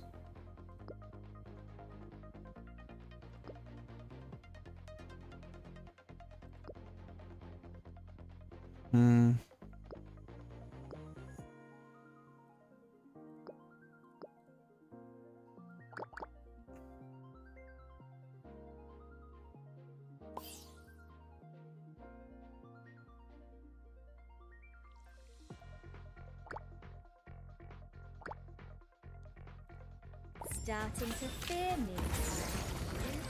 Maybe I should remove the supporters here and start running more legendaries. I mean, there's a lot of things I need right now. Initially, I wanted to run a Vampiric Scepter build, but that didn't really work out.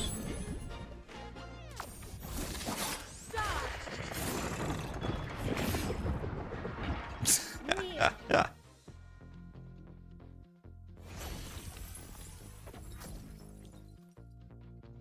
This is good if you have that stupid spear, but I don't have it.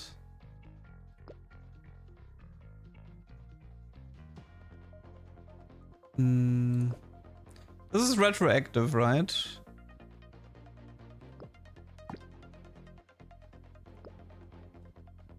As far as I remember.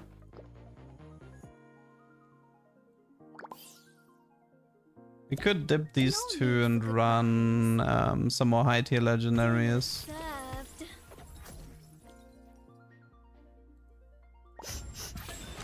You smell stinky.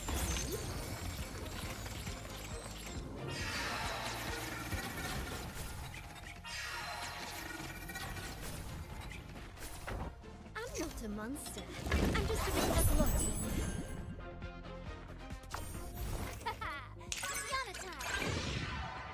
What's the most fun aspects of this type? Okay. I mean, there's the two main things you do in late game are the riddles and the Apex Club, which I'm playing right now, which has a decent amount of replay value, I would say. Okay, there's Radiant IE, so at least we got that. But is it enough? We still have +1 slot. Dinner served. Starting. How much do we have right now? 1,300.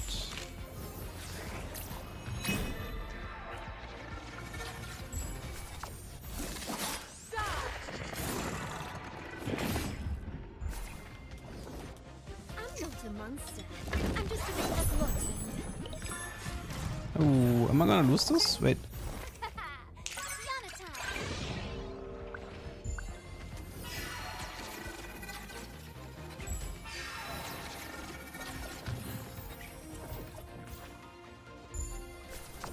Struggling a bit.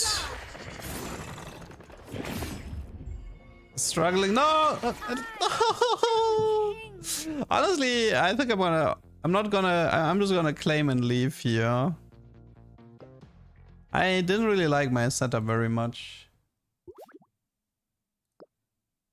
Okay, not necessarily the best hero. I mean, I didn't have a good item build for it, but... Hey, get a random relic at the start of the game. Okay, we've finished with the talent tree.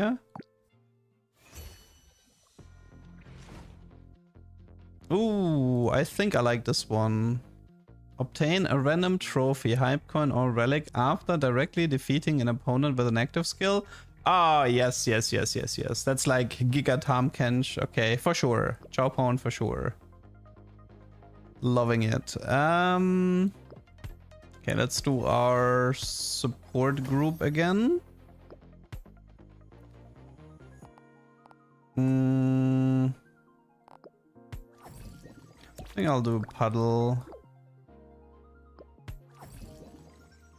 Okay, we do support group here. Kiana is good. Okay, this is good. Okay, we're starting with a relic now. That's a tank relic for him. We want this guy to be like crazy strong so we can start farming items. So it's like pretty much like Tahm Kench. So AP heavy, like an AP tank pretty much. It's an AP tank. I mean, Spell Crit might still be useful on him. I mean, technically what we need is high levels because you get AP from being, from having levels. But considering this thing is insatiable...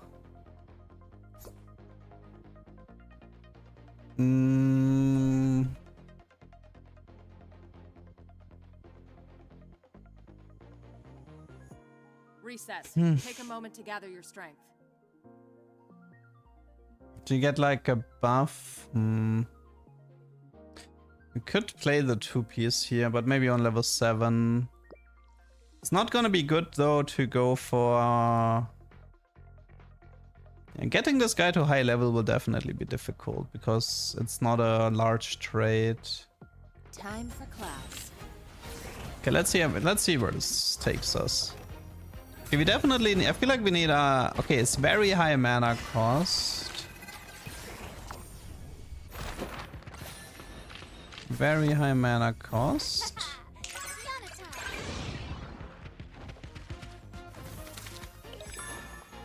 That battle just now, A+. Can buy Protector, yeah. I mean, the problem is you never know what you get offered. Like, I could take this one, but it would only buff like 1 or 2 units.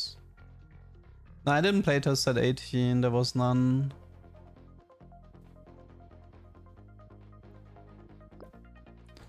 I think I got a relic from him already, right? Okay, mana region is fine. More mana region, Protector.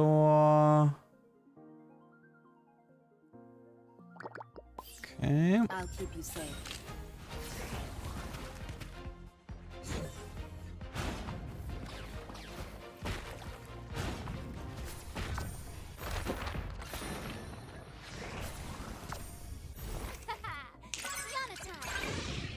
I'm just buffing it to make sure that it's more likely to kill units with the cast to farm more items. Damage currently is not that high. That battle just now, A+. After using a consumable item on an allied anima, that item gains... Oh, okay, that one's... Yeah, that one's intended, okay. That's super good for it. So we wanna fish for consumables.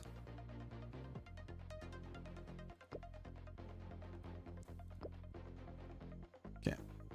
And I think it can actually spawn consumables as well.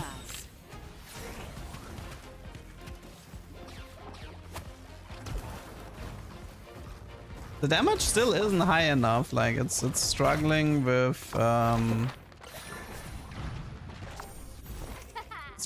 finishing them off. That should be enough.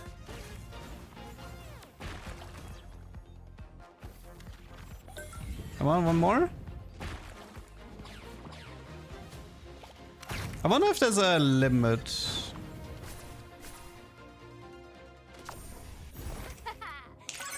How much you can farm per round. That battle just now, A+. Okay, I think I saw... Yeah, it spawned like 1 gold and 1 small orb. Team science for sure. Okay,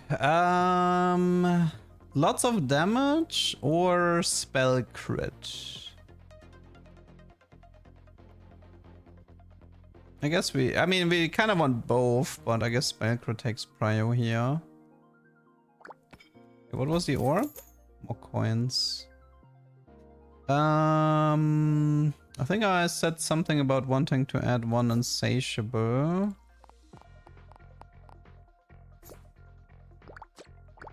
I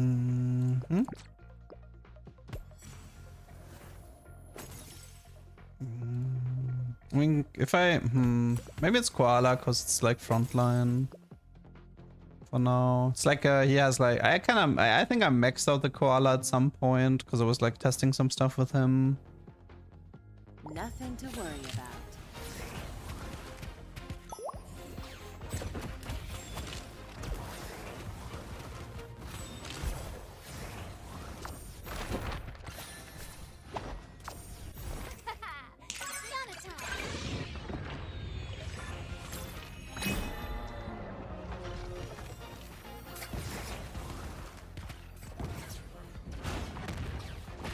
Kiana is only HP, it's no AD buff. I'm not a monster.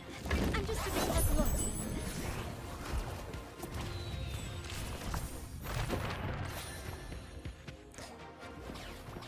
I'm kind of trying to min-max the farming right now. But I'm trying to farm as much as possible. Don't know if that's a good idea.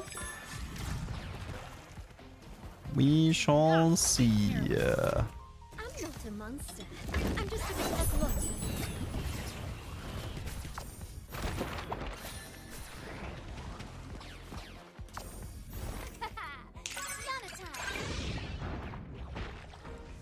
Come on, you can do it.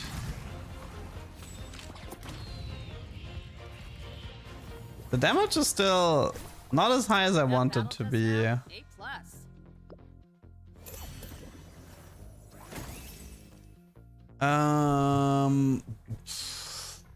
Stuff is honestly not that. We can take that, trying to get it to level 100 at least. Mascot.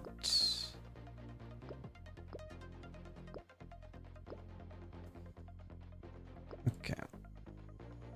Nothing to worry Let's see, the about. difference between 100 was, yeah, 70% damage increase, so hopefully that should fix it.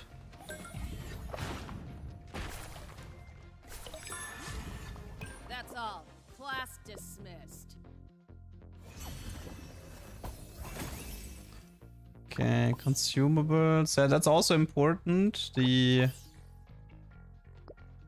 I think wait, the consumable thing was once per round, right? Can only be triggered once per round. Yes.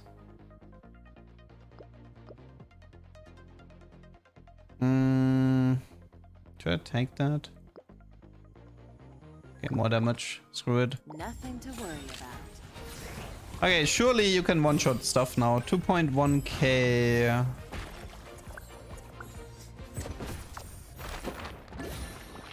$3.3k.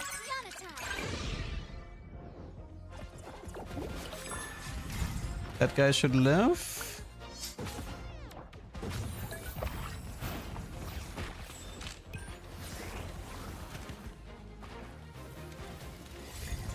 One more maybe? Nah. Nothing out of the ordinary. Okay, we are farming some stuff though, so that's cool. 4 random consumables. Could also be like 80 and stuff, so, and Omnivamp, so I don't know about that.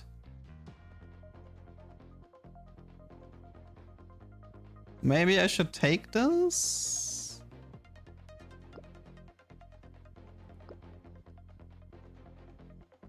Yeah, let's try taking this thing here.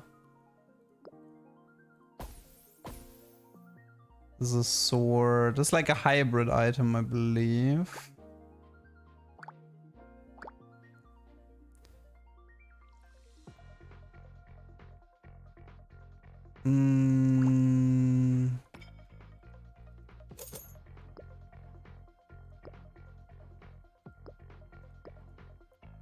Nothing to worry about. Okay, for now the focus is to get this guy to 200.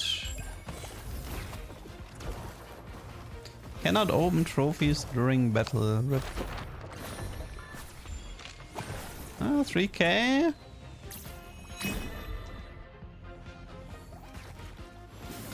It's not enough to kill some of the carries here.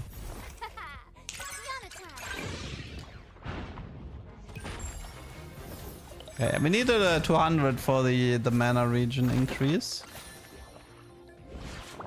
Okay, Nothing out of the 4.3k. ordinary. Did see a gold orb here, so that's nice. Team size increase. Let's check for relic. So we have the radiant staff already. Maybe it's this thing here. I think it's rose meat, yeah. And what is this? Consumable. It's a little bit unresponsive here.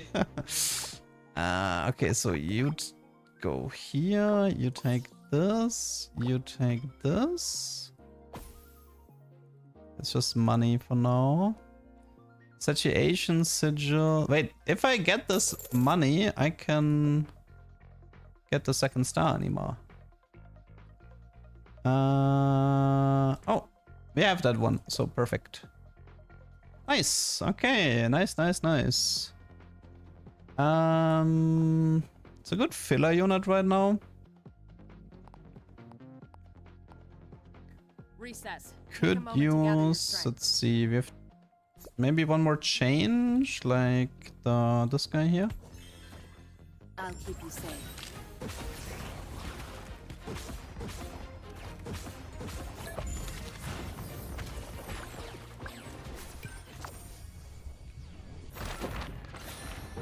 Wait, I think he wasn't part of that. Oops.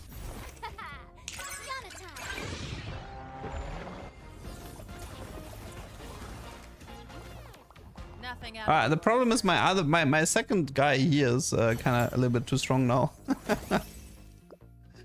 He's farming too much. It is another consumable. We did get him to 200. Beautiful. Time for class.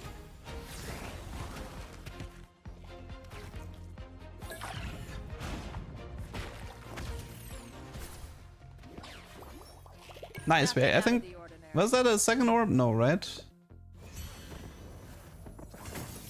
Probably not. Okay, look for consumable again. Could take this for now to make sure we have a guaranteed consumable. I'll keep you safe.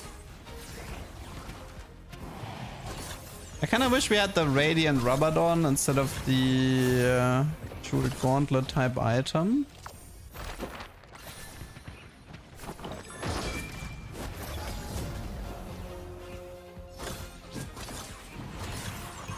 That was a gold orb. That was another gold orb. Yeah, let's go. Okay, wait. I just need to make sure that he actually survives everything now. Look at the orb farming. More orbs. Okay, wait. I need to use this now. I'm just a bit of luck. Oh, the CC is a problem. Do not kick. I'm dying to the crowd control. Please. No. No. So much crowd control. Rip me. Oh, I like embed. I like this one.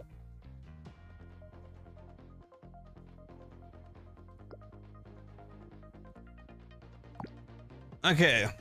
Let's see. What do we have here? Okay, power pill for him. We can go for a pure auto-attacking build here if we want. That's fine. So you take this.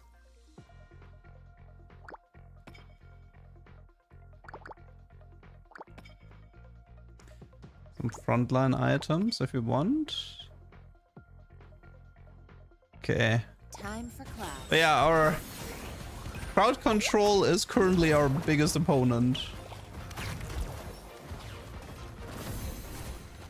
So prioritize relics with CC immunity. There's only one way to get CC immunity, sadly. Oh no, actually there is another.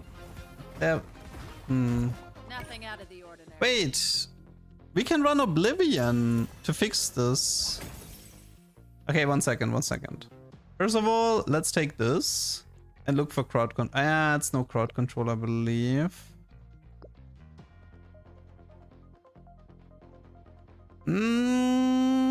It's better than nothing. Let's take that. Okay, wait, so I have an idea. We can kick out the koala. We look for the trade Oblivion. We run these two. And so the reason Oblivion gives you at 20% it removes like a bunch of stuff. Like it removes negative effects effectively. So what we can do then is we do this. And so okay, I think we're good now. So this gives me Zhonya's type effect, and Oblivion gives me also something useful at lower HP. Okay, you know what? I think I'm gonna take this, and the reason I'm gonna take this is simply because it's a consumable, and I don't think I had a consumable yet. One gold orb, let's go. Don't think he died there.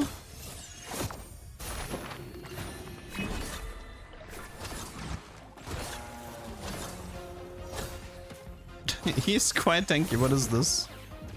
One marine.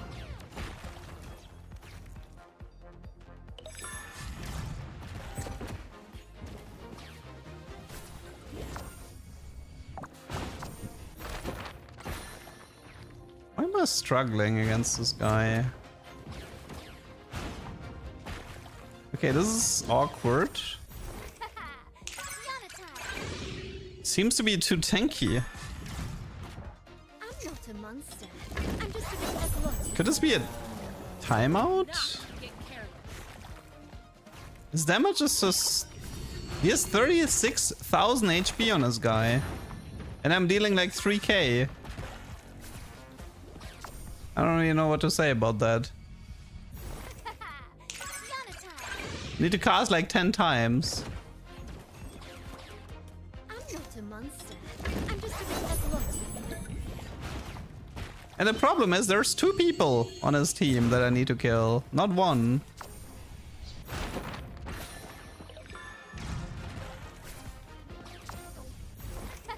What is happening? How are you so tanky? Yeah, it's a timeout. I'm gonna... I can't kill them in time. I failed in my duty. Oh my god! What is happening? What is happening? I hate this. The consumable ability power. This is fine. Okay. So I have a gold orb here. Ooh, it's juicy.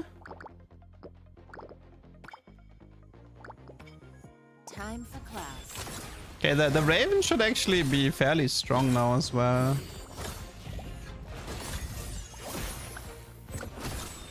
Yeah, it's the item build is really powerful.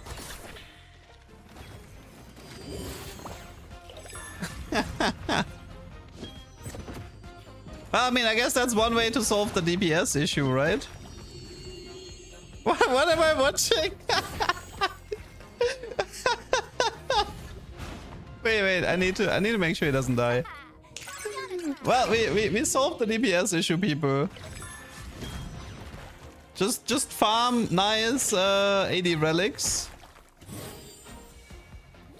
How much 80 does he have? Wait, I need to... Oh, he reached max attack speed and now he's getting 80 per auto attack. It's the first time I've seen max attack speed. That is so funny. What a... That battle just now? What a game.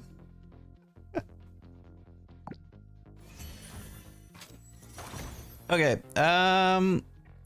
I think stat sharing might be worth it between these two. Increase anima level.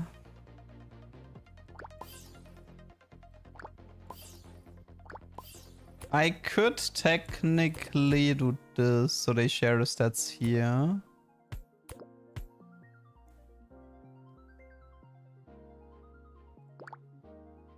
Oh wait, oh, there's still trophies here. Attack speed, attack speed, attack speed. I mean, sure, why not? Hey, guys, I have an idea. What if we do even more attack speed? Nothing to worry about. Oh my god, what am I watching?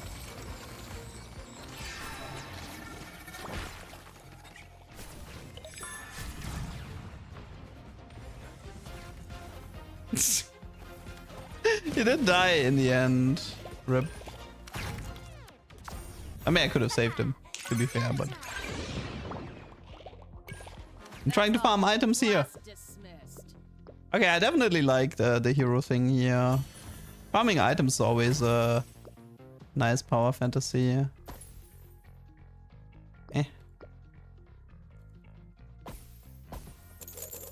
Oh, dragon armor.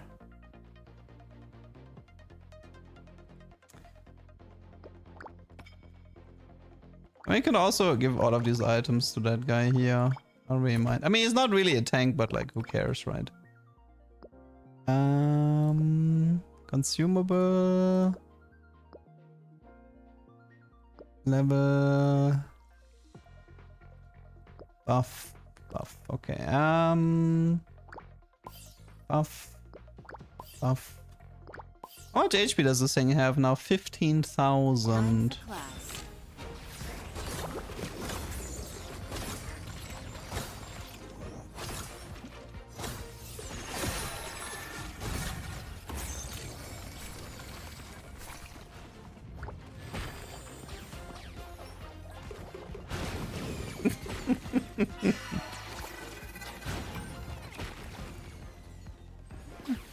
Oh man.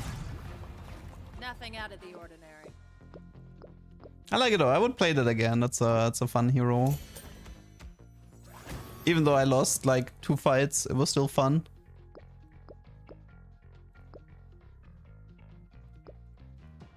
Okay, final round. Buff, buff, buff.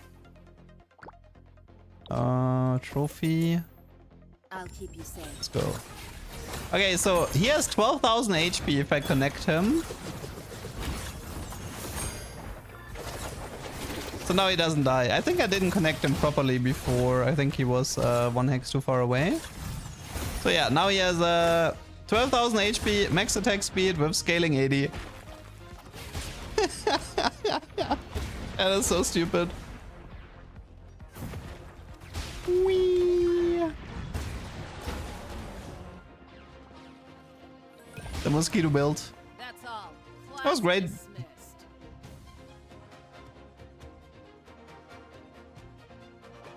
Dismissed. 2 defeats. Set 18 PB got delayed, yes. Unfortunately, they pushed it back by 2 weeks. Okay, we're done with that guy, and we're done with that guy.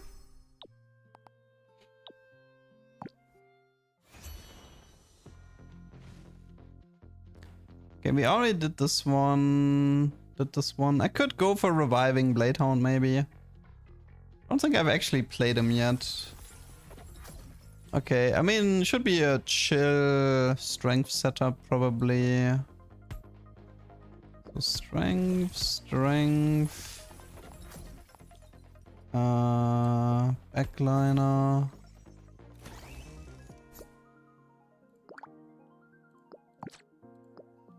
Strength. Oh wait, we already hit the max. Okay, so we're gonna run... What's my utility unit here? Probably that thing for AoE stun at the moment. Love. Okay, we don't need any of those. I mean, HP is fine on Blade. The weak get crushed. Deploy, I do Kiana. have a tiny little gluttony problem. Oh yeah, right. I start with a relic now. I mean, I guess I can give it to the doggo at the moment. Is born of regret. It's not the best relic for... Okay, wait, I have to properly read the star anima. Gain revive. Upon revive, gain a stack of frenzy. Best you don't remember me. Okay. What is frenzy? Increase attack speed and movement speed by 30%. After each attack, lose health equal to 2% max health and deal physical damage to the target. Oh, okay. So he kind of wants Omnivamp then. I see. So if you give him enough Omnivamp, he can kind of like Strength go 1v9. born of regret.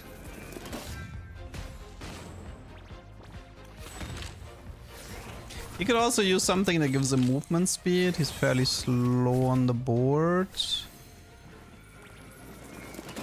Tedious.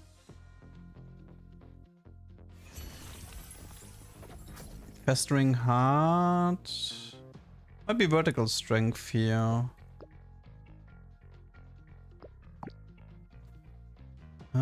Strength here. Okay, this should be fine for now. Good item.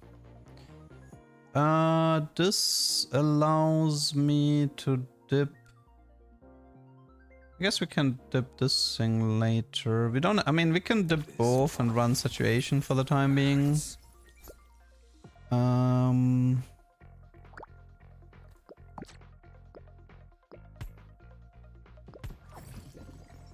Probably the doggo, right?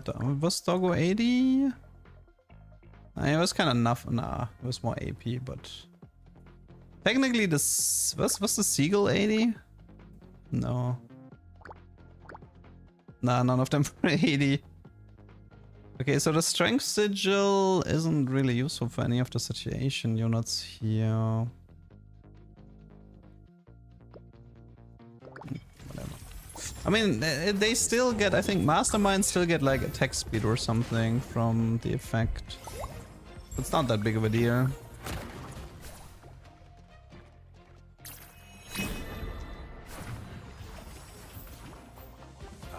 I mean, technically we can isolate the doggo because of the revives. Oh. Power pills, team size increase. Okay, so here we go back into utility units. We can't do anything with that. So it would technically be possible to isolate the dog and intentionally try to get him into the frenzy state.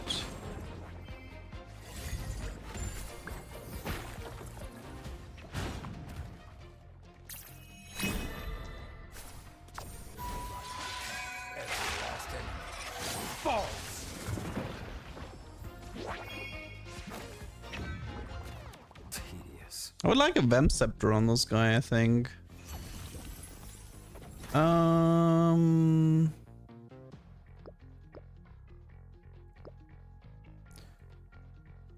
Let's do physical carry item. Okay, we have spell crit, and this one was bonus physical damage. That's not like the bow is not that important, to be fair. There's a signet.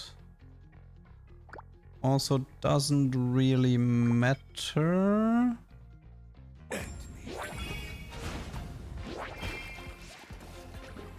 Oh wow.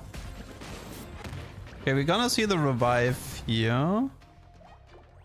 Now he's in the frenzy state. Best you don't remember. CC immunity can also be helpful.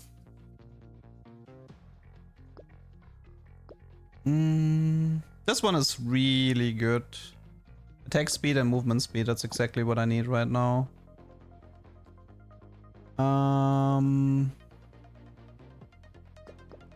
Let's take these two to get him to 200. I wonder how many units I could remove and still win with this doggo. I mean, I need better items if I want him to 1v9. He's struggling a little bit against that guy. That thing is so tanky every time.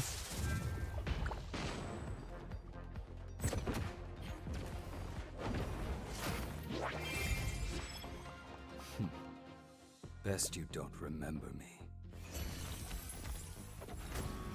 Treasure relic for sure. Okay, I think we go with... I mean, I feel like it would be more fun if he doesn't actually cast and only does auto attacks with the frenzy. So I definitely like the idea of doing this. This one was like a gold collector.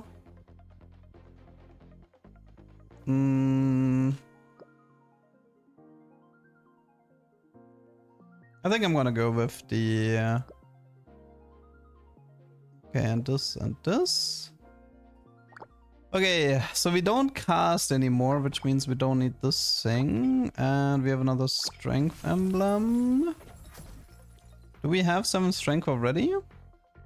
If we give up satiation, we do, right? Oh no, actually we don't even have to. Oh wait, it's never mind. I can't count. Let's do Puddle and let's do Corgi, I think. Need utility right now.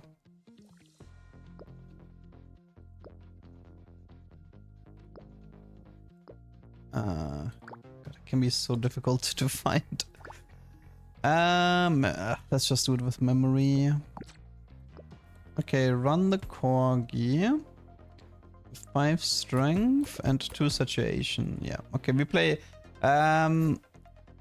We can still add 3, but that puts us at 8 strength, so we don't have that one maxed out. Actually, wait. I know it's because we need. 1 sec. Where's the? I need change.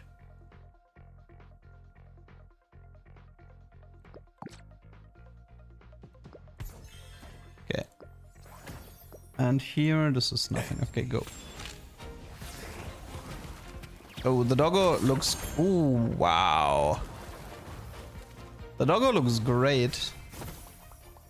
Okay, honestly, you think the doggo can 1v9? I'm kind of curious if the doggo can 1v9 or not. I want to try. This body hurts. Item build was fine, right? Yeah.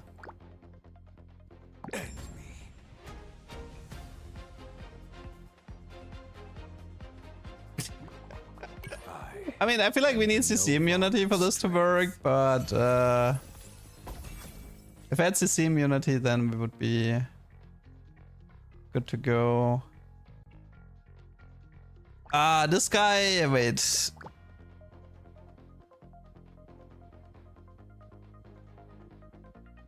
Does he freeze?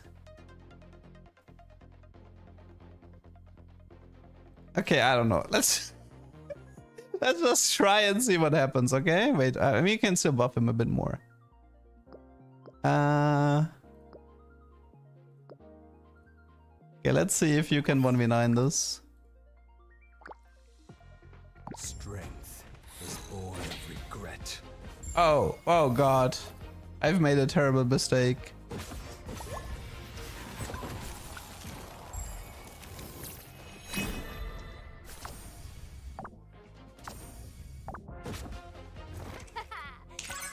Well, for starters, we need CC immunity. He is getting CC to death. I'm not a monster. I'm just a bit of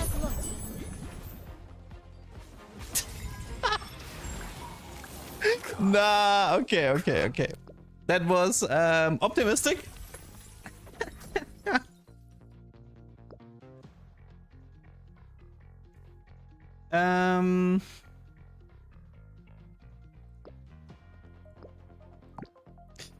That was very optimistic. Let's rebuild the board. Death will adorn your fate.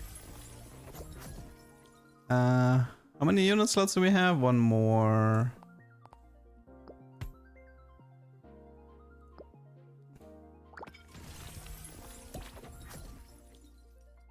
Okay, wait. Let's get change back in.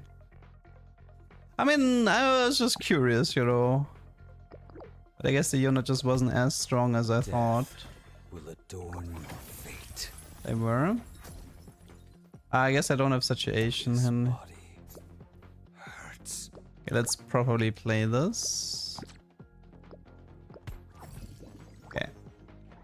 Wait, what do we have? Relic consumables. He can take that. That, and you can take that. Okay, go.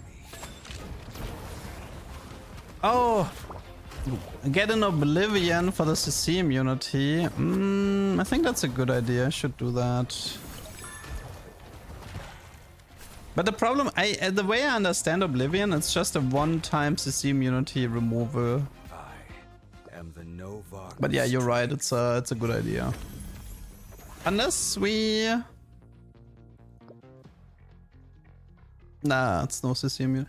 Ooh, but Cleave is nice. I like Cleave. We don't need this thing here anyway. Okay, we have Spell Crit, the Vamp Scepter, and a Cleave. We can dip these two, run Oblivion. Get the 2 horses in for Oblivion. For like some CC removal when if he ever drops low HP. Anything else?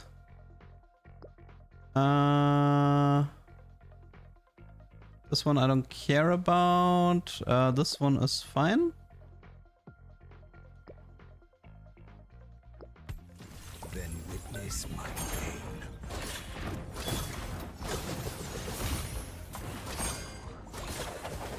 See, the problem is if I watch him like this, I kind of want to try letting him fight alone again, but it's kind of close.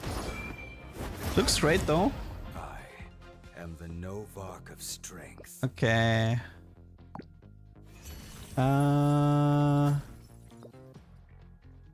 It's Protector. Okay, one sec. I think we can get rid of Satiation here, and Body, can we finish Strength? I think we can, right? body I think we have it now. It's this, and then this. Oh no, it's 8 Strength. Wait, are we missing an emblem? Oh my. I guess you need triple emblem.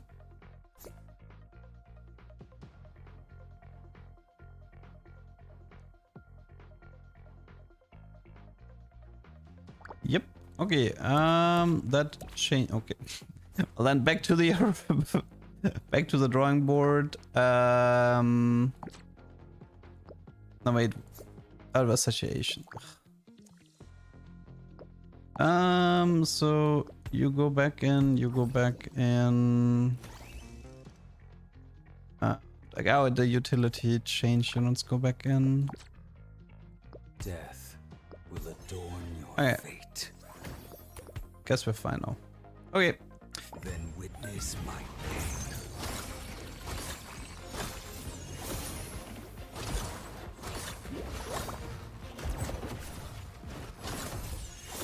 Let's buff him a bit by Kiana. Kiana time. Nice 80 buff.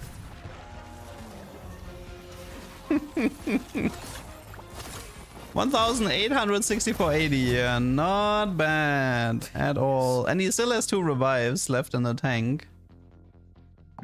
Not bad at all.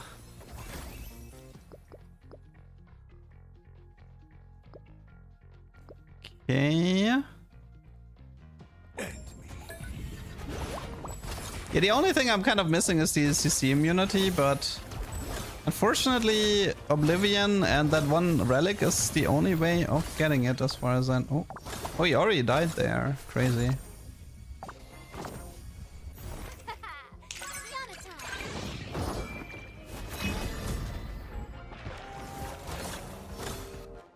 Okay, wait, that fight is sketch? Why is that fight sketch?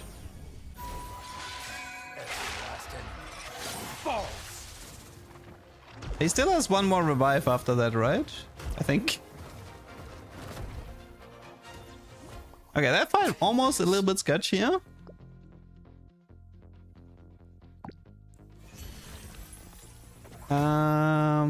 Omnivamp level, Omnivamp. Devour, yes, we definitely devour here.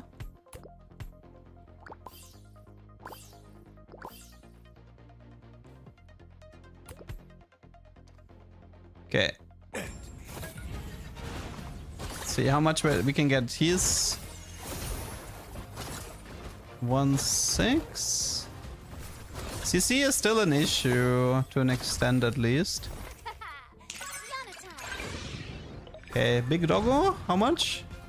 2096.80. Tedious.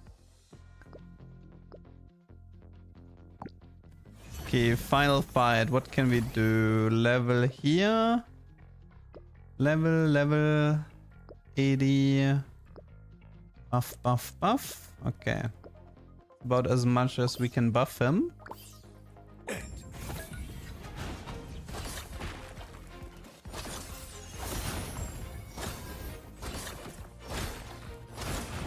Wow, this is a hard matchup. Sinishell is kind of annoying to deal with. And the CC from the backline is also annoying to deal with.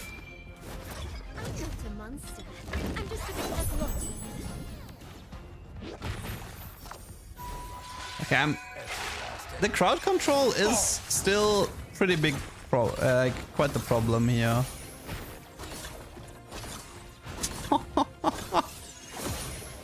The Omnivamp is sick though. 106k damage. Cute. GG.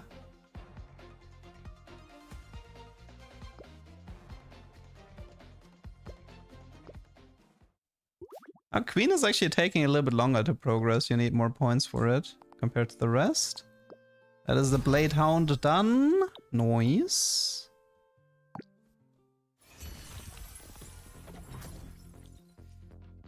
Well, I kind of have done this one already. I've done this one already. Let's look for something else. What is this? For 10 seconds after using the active skill, allied ranged units have a 50% chance to fire an energy bolt when attacking. I mean, it kind of sounds cool. Let's try it.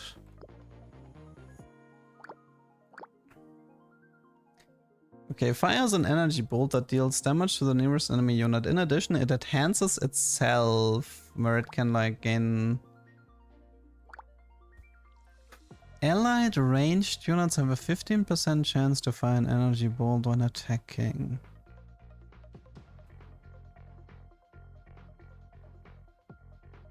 Dealing damage equal...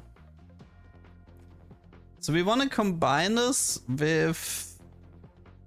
really nice 80. Okay, what do we have on the back line? I don't think I've actually... I mean, this guy should be really good, right? He's a pure auto attacker. So he should be interesting. I think we should mainly look for Blaster. I think that's... We should be looking for Blasters. This guy is great. Can buff here. This is good. You use it to buff the Corgi. Yeah, the Corgi makes sense because it's physical plus memory. So maybe, so for now, maybe it's a mix of memory and ugly. Could try that. Although I've right now, it could cause some frontline issues.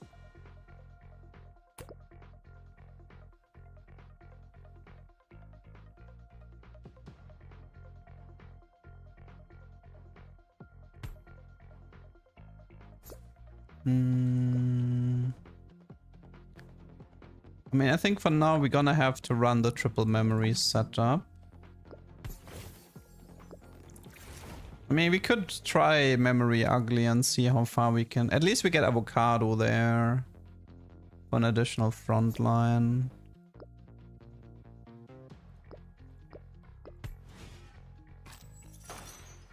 Might be playable from the spot. Now, what in the... Oh, wait, if we play Mamba, then we want... Who's the companion for Mamba again? Come right out with it. Alright, Chilean. So we definitely play her. He's only buffing competition units. Maybe we can just use her because she has an OP battle effect. Now we can either run Kiana or Blade. Let's try Kiana here. Okay, that could be an interesting game. We have 2 5-stars and 4 4-stars, right? Or is this... No, this thing is actually... Oh no, we have 2 blues. Oh, okay, wait. We're gonna have to stuff that buffs Blaster, I think. That's one way to do it. Going for a setup based around Boom Bites is also interesting. Okay, one sec. For 10 seconds after using the active skill, allied range have a 50% chance to fire a bolt. Dealing damage equal... Okay, so we need this guy to be high AD and the other guys to be high attack speed. We have a relic. This goes on him for now.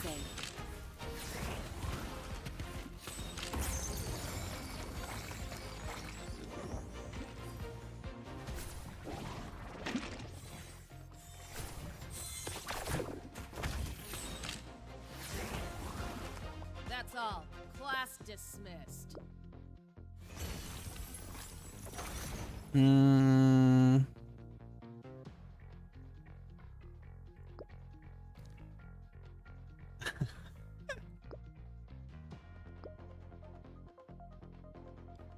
Hello. We go for Blaster. Honestly, Ugly is fine as well. Blaster and Ugly is I'll fine. keep you safe.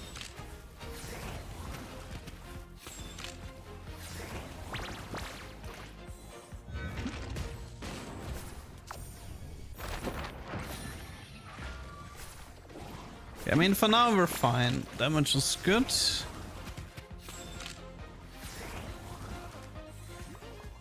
That battle just now, A+. Obtain a physical carry relic, obtain another for every 2 rounds won. That's great. Choose 1 of 4 random containing glory relics and obtain it. Can obtain another one? Nah, I like this one more. It's fine. We can try a boom bite setup maybe. Okay, this goes here. Nothing to worry about. We could also use like power pills for him.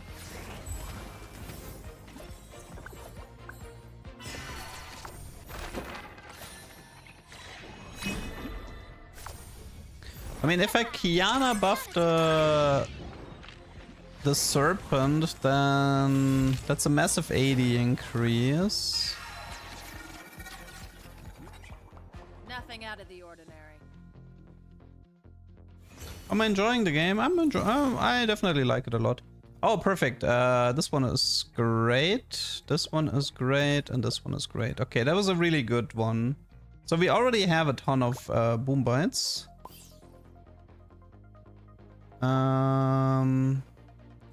We also got. Wait, didn't I? Am I dumb? Shouldn't I have? Okay, whatever. Anything that fits? Okay, this one here. Okay, perfect. Okay, I think backline is fine. I think we're looking at. I mean, we can also do like this for utility right now. And the horse is also not bad here. I like the horse as well. Time for class. Okay, there's a lot of synergy already here. The horse is also good for buffing.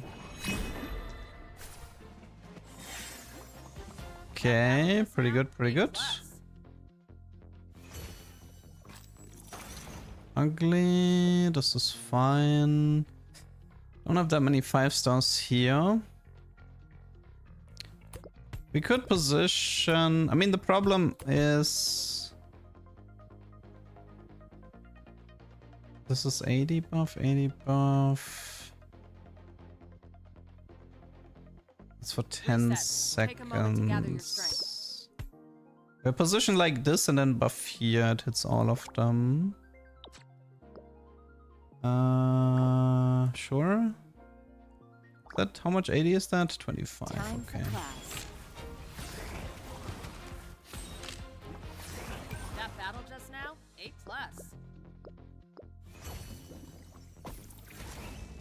Omnivamp is probably for him in case he gets tanked a bit. Increase level. This one should be useful, but we don't have to use that one yet. Memory. It's this one, and this one. It's okay. I wanna keep the popcorn for Nothing a bit. to worry about. And then maybe buff the Mamba with it.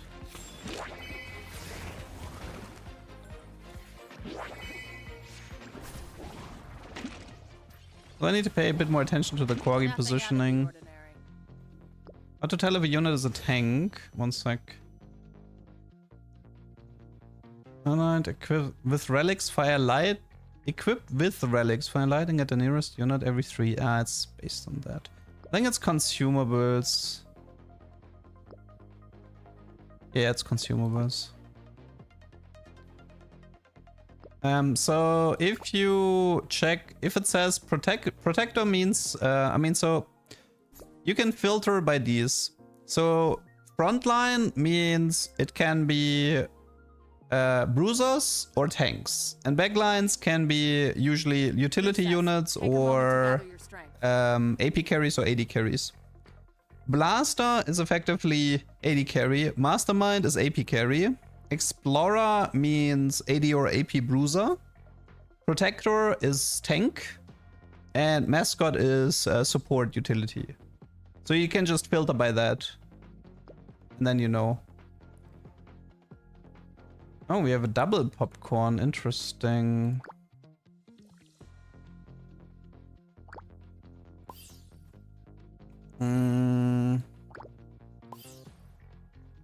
But not the best stuff here. Was a bit weak. I don't need my, I don't need more Omnivamp. Devour. We could do that. 30% of the stats. I mean, he has anti-heal, but it's probably worth. We can also, yeah. Yeah, we can probably devour. So let's lock it for next round. We have another bow here. Nothing to worry about. And we can use one popcorn for the front line now. Although we could do double popcorn here and then devour for a higher AD gain. That's actually fine as well. That's all. Class dismissed. Okay. Oh, gosh darn it! What is the point of the popcorns?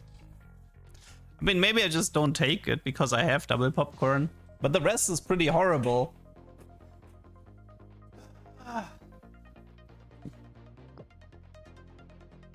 Whatever, I just take it. I guess the popcorn is just useless then. It's stupid. Let's see, we have ugly. We still need change, so we run that guy here for CC. Nothing to worry about.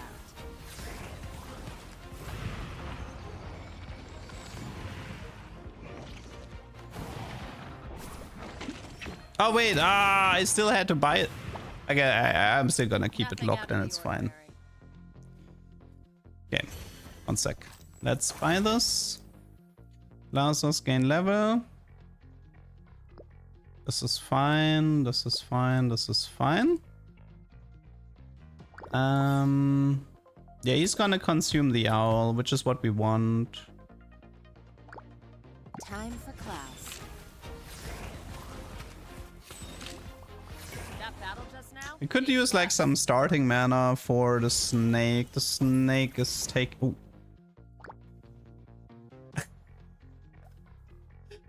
Okay, that's like the fish bones on steroids.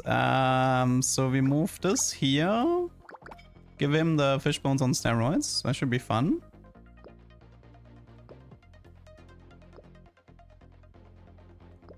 Don't care about Omni. Okay, this one is really good. Everybody gaining AD is nice for me. Okay, let's wait. What do I have here? I have one more pistol. Okay. Time for class.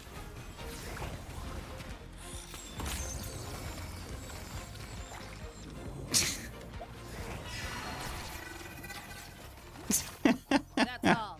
Class That's cute. dismissed. Team stance increase, attack increased by 1. Allied units gain attack and MP equal to 1% max health.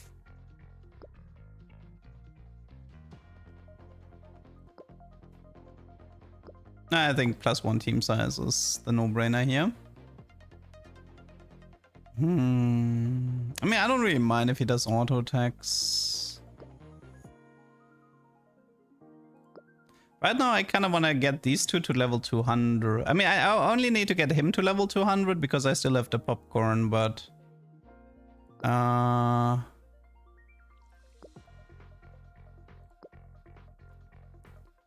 already have Devour. Yeah, right now we should just focus on getting this guy to 200. Could use one more frontliner here. Time for class. Just wrecked the backline like it was nothing. Wow.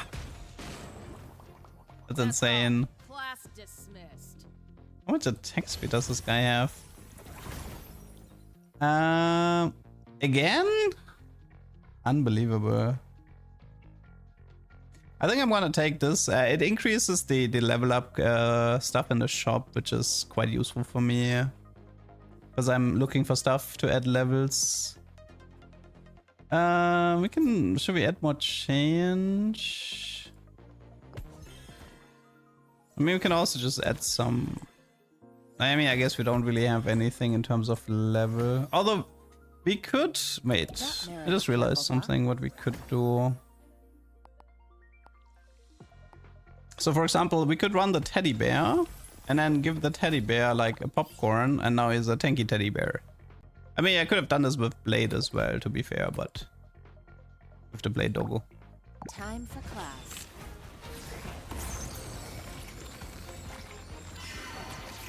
Okay, how much attack speed does this guy have? 3.5. 740, 80. That's all. Class dismissed. I have another gun? Oh no.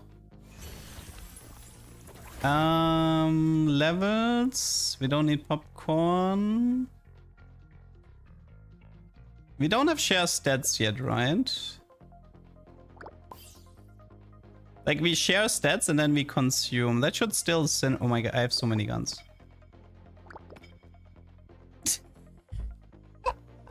How did this happen?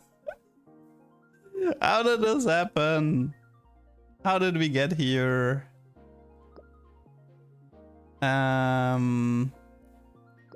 Okay, 200, sweet.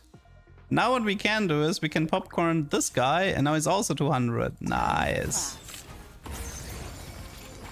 Time to go infinite. How much does he have? 831.80.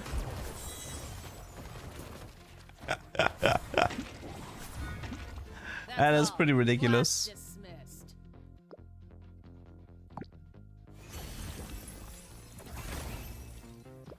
Okay. I want to see one fight with the Kiana on that guy.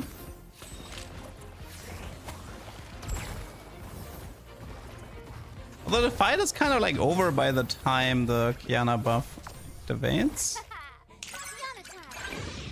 Okay, how much? Nothing out of the ordinary. Looks great. Anything? This one is useful. We can lock this one. Time for class.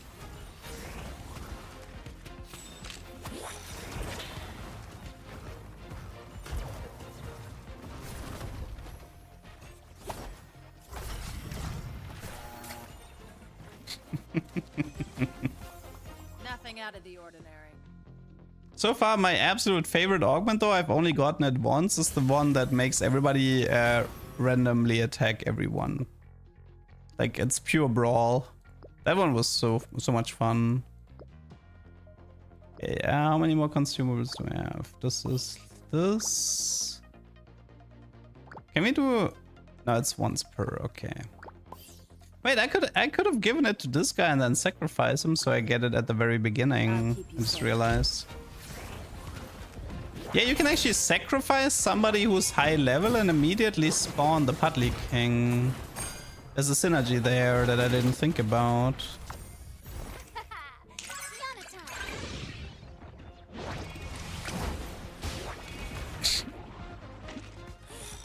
Not even the Ferrari can... it's not even a hero Ferrari.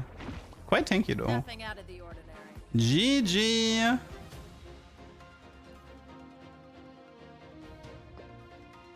Very fun and synergistic build.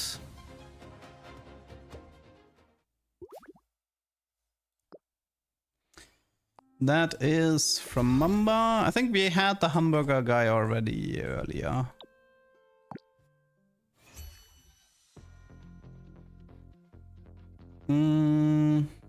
We did Warberry already. What is this again?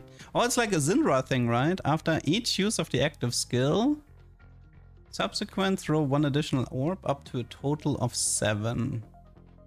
That sounds fun. Let's try it. This is beauty, right? So we probably run Madame. Maybe I should level her a little bit. Oh, I can't level her here. Never mind. Okay. Ari, thanks for the sub, by the way. Okay, this time I guess we can try the vertical beauty. And then hopefully get a lot of beauty stuff. Okay. Time to shine. Yeah, the only issue with beauty is it's like 4 backliners, which means you now need to have a setup that involves a very strong front line. I mean, I guess you could also try finding beauty emblems, and then that way you can get levels into your front line. That's I want to one way to do devour it. you. What I is think it? we want Chilean for mana. Okay. Could try to position like this to buff all of them. It's a bit scary if the opponents have strong abilities. We could try the situation frontline for now. Time to shine. And hope it's enough. Okay, we have a relic. What's the relic? It's a tank. Okay, it's good. That's something we can use right now.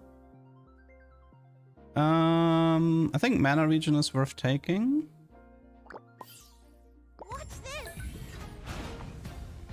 Okay, let's see the ability exactly. Fire 2 orbs at the 2 nearest enemies. After hitting, deal magic damage. Okay, with a splash. So it's kind of like a Syndra Q. After each use of the active skill, subsequent throws. And this is like... Nice one. It's very Syndra-ish. How many masterminds do I have here?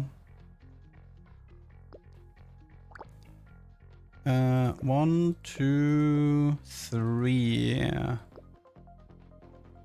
Probably worth taking. Honestly, I think I'm gonna lock this. I want more mana region.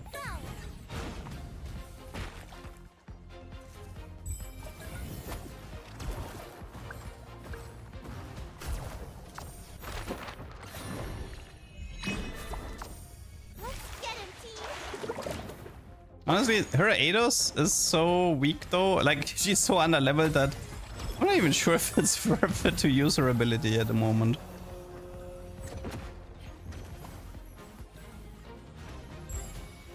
It's a pretty slow animation, all things considered.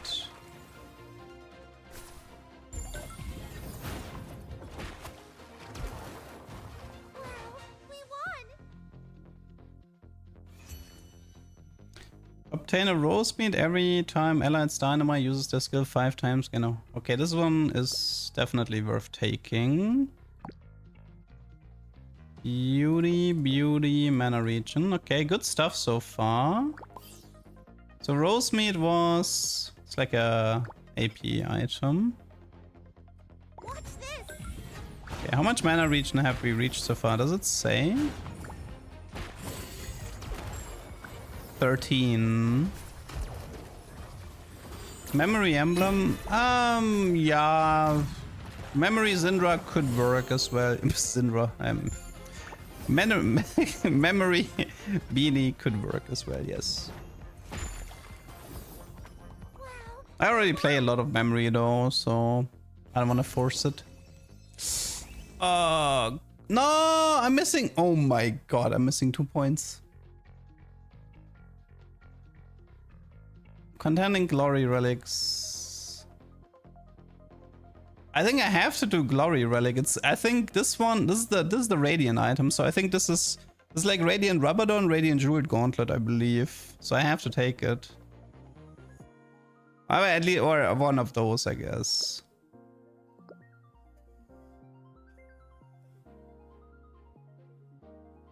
$30 flat mana, 8 mana region, 55 ability power. It's 100 ability plus a multiplier. I think it has to be this one.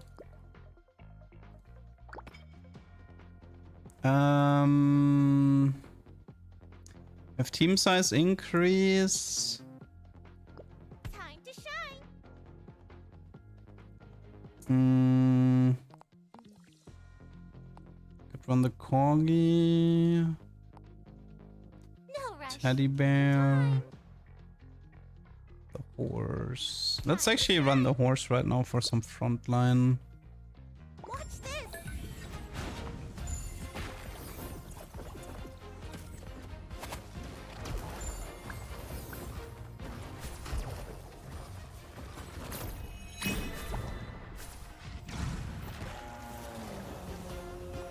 Okay. Wow, we won. Yeah, I feel like the Radiant Jewels and the Radiant Rubber are like way better.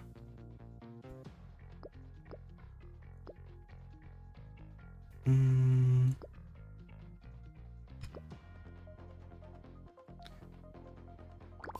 mean, I could technically take this. Wait. Oh no, it's tier 4. Oh my god, I just wasted money. I thought it was blue. No, it's purple. Oh my god, I'm an idiot. I thought it was blue for some reason. Let's go. Alright, whatever. That was not worth it. That was not worth it at all. Ah, it's only purple orb. Okay, that was not that good. Not falling for that one again.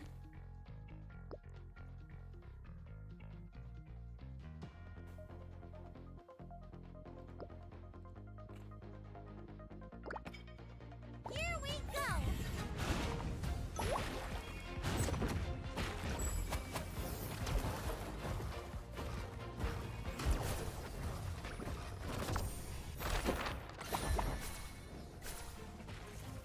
I mean, the damage is there.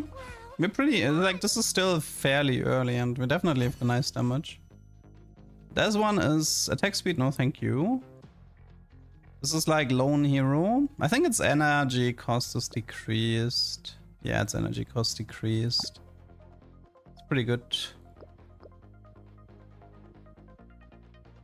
Some defensive items don't hurt. Here we go. Okay, so it's like 2 autos right now per cast.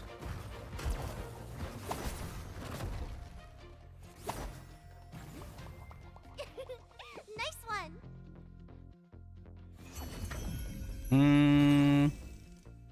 Eidos Resonance. Might be worth taking. I'm gonna take it, because I'm running for beauty anyway. Even though she's like under leveled, it should still be fine. Thinking of doing like a utility setup here in the backline.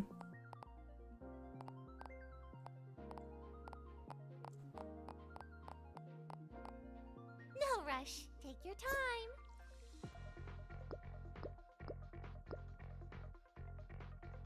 Time to shine.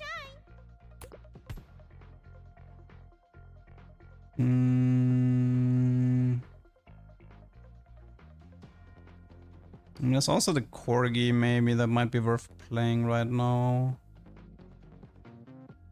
Change Oblivion. Do we care for Oblivion right now? Probably not, right? Yeah, that guy is pretty high level.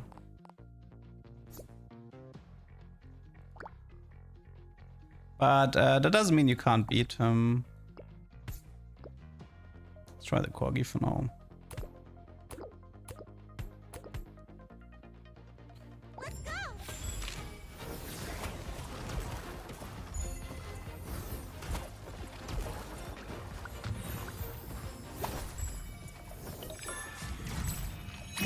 Like higher level just means they have more base stats, right? Like they have more HP, armor, MR, ability power, stuff like this, but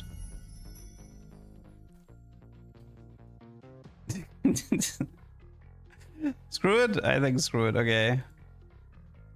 Mana regen. There is an augment or something that buffs the energy drinks, or it might be in the relic shop.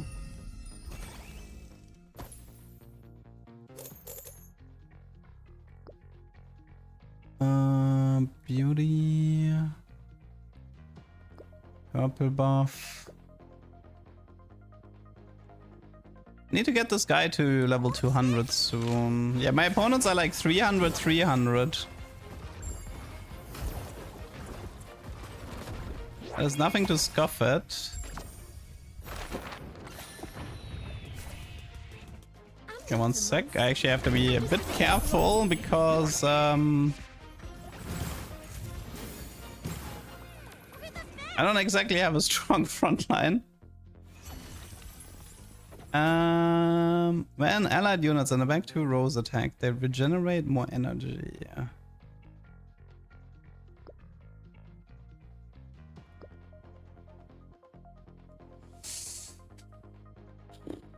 Fine.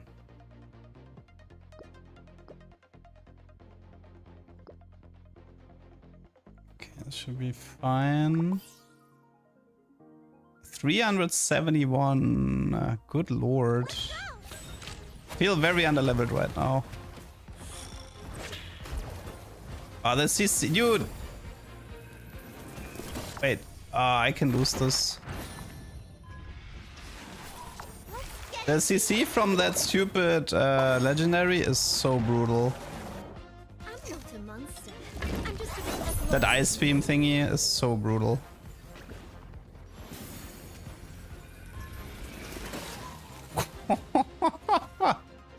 Ah, that was close. Close to comfort. That was a positioning mistake though. Oh, that's a lot of good stuff here. I mean, I can take everything. Yeah, I'll just take everything. Okay, beauty emblems. That should be good at giving these guys levels. Some frontline items here. Anything else? No, that was it, right? We still have +1. I guess I guess I don't need him to be high level. Should position this like this. Okay. Oh, that looks terrifying, especially with the positioning. Dude, what is even happening? Dude, I lost before my Eidos charged because he just perma-ulted my entire team. Okay, well, interesting.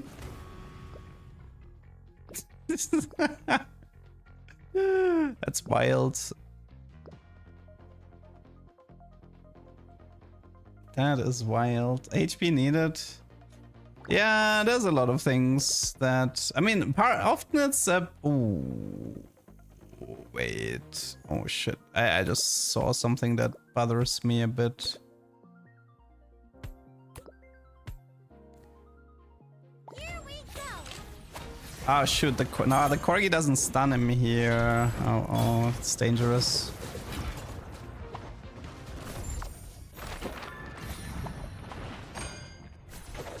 Let's get him, team. And the opponents are getting scary. To monster. I mean, to be fair, I don't have much frontline, but still. Opponents are getting scary.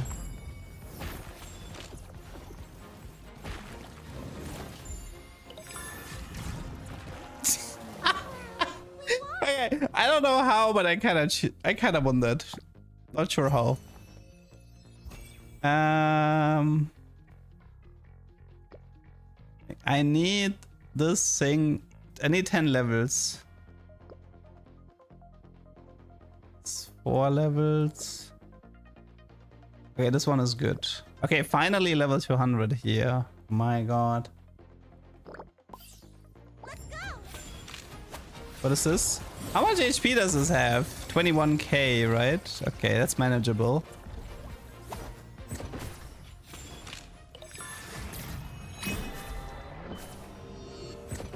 Yeah, he doesn't have like any damage, and we have like infinite scaling damage anyway, so he should never be able to beat me with his board.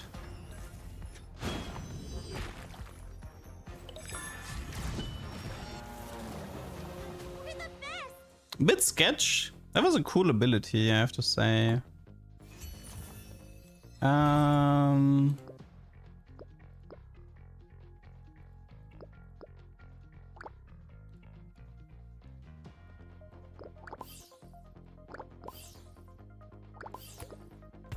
Okay, wait, I think we put the Corgi here to stun him at the beginning, and then...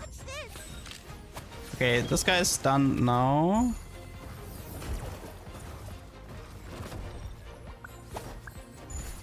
Let's buff mana here.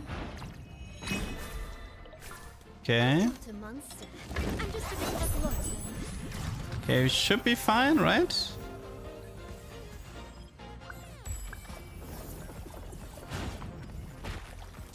Let's get him, team.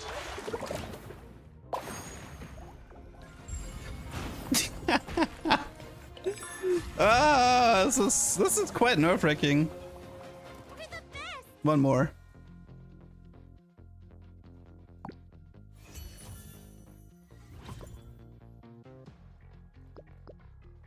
Oh, Omnivamp. Okay. Give me Omnivamp. Now I feel a bit safer.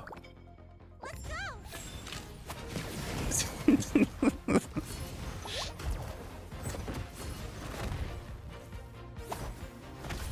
Okay, it's already getting...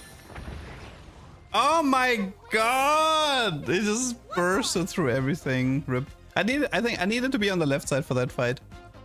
I didn't expect my front line to die before I get my Eidos, so I needed to be left side. It was still fun.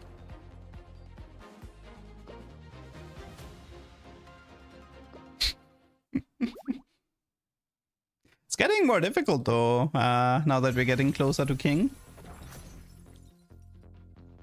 Oh, that one was great. That one was... I mean, this one looked really cool as well.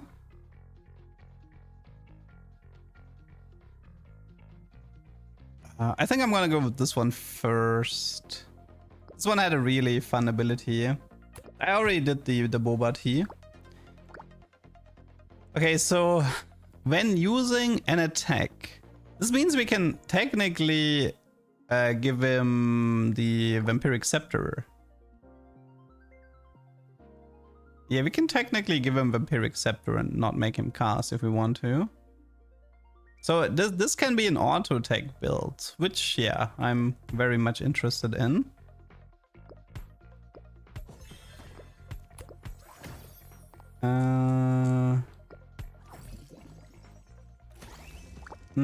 Might be worth to run Hate, but Hate is difficult because it has no backliner, so it's nothing we want right now. I do have a tiny little gluttony. I don't think we need the mana region one for this. Late, Kiana. It's physical damage, right? So Olympia, maybe. Olympia, I could see. Something that gives attack speed would be nice, but the problem is that he only gives attack speed to competition. Oh, is it my turn? May grace shelter. What was this again? Apply freeze.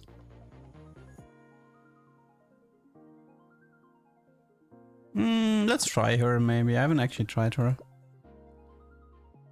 Okay. What is the relic? Spell crit. That goes on this guy for now. May is great for auto attackers. Yeah. Spoken. You smell stinky. Okay, so this is a mastermind bankline.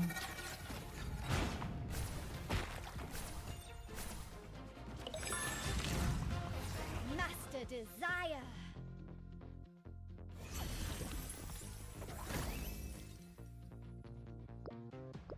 Boombot build could be good. Change, hate. Let's go actually, yeah, let's take this for now.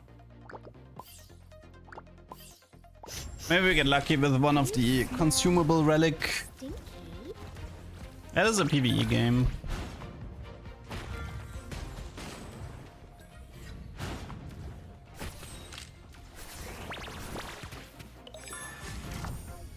Do you hear it?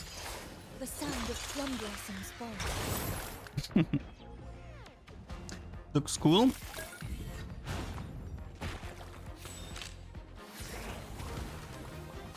Kneel.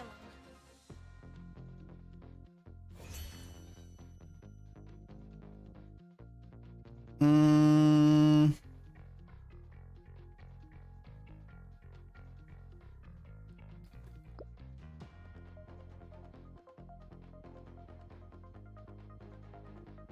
Reality is AP, right? Crit chance. I might actually go with the Royal Signet. Oh no, actually, no, we do Path of Hate for sure. Definitely Path of Hate. Okay, I think Koggy can be hate because he's physical. Guess we get rid of the horse for now and throw Dinner served. activate Starting to hate. fear me.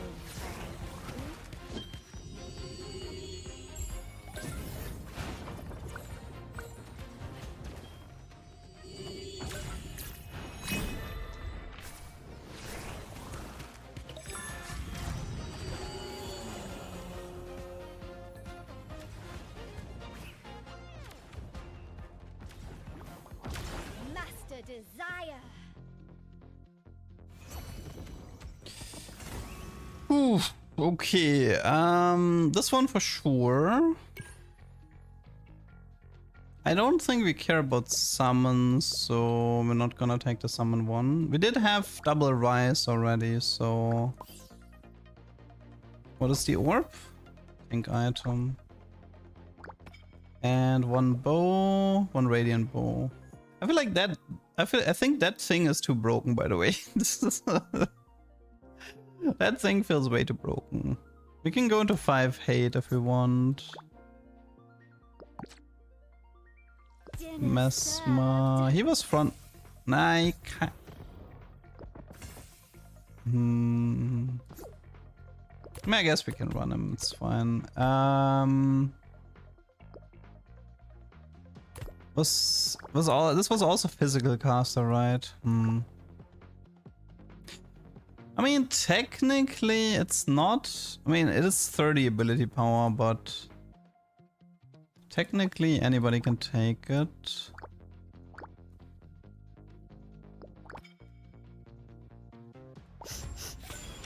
You smell stinky.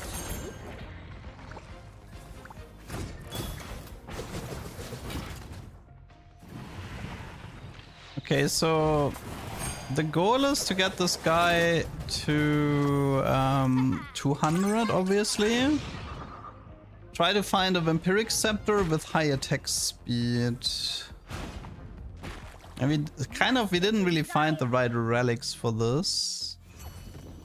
Which set would you consider the worst? 9.5. The Devour. This one is fine. Mastermind should be fine. 8 is good. Okay, reached level 100. Starting to fear me. Master Desire.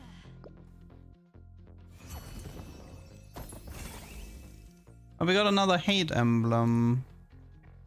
That means we can kick this guy out and run more utility or frontline. This is AP. You're not going anywhere. Let's see, Corgi. Trying to think right now what I want to add here.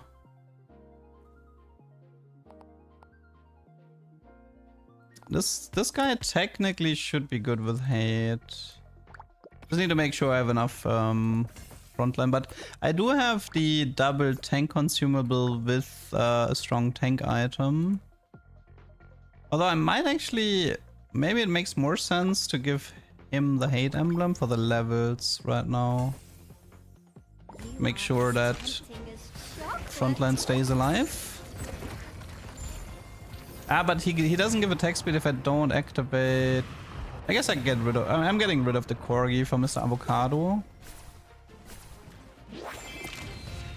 Can make the doggo into hate. Yeah, I don't want to play too much. I mean, do you mean this doggo or do you mean Blade Doggo? Because I'm trying not to play too much Blade Doggo.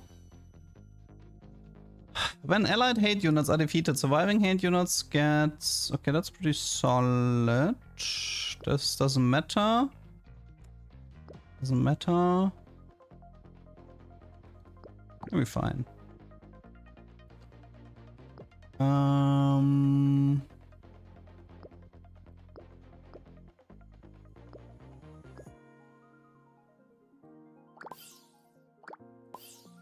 Okay, I think Corgi leaves and we get an avocado in here.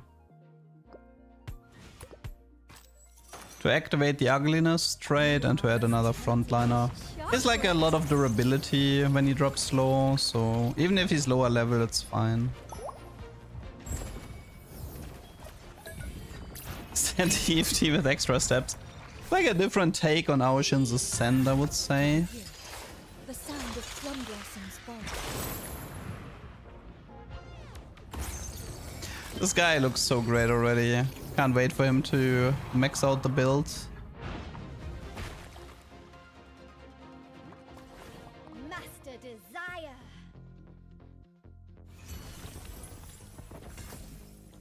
Hate sigils. I don't like this. This is fine. I mean, this is kind of pointless with the hate sigils, to be honest. Because everybody is kind of close to this. Doesn't really like feel worth it. Is this still a hate unit? Oh yeah, the cat. Dinner served. Vertical hate. When an allied anima is defeated, hate get 3% 80. That's 30-80 for each defeated anima. And also, it's another 2. Oh lord. Okay, so anytime a unit dies, every single unit on my board gets like 30-80. And then when any unit dies, they also transfer 2% of the total 80 in attack speed to my team. So yeah, have fun. Have fun dealing with that. You smell.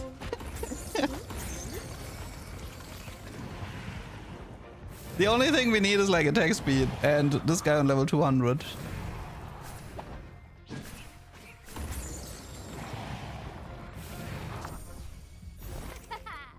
And this is very similar to Aoshin's Ascent, Jason. It's not a PvP game, it's PvE.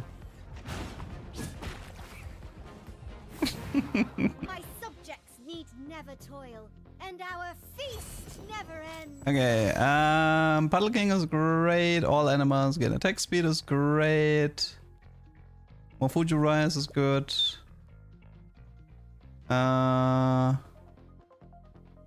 Physical Relic.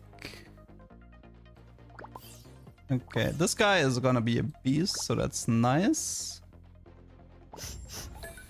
You smell stinky. Visually, this already looks great, loving it. Desire. Ooh, convert 80% of attack and MP to armor and MR. Okay, let's see. 208 armor, 444 MR. 770 MR. Have fun. I mean, we could also give it to this guy to make him tanky, but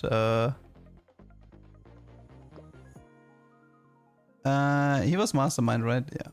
Yeah. This is fine. And this is fine. More attack speed. Okay, this round is crazy.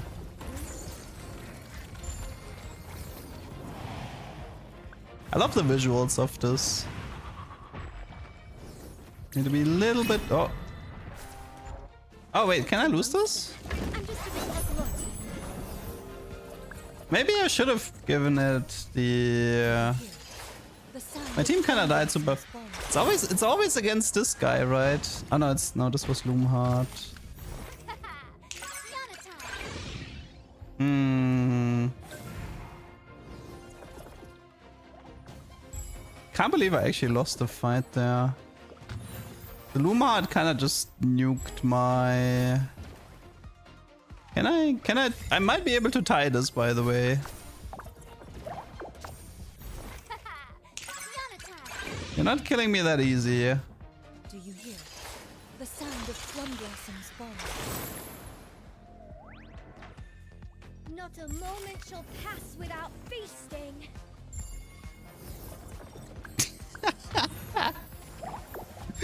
Oh god. I'm not a monster. I'm just a bit like Lottie. That's not looking good. Wait, how much? But shouldn't that guy have like insane 80 or something? No, well he has 1,000 armor MR. But Do you hear the sound of plum blossoms falling? this is awkward. I'm not a He can't kill me, I can't kill him. like Lottie. Why did you not have slow cooker I of our? Okay, maybe it might more. Okay, one sec. Allied units gain attack and MP equal to max health. That one's cool. I like this one. So sniper. This is purple, right? Yeah. Might want to lock this one. Unlock this one. Unlock this one. They're kind of good. Okay, wait. So if I... Let's see. This is 275. And the problem is it converts. That's the issue. You become tanky, but it just converts everything. You smell stinky.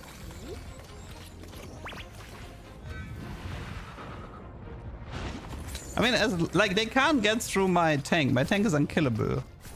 I just need to find a way to protect this guy from dying. And we have an auto win.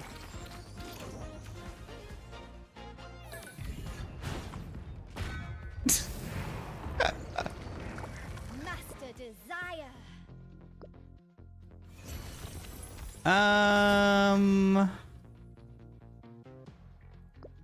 That's fine. Okay. And here it's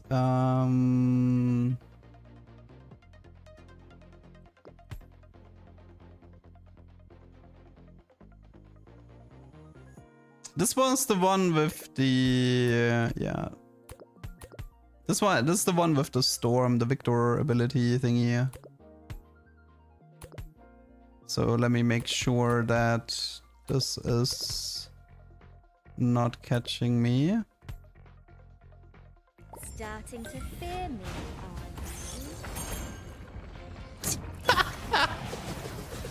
are you? Visually, it's like a 10 out of 10. Visually, this is one of the greatest hero augments, for sure.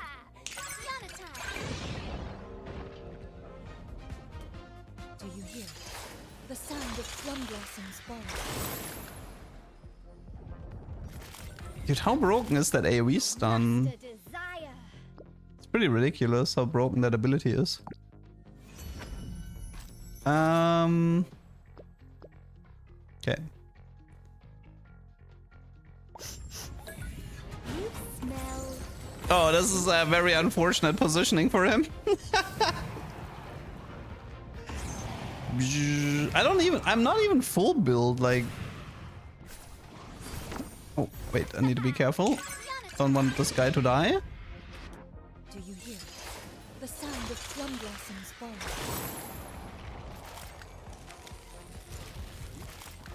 My subjects need never toil. Okay, 3 and more. Our feast never ends. This is fine. Don't need that. I would like physical relic for that guy. Positioning is fine like this, I think. Yeah, should be fine. How much attack speeds does he have, by the way? 3.89. Let's keep his stats open for the fight. 500, 669, 709. Oh, wait 1 sec. Make sure he doesn't die. He's a bit squishy. 1480, 4.46 attack speed.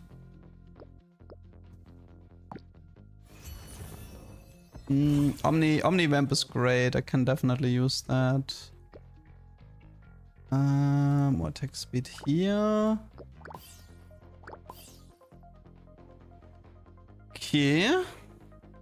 This was the Loomheart guy. That one can be sketch.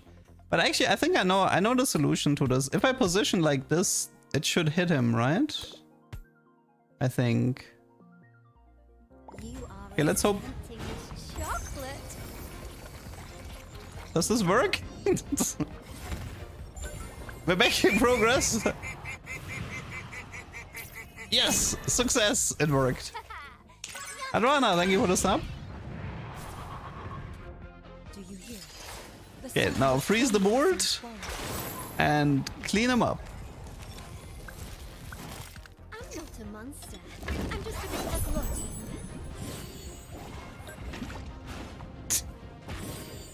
That thing was so tanky. Unbelievable.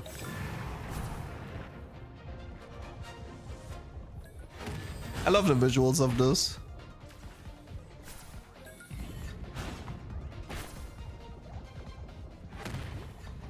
My subjects need never toil, and our feast never ends.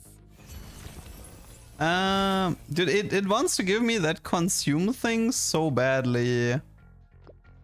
I'm just gonna take it so it stops showing up.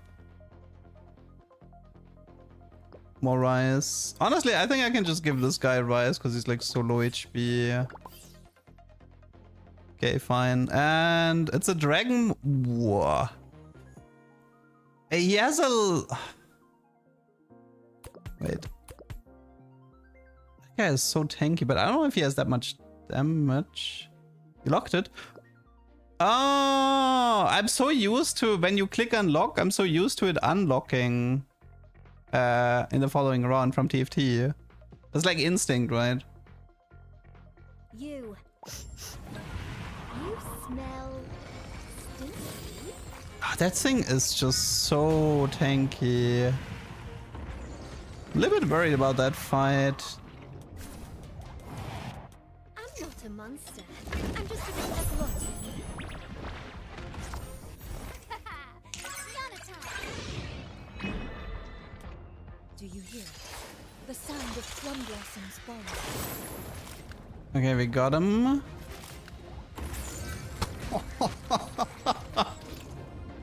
What am I watching here?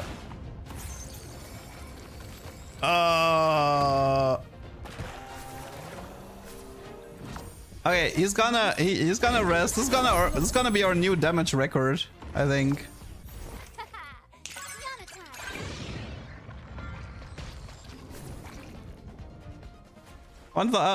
We can do one more. Do you hear it? The sound of plum blossoms falling. Come on, new damage record. 1000 over 150k damage. Nice. And we had like 1.5 items. Impressive. This is a great hero augment. Really liking this one. Queen 1. Almost done with King. Will you stream the game when it releases? I might do uploads for like a third YouTube channel, I think, as a secondary game to TFT.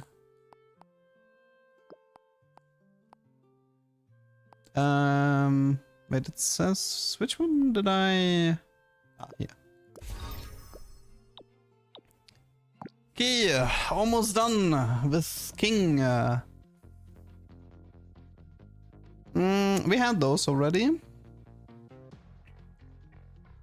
We had those already as well.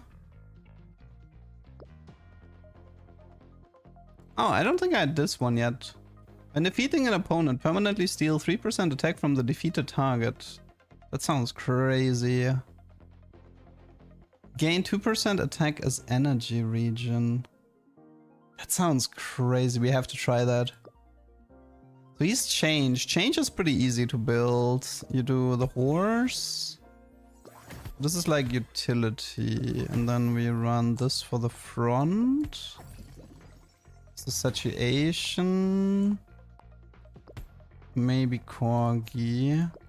So wait, let me check his ability exactly. Active. So 55 mana. Draw 2 cards. Use the skill based on the color. Okay, it's fairly straightforward. So it's kind of like a pure auto attacker in a way. Interesting. Okay, for the Eidos, I think I'm gonna go with mana regen for the utility. What is it? Obviously her. And I mean, we have an auto attacker again, right? So let's do Bei Mei again. The freeze effect was pretty strong to buy time. I think I want to position him like here to protect him. Yeah, should be fine. The only question we have to figure out right now... I mean, we could go deep into Change, right? Yeah, if we wanted to, we can go deep into Change. He is Blaster. Yeah, we have like 2 Blasters. That's gonna be problematic. If Lapis Orb frees opponents for 0.5 when active is used. That's pretty good on the pig. Nothing to worry about.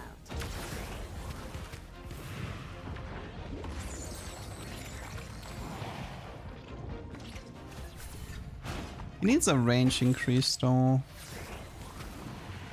Nothing out of the ordinary. Change is fine. Attack speed is fine. Nothing to worry about.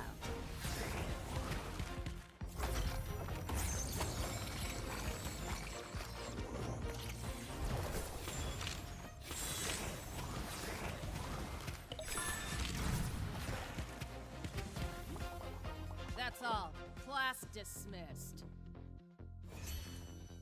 During the preparation... Oh, I mean, well, that's huge synergy, right? Because he literally steals 80. Yeah, that's huge synergy with what we have.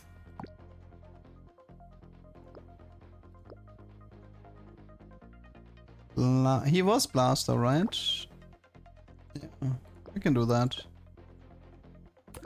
Let's see, if we rush him to level 100, the ratio increases. That's pretty good.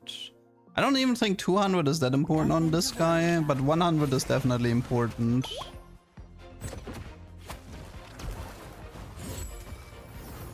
The focus needs to be to get this guy to like 980.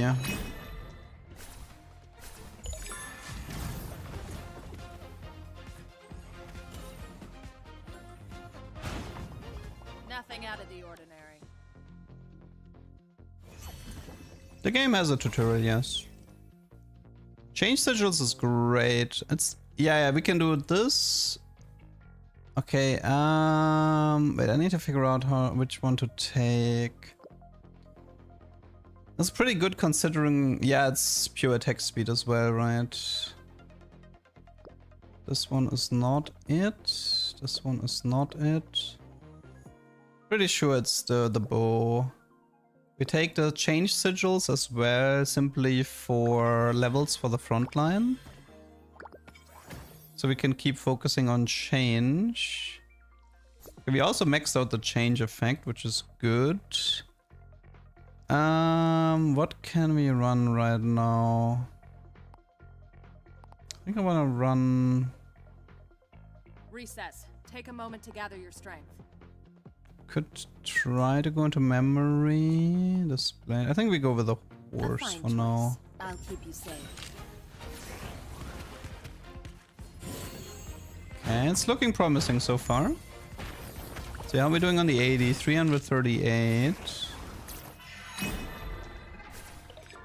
I'm not a monster. I'm just a glutton.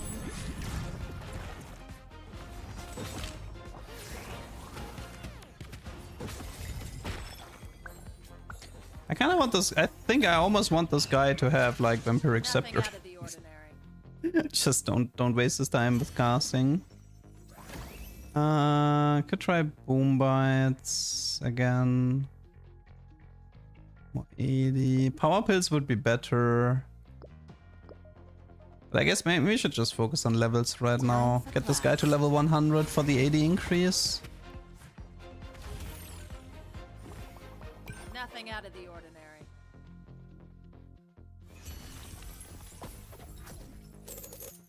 Okay. This is this. Devour is... Problem is, I don't think it counts, right? How does this work? Does this work if it's like during combat? I mean, we can might be able to see. It would maybe. Nah, screw it. Let's just do this. Okay. Time for class. Just focus on levels. It says during prep. Okay. Yeah, it wouldn't make sense that it's only during prep at least.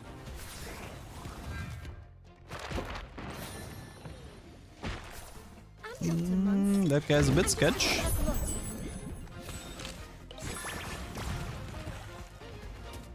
Do you hear the sound of plum blossoms falling? That's a pretty strong ability. AoE CC.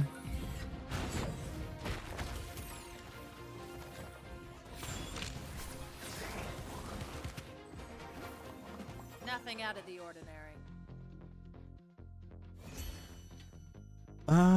The allied unit with the highest level gains MP. No. Everybody has critical strike chance. It's fairly solid. This one is whatever. This one is whatever. Team size increase is pretty good. Do I care for critical strike? I think I preferred +1 for the team size.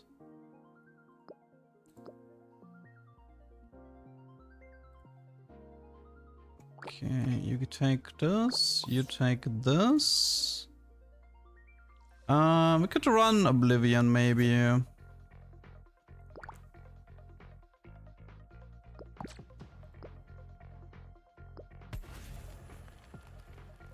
I'll keep you safe.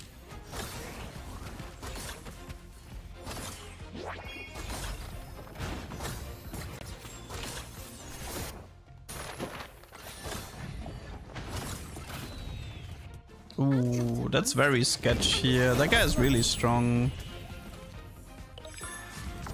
Do you hear the sound of plum blossoms falling?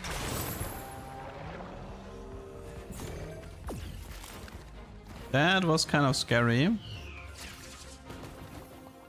That battle just now, A+. Contending relics. This was the Radiant thing, right? Definitely taking that. From those, is it another bow for attack speed? Or another, I mean, pistol is more 80, so I think it's the pistol. This one is fine and this one is fine. Okay. Let's see, what can we add right now? We have Oblivion. We could maybe go into Ugliness. Recess. Take a moment to gather your strength. Do you have another filler frontliner? We have change. A fine choice. Time for class. I'll figure something better out than the monkey. Oh, it's the Boba again. Oh man, that Boba is so OP.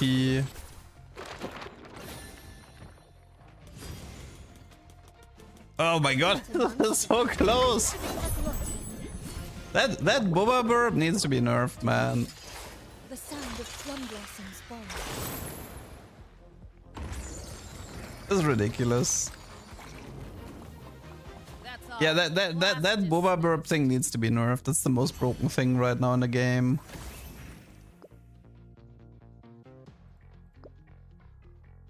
I need levels.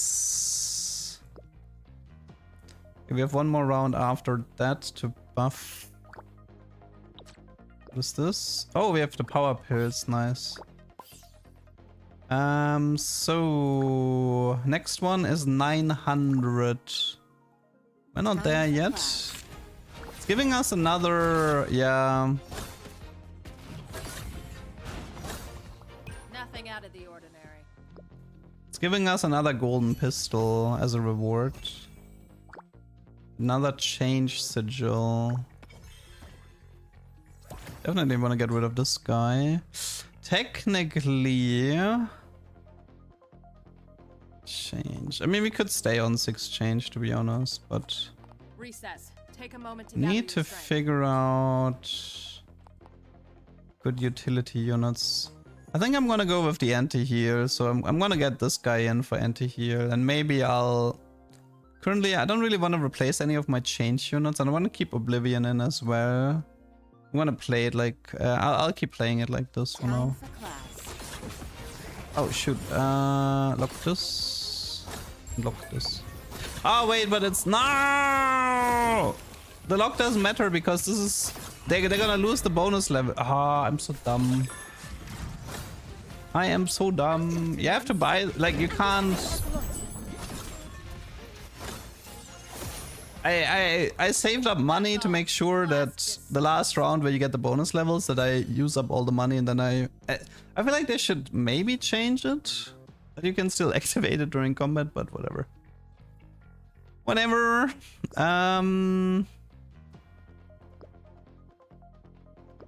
It's team size increase. Okay, well, we lost a few levels now. At least we still managed to get to 200. Omnivamp is useful.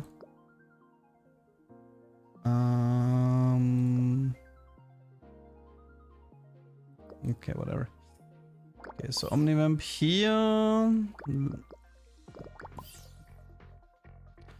Okay, we can run ugliness now, so we should look for Mr. Potato.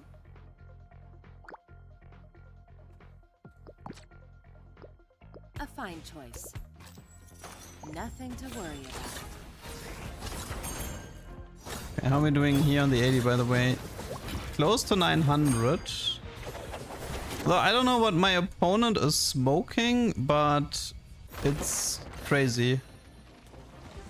I failed in my duty. Dude, he just run, like he just ran me over in like 3 seconds. What is happening?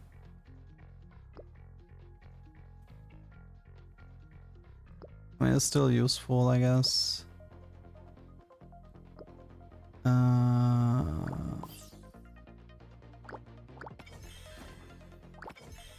Just for the levels. We have one more ugliness to add. Choice. Time for class. It's a parrot again. Oh god, it's almost the same matchup. Okay, but please keep me alive. I'm not a monster. I'm just a bit like Lottie.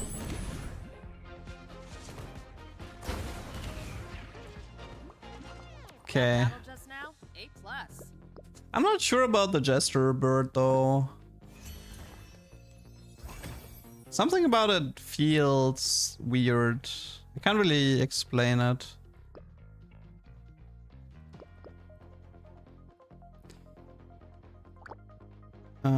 You can take that.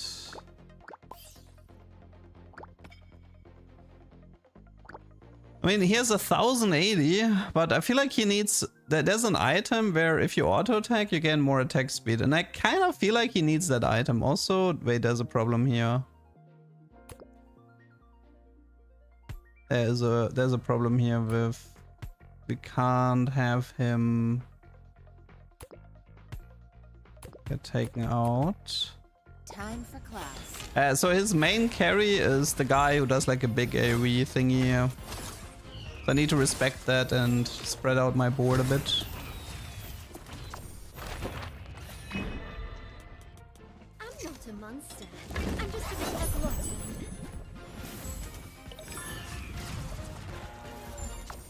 Do you hear it? The sound of plum blossoms falling.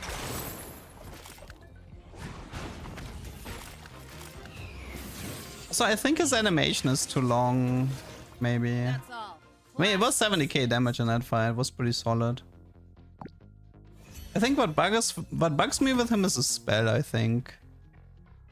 Spell is slow animation. I think I'm actually gonna buy this. But I'm not gonna give it to the Jester. I'm gonna give it to this guy here. And maybe we remove one of... Oh no, she is changed already, never mind. Okay, so this should help a bit. Nothing Let's to worry see. about.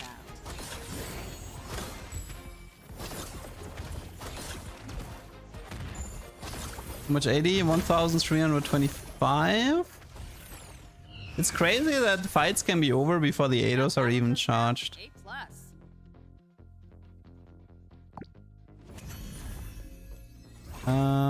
This is fine. This is fine. Was there one more here?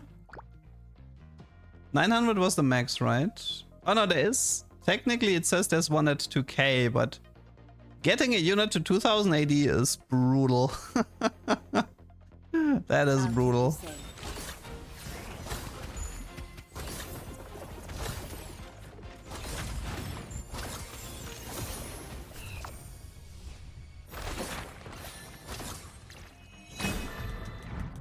I'm not a monster. I'm just a bit of glutton. Do you hear Okay, that guy is kind of tough here. I'm super stuck on the Apollonius. Okay, we kind of got him with AoE somehow.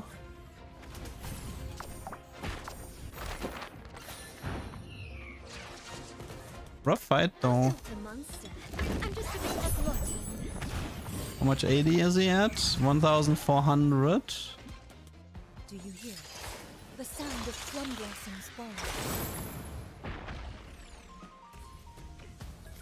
It's like he can have so much attack speed and then he does like this really long wind-up animation to deal less damage. So I think to properly use this guy you need to give him Vampiric Scepter with Ginzos. I'm not a monster. I'm just a bit of glutton. Like I literally think if you can make him not cast, he would be stronger.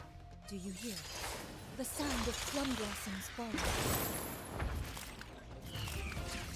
Or you make him more into a caster instead of an auto attacker. That's the alternative. Nothing out of the ordinary. Okay, one more fight. Change. Do we want anybody else to cast multiple times? Sure.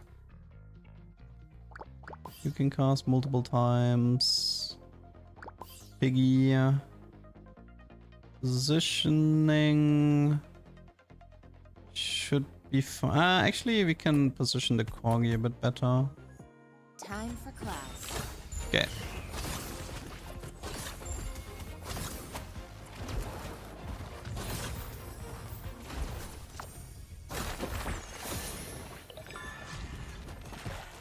Oh, that guy is strong. I'm just a bit of glutton.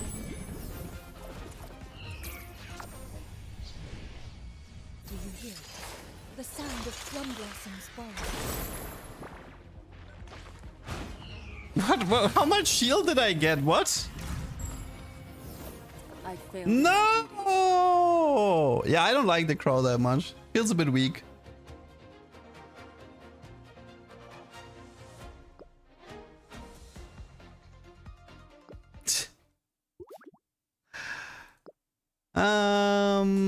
Let's see. Where was it?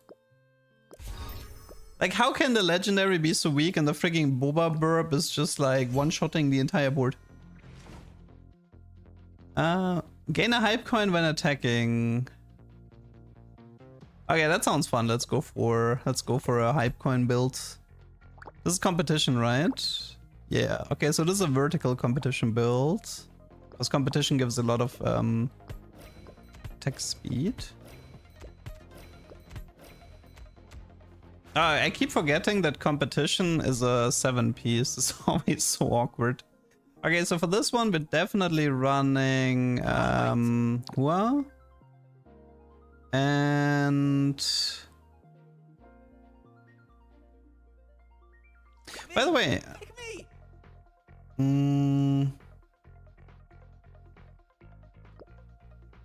no, never mind.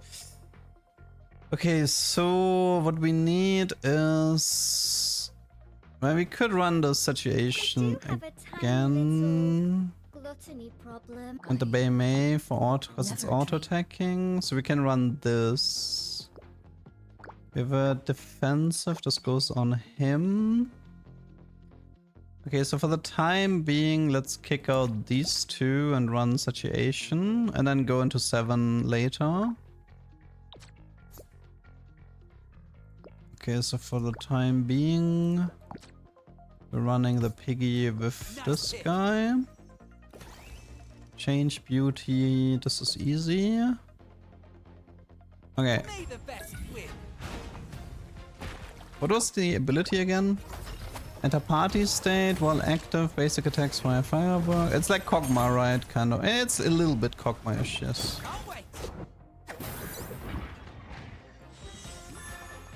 Okay. Competition, boom attack speed, boom attack speed. Let's try a new strategy.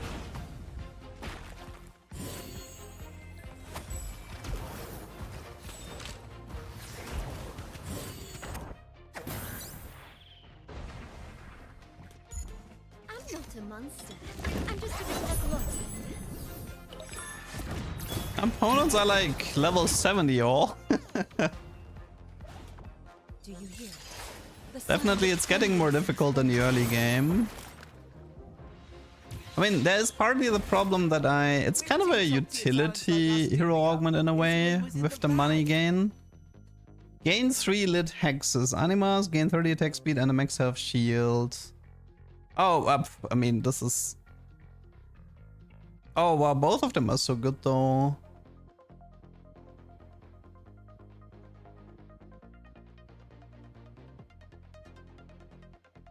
I'm kind of leaning for the second one.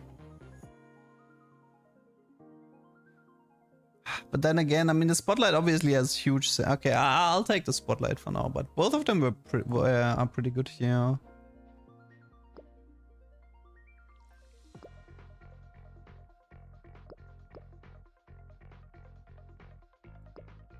Okay.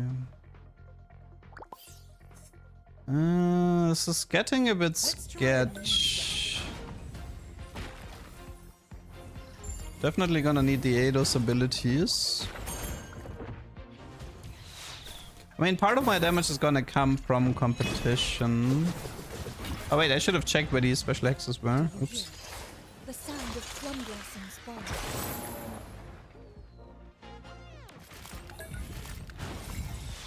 It's like Gambler's Blade. Do I have to individually pick? No, it auto picks them up, right? Yeah. Competition sigil is great. Team size is great. Don't care about the others. Okay, competition sigil. That means we go vertical on the competition.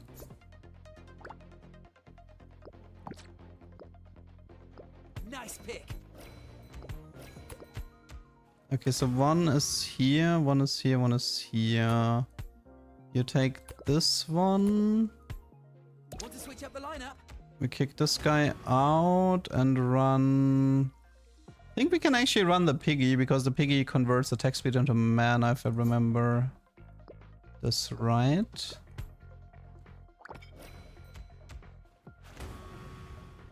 Okay, that's 7 competition. Situation is currently not active. This is fine. May the best win.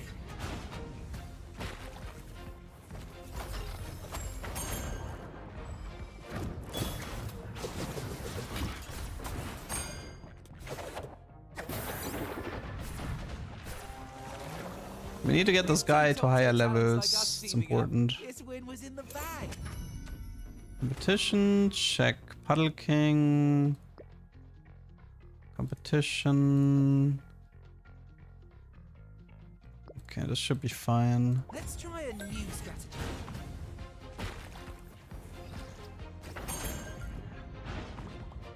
Gold Orb. That was a match.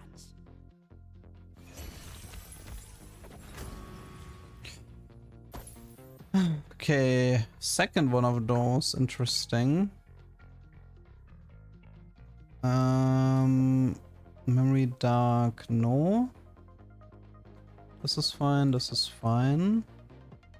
I mean, the way I could technically play it is I could wait for the next relic round, hope that it has a thing that increases the level consumables, and then just go hard after. 268 already, good lord. Means, wait, doesn't that mean he has the double? Is he a star anima? No, right? No, it's not. I'm not a monster. If he would double revive here, that would be quite annoying. Oh no, he is star anima. He will double revive. Oh, I guess it's more money for me. Not a bad showing, right? If anima on lit hex have 2 relics, they gain a contending. They gain a random. Oh, okay. I mean, that's pretty good. Okay, all of those are good. Let's try it. Only issue is we have like no relics for this guy. We can try fishing for some though.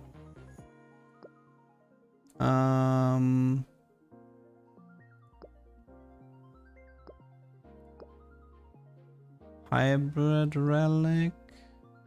I mean, there's a relic round coming if I'm not mistaken. So let's actually. Can we? Okay. I don't actually know if I can handle that guy. But I don't know if I can handle him if I spend money. I think I might just lose to this guy. We'll see.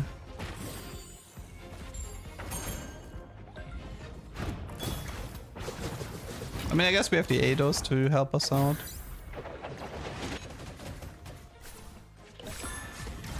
Yeah, okay, he's stuck on the Ferrari. Guess we're fine. Whew. Not a bad showing, right? Okay, relic round. Yeah, this is the one I wanted.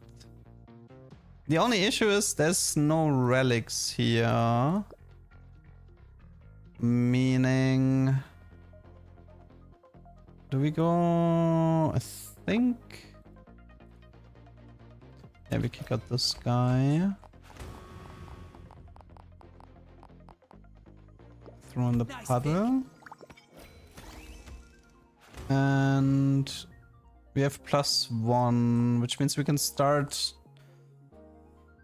There's ugliness if I wanted, but. Let me work out my next play.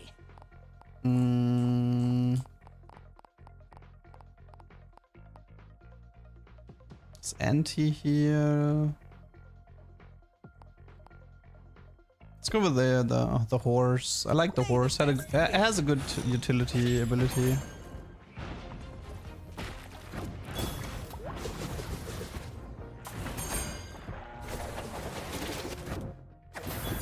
You need to find items, even if it's like lower tier items.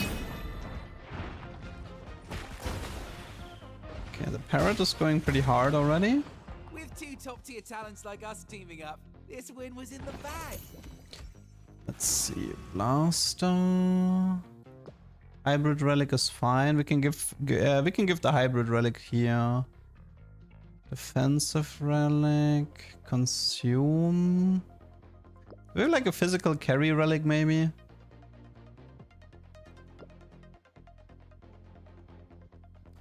I mean, we kind of want to spend the money for levels right now.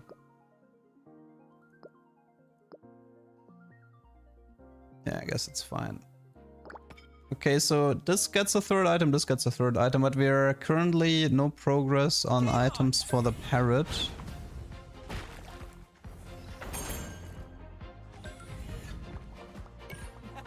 I mean, I could put one of the defensive items on the parrot together with the...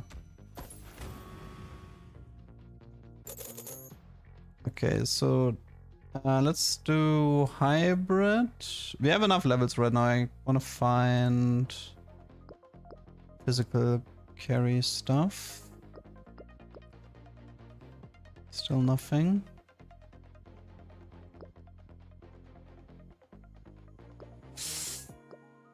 Okay, let's just do double hybrid relic for the time being. What is this? I feel like it's always the hammer for some reason. Game on!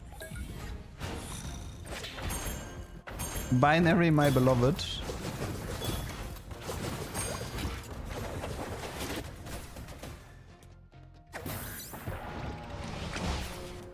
I'm not a monster. I'm just a bit of rotten.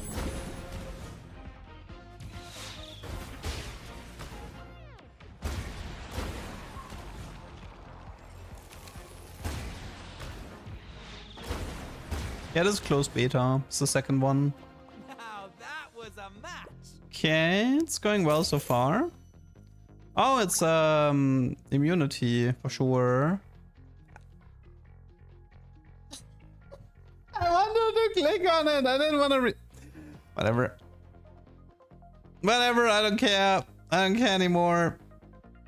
Mr. Duck, what is this? Well, I've been streaming for a long time and my brain is tired. Leave me alone. Okay, wait, we can take this one anyway, right? Considering we spend so much. It's fine. Not a problem. It's a pretty big AD steroid. It's actually a pretty big AD steroid here. From 336 to 536. Oh, the game is Nexus Anima. It's like a Honkai TFT thingy. Can we find like a physical? Okay, thank you. Good lord. Okay, bow is good.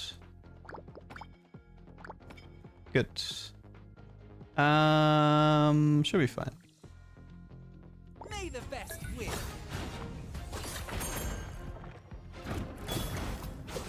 Ooh, got Noctumbrad, but I have Omnivamps, so we might be fine. Yeah, we're fine.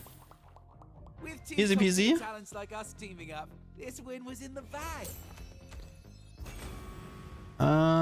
This one is great. Love this one. This is. I feel like this is a must take.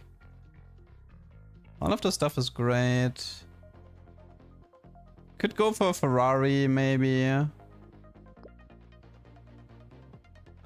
This one is fine. I think we did this one already though. We could technically take this one. Just so we get it like for the completion. We kind of like cheesing it in a way. We can finish competition as well. Get ready to see what he can really do. Okay, this is 9 competition now. What is this? Swords. So I mean, this stuff is pretty whatever. You can have this stuff. I don't really care.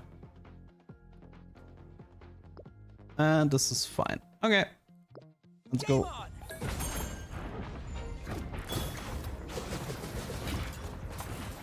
I like this though. This is a cool hero augment. Like, it's always fun to have like additional gold to work around, to play with.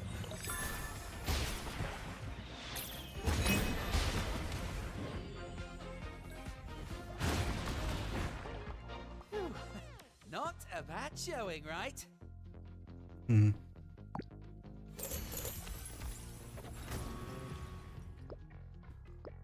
Okay. Multicast, don't care. Everybody attack speed is fine. Levels is fine. Let's go. Game on!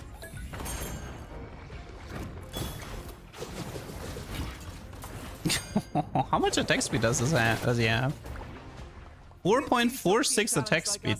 Good lord. This win was in the bag. Need more physical 80. I can try finding one more. I mean, we have a lot of money, so finding one shouldn't be that difficult. There we go. This is fine. This is fine. You can take this. You can take this. You can take this. Okay. Game on! 5.3 attacks. Wow.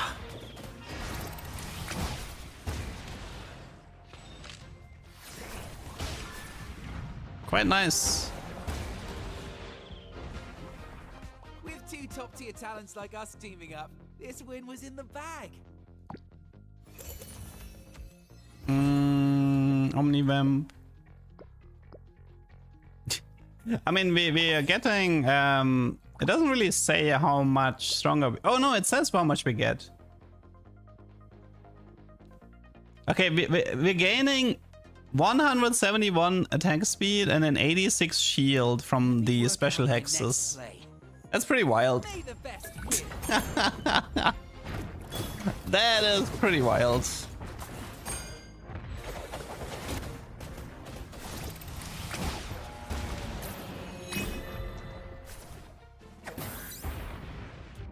I'm not a monster. I'm just a bit glutton. And the items could even be a bit better. Do you hear it?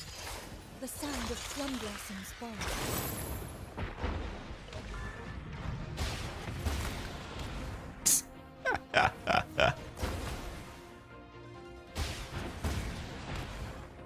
The amount of money we're printing. I feel like this is like Shadow Clone Nar all over again. Not a bad showing, right? Okay, physical item. Physical I-80. This is fine. Okay. Oh, another bow. Honestly though. Oh wait, I have one more item here as well. Okay, final fight.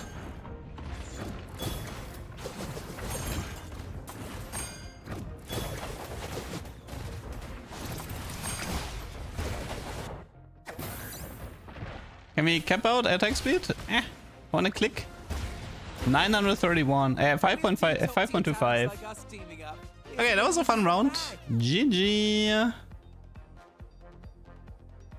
Star Anima attack speed reaches 5.0. Aura, aura, aura.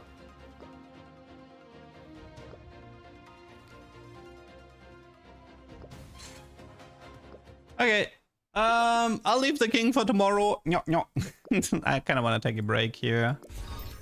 Do we have enough for a pull by chance? Okay, what do we have here? Events. Complete Apex Club. Ah, we can do one more legendary here. It's fine.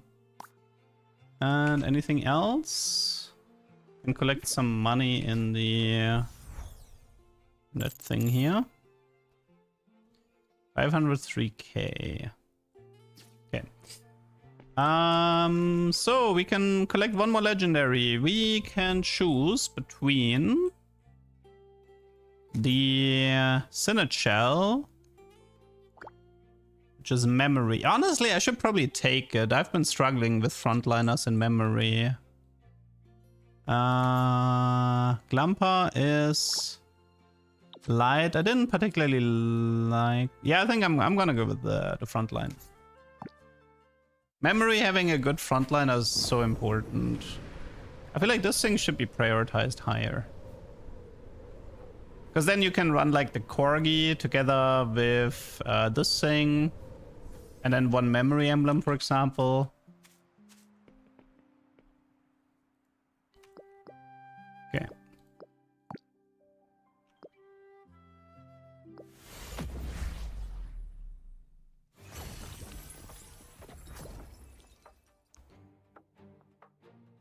I think this was. Oh yeah, this was a different. I think I remember trying testing something here.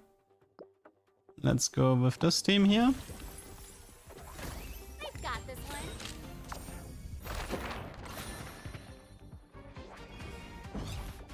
I'm not a monster. I'm just a You can do friend battles, but that's. I think friend battles is the only PvP you're gonna get in this game.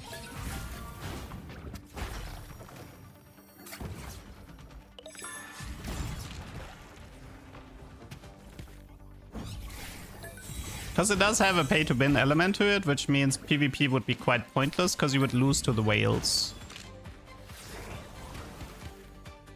Because they can max out their ADOS and they can max out their legendaries, which gives them a significant advantage.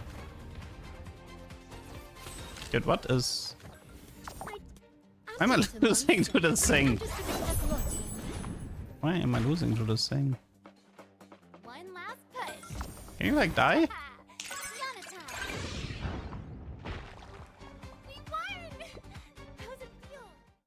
It's not a TFT replacement, I would say it's a alternative. If you're like tired and you want to do something different. If you have a bad patch and you want to escape. Okay, that's our memory frontliner. Nice, nice.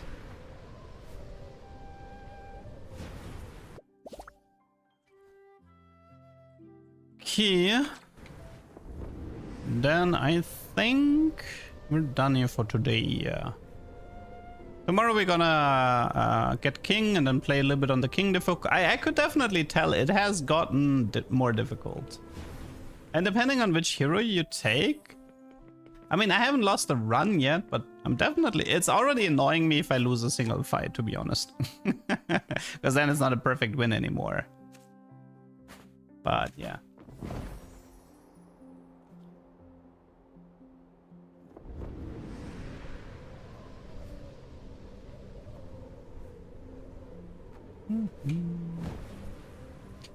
But yeah, okie dokie, I'm gonna call it here for today, and we are gonna continue with more Apex runs tomorrow. Hope you had fun, and yeah, have a good one. Bye bye.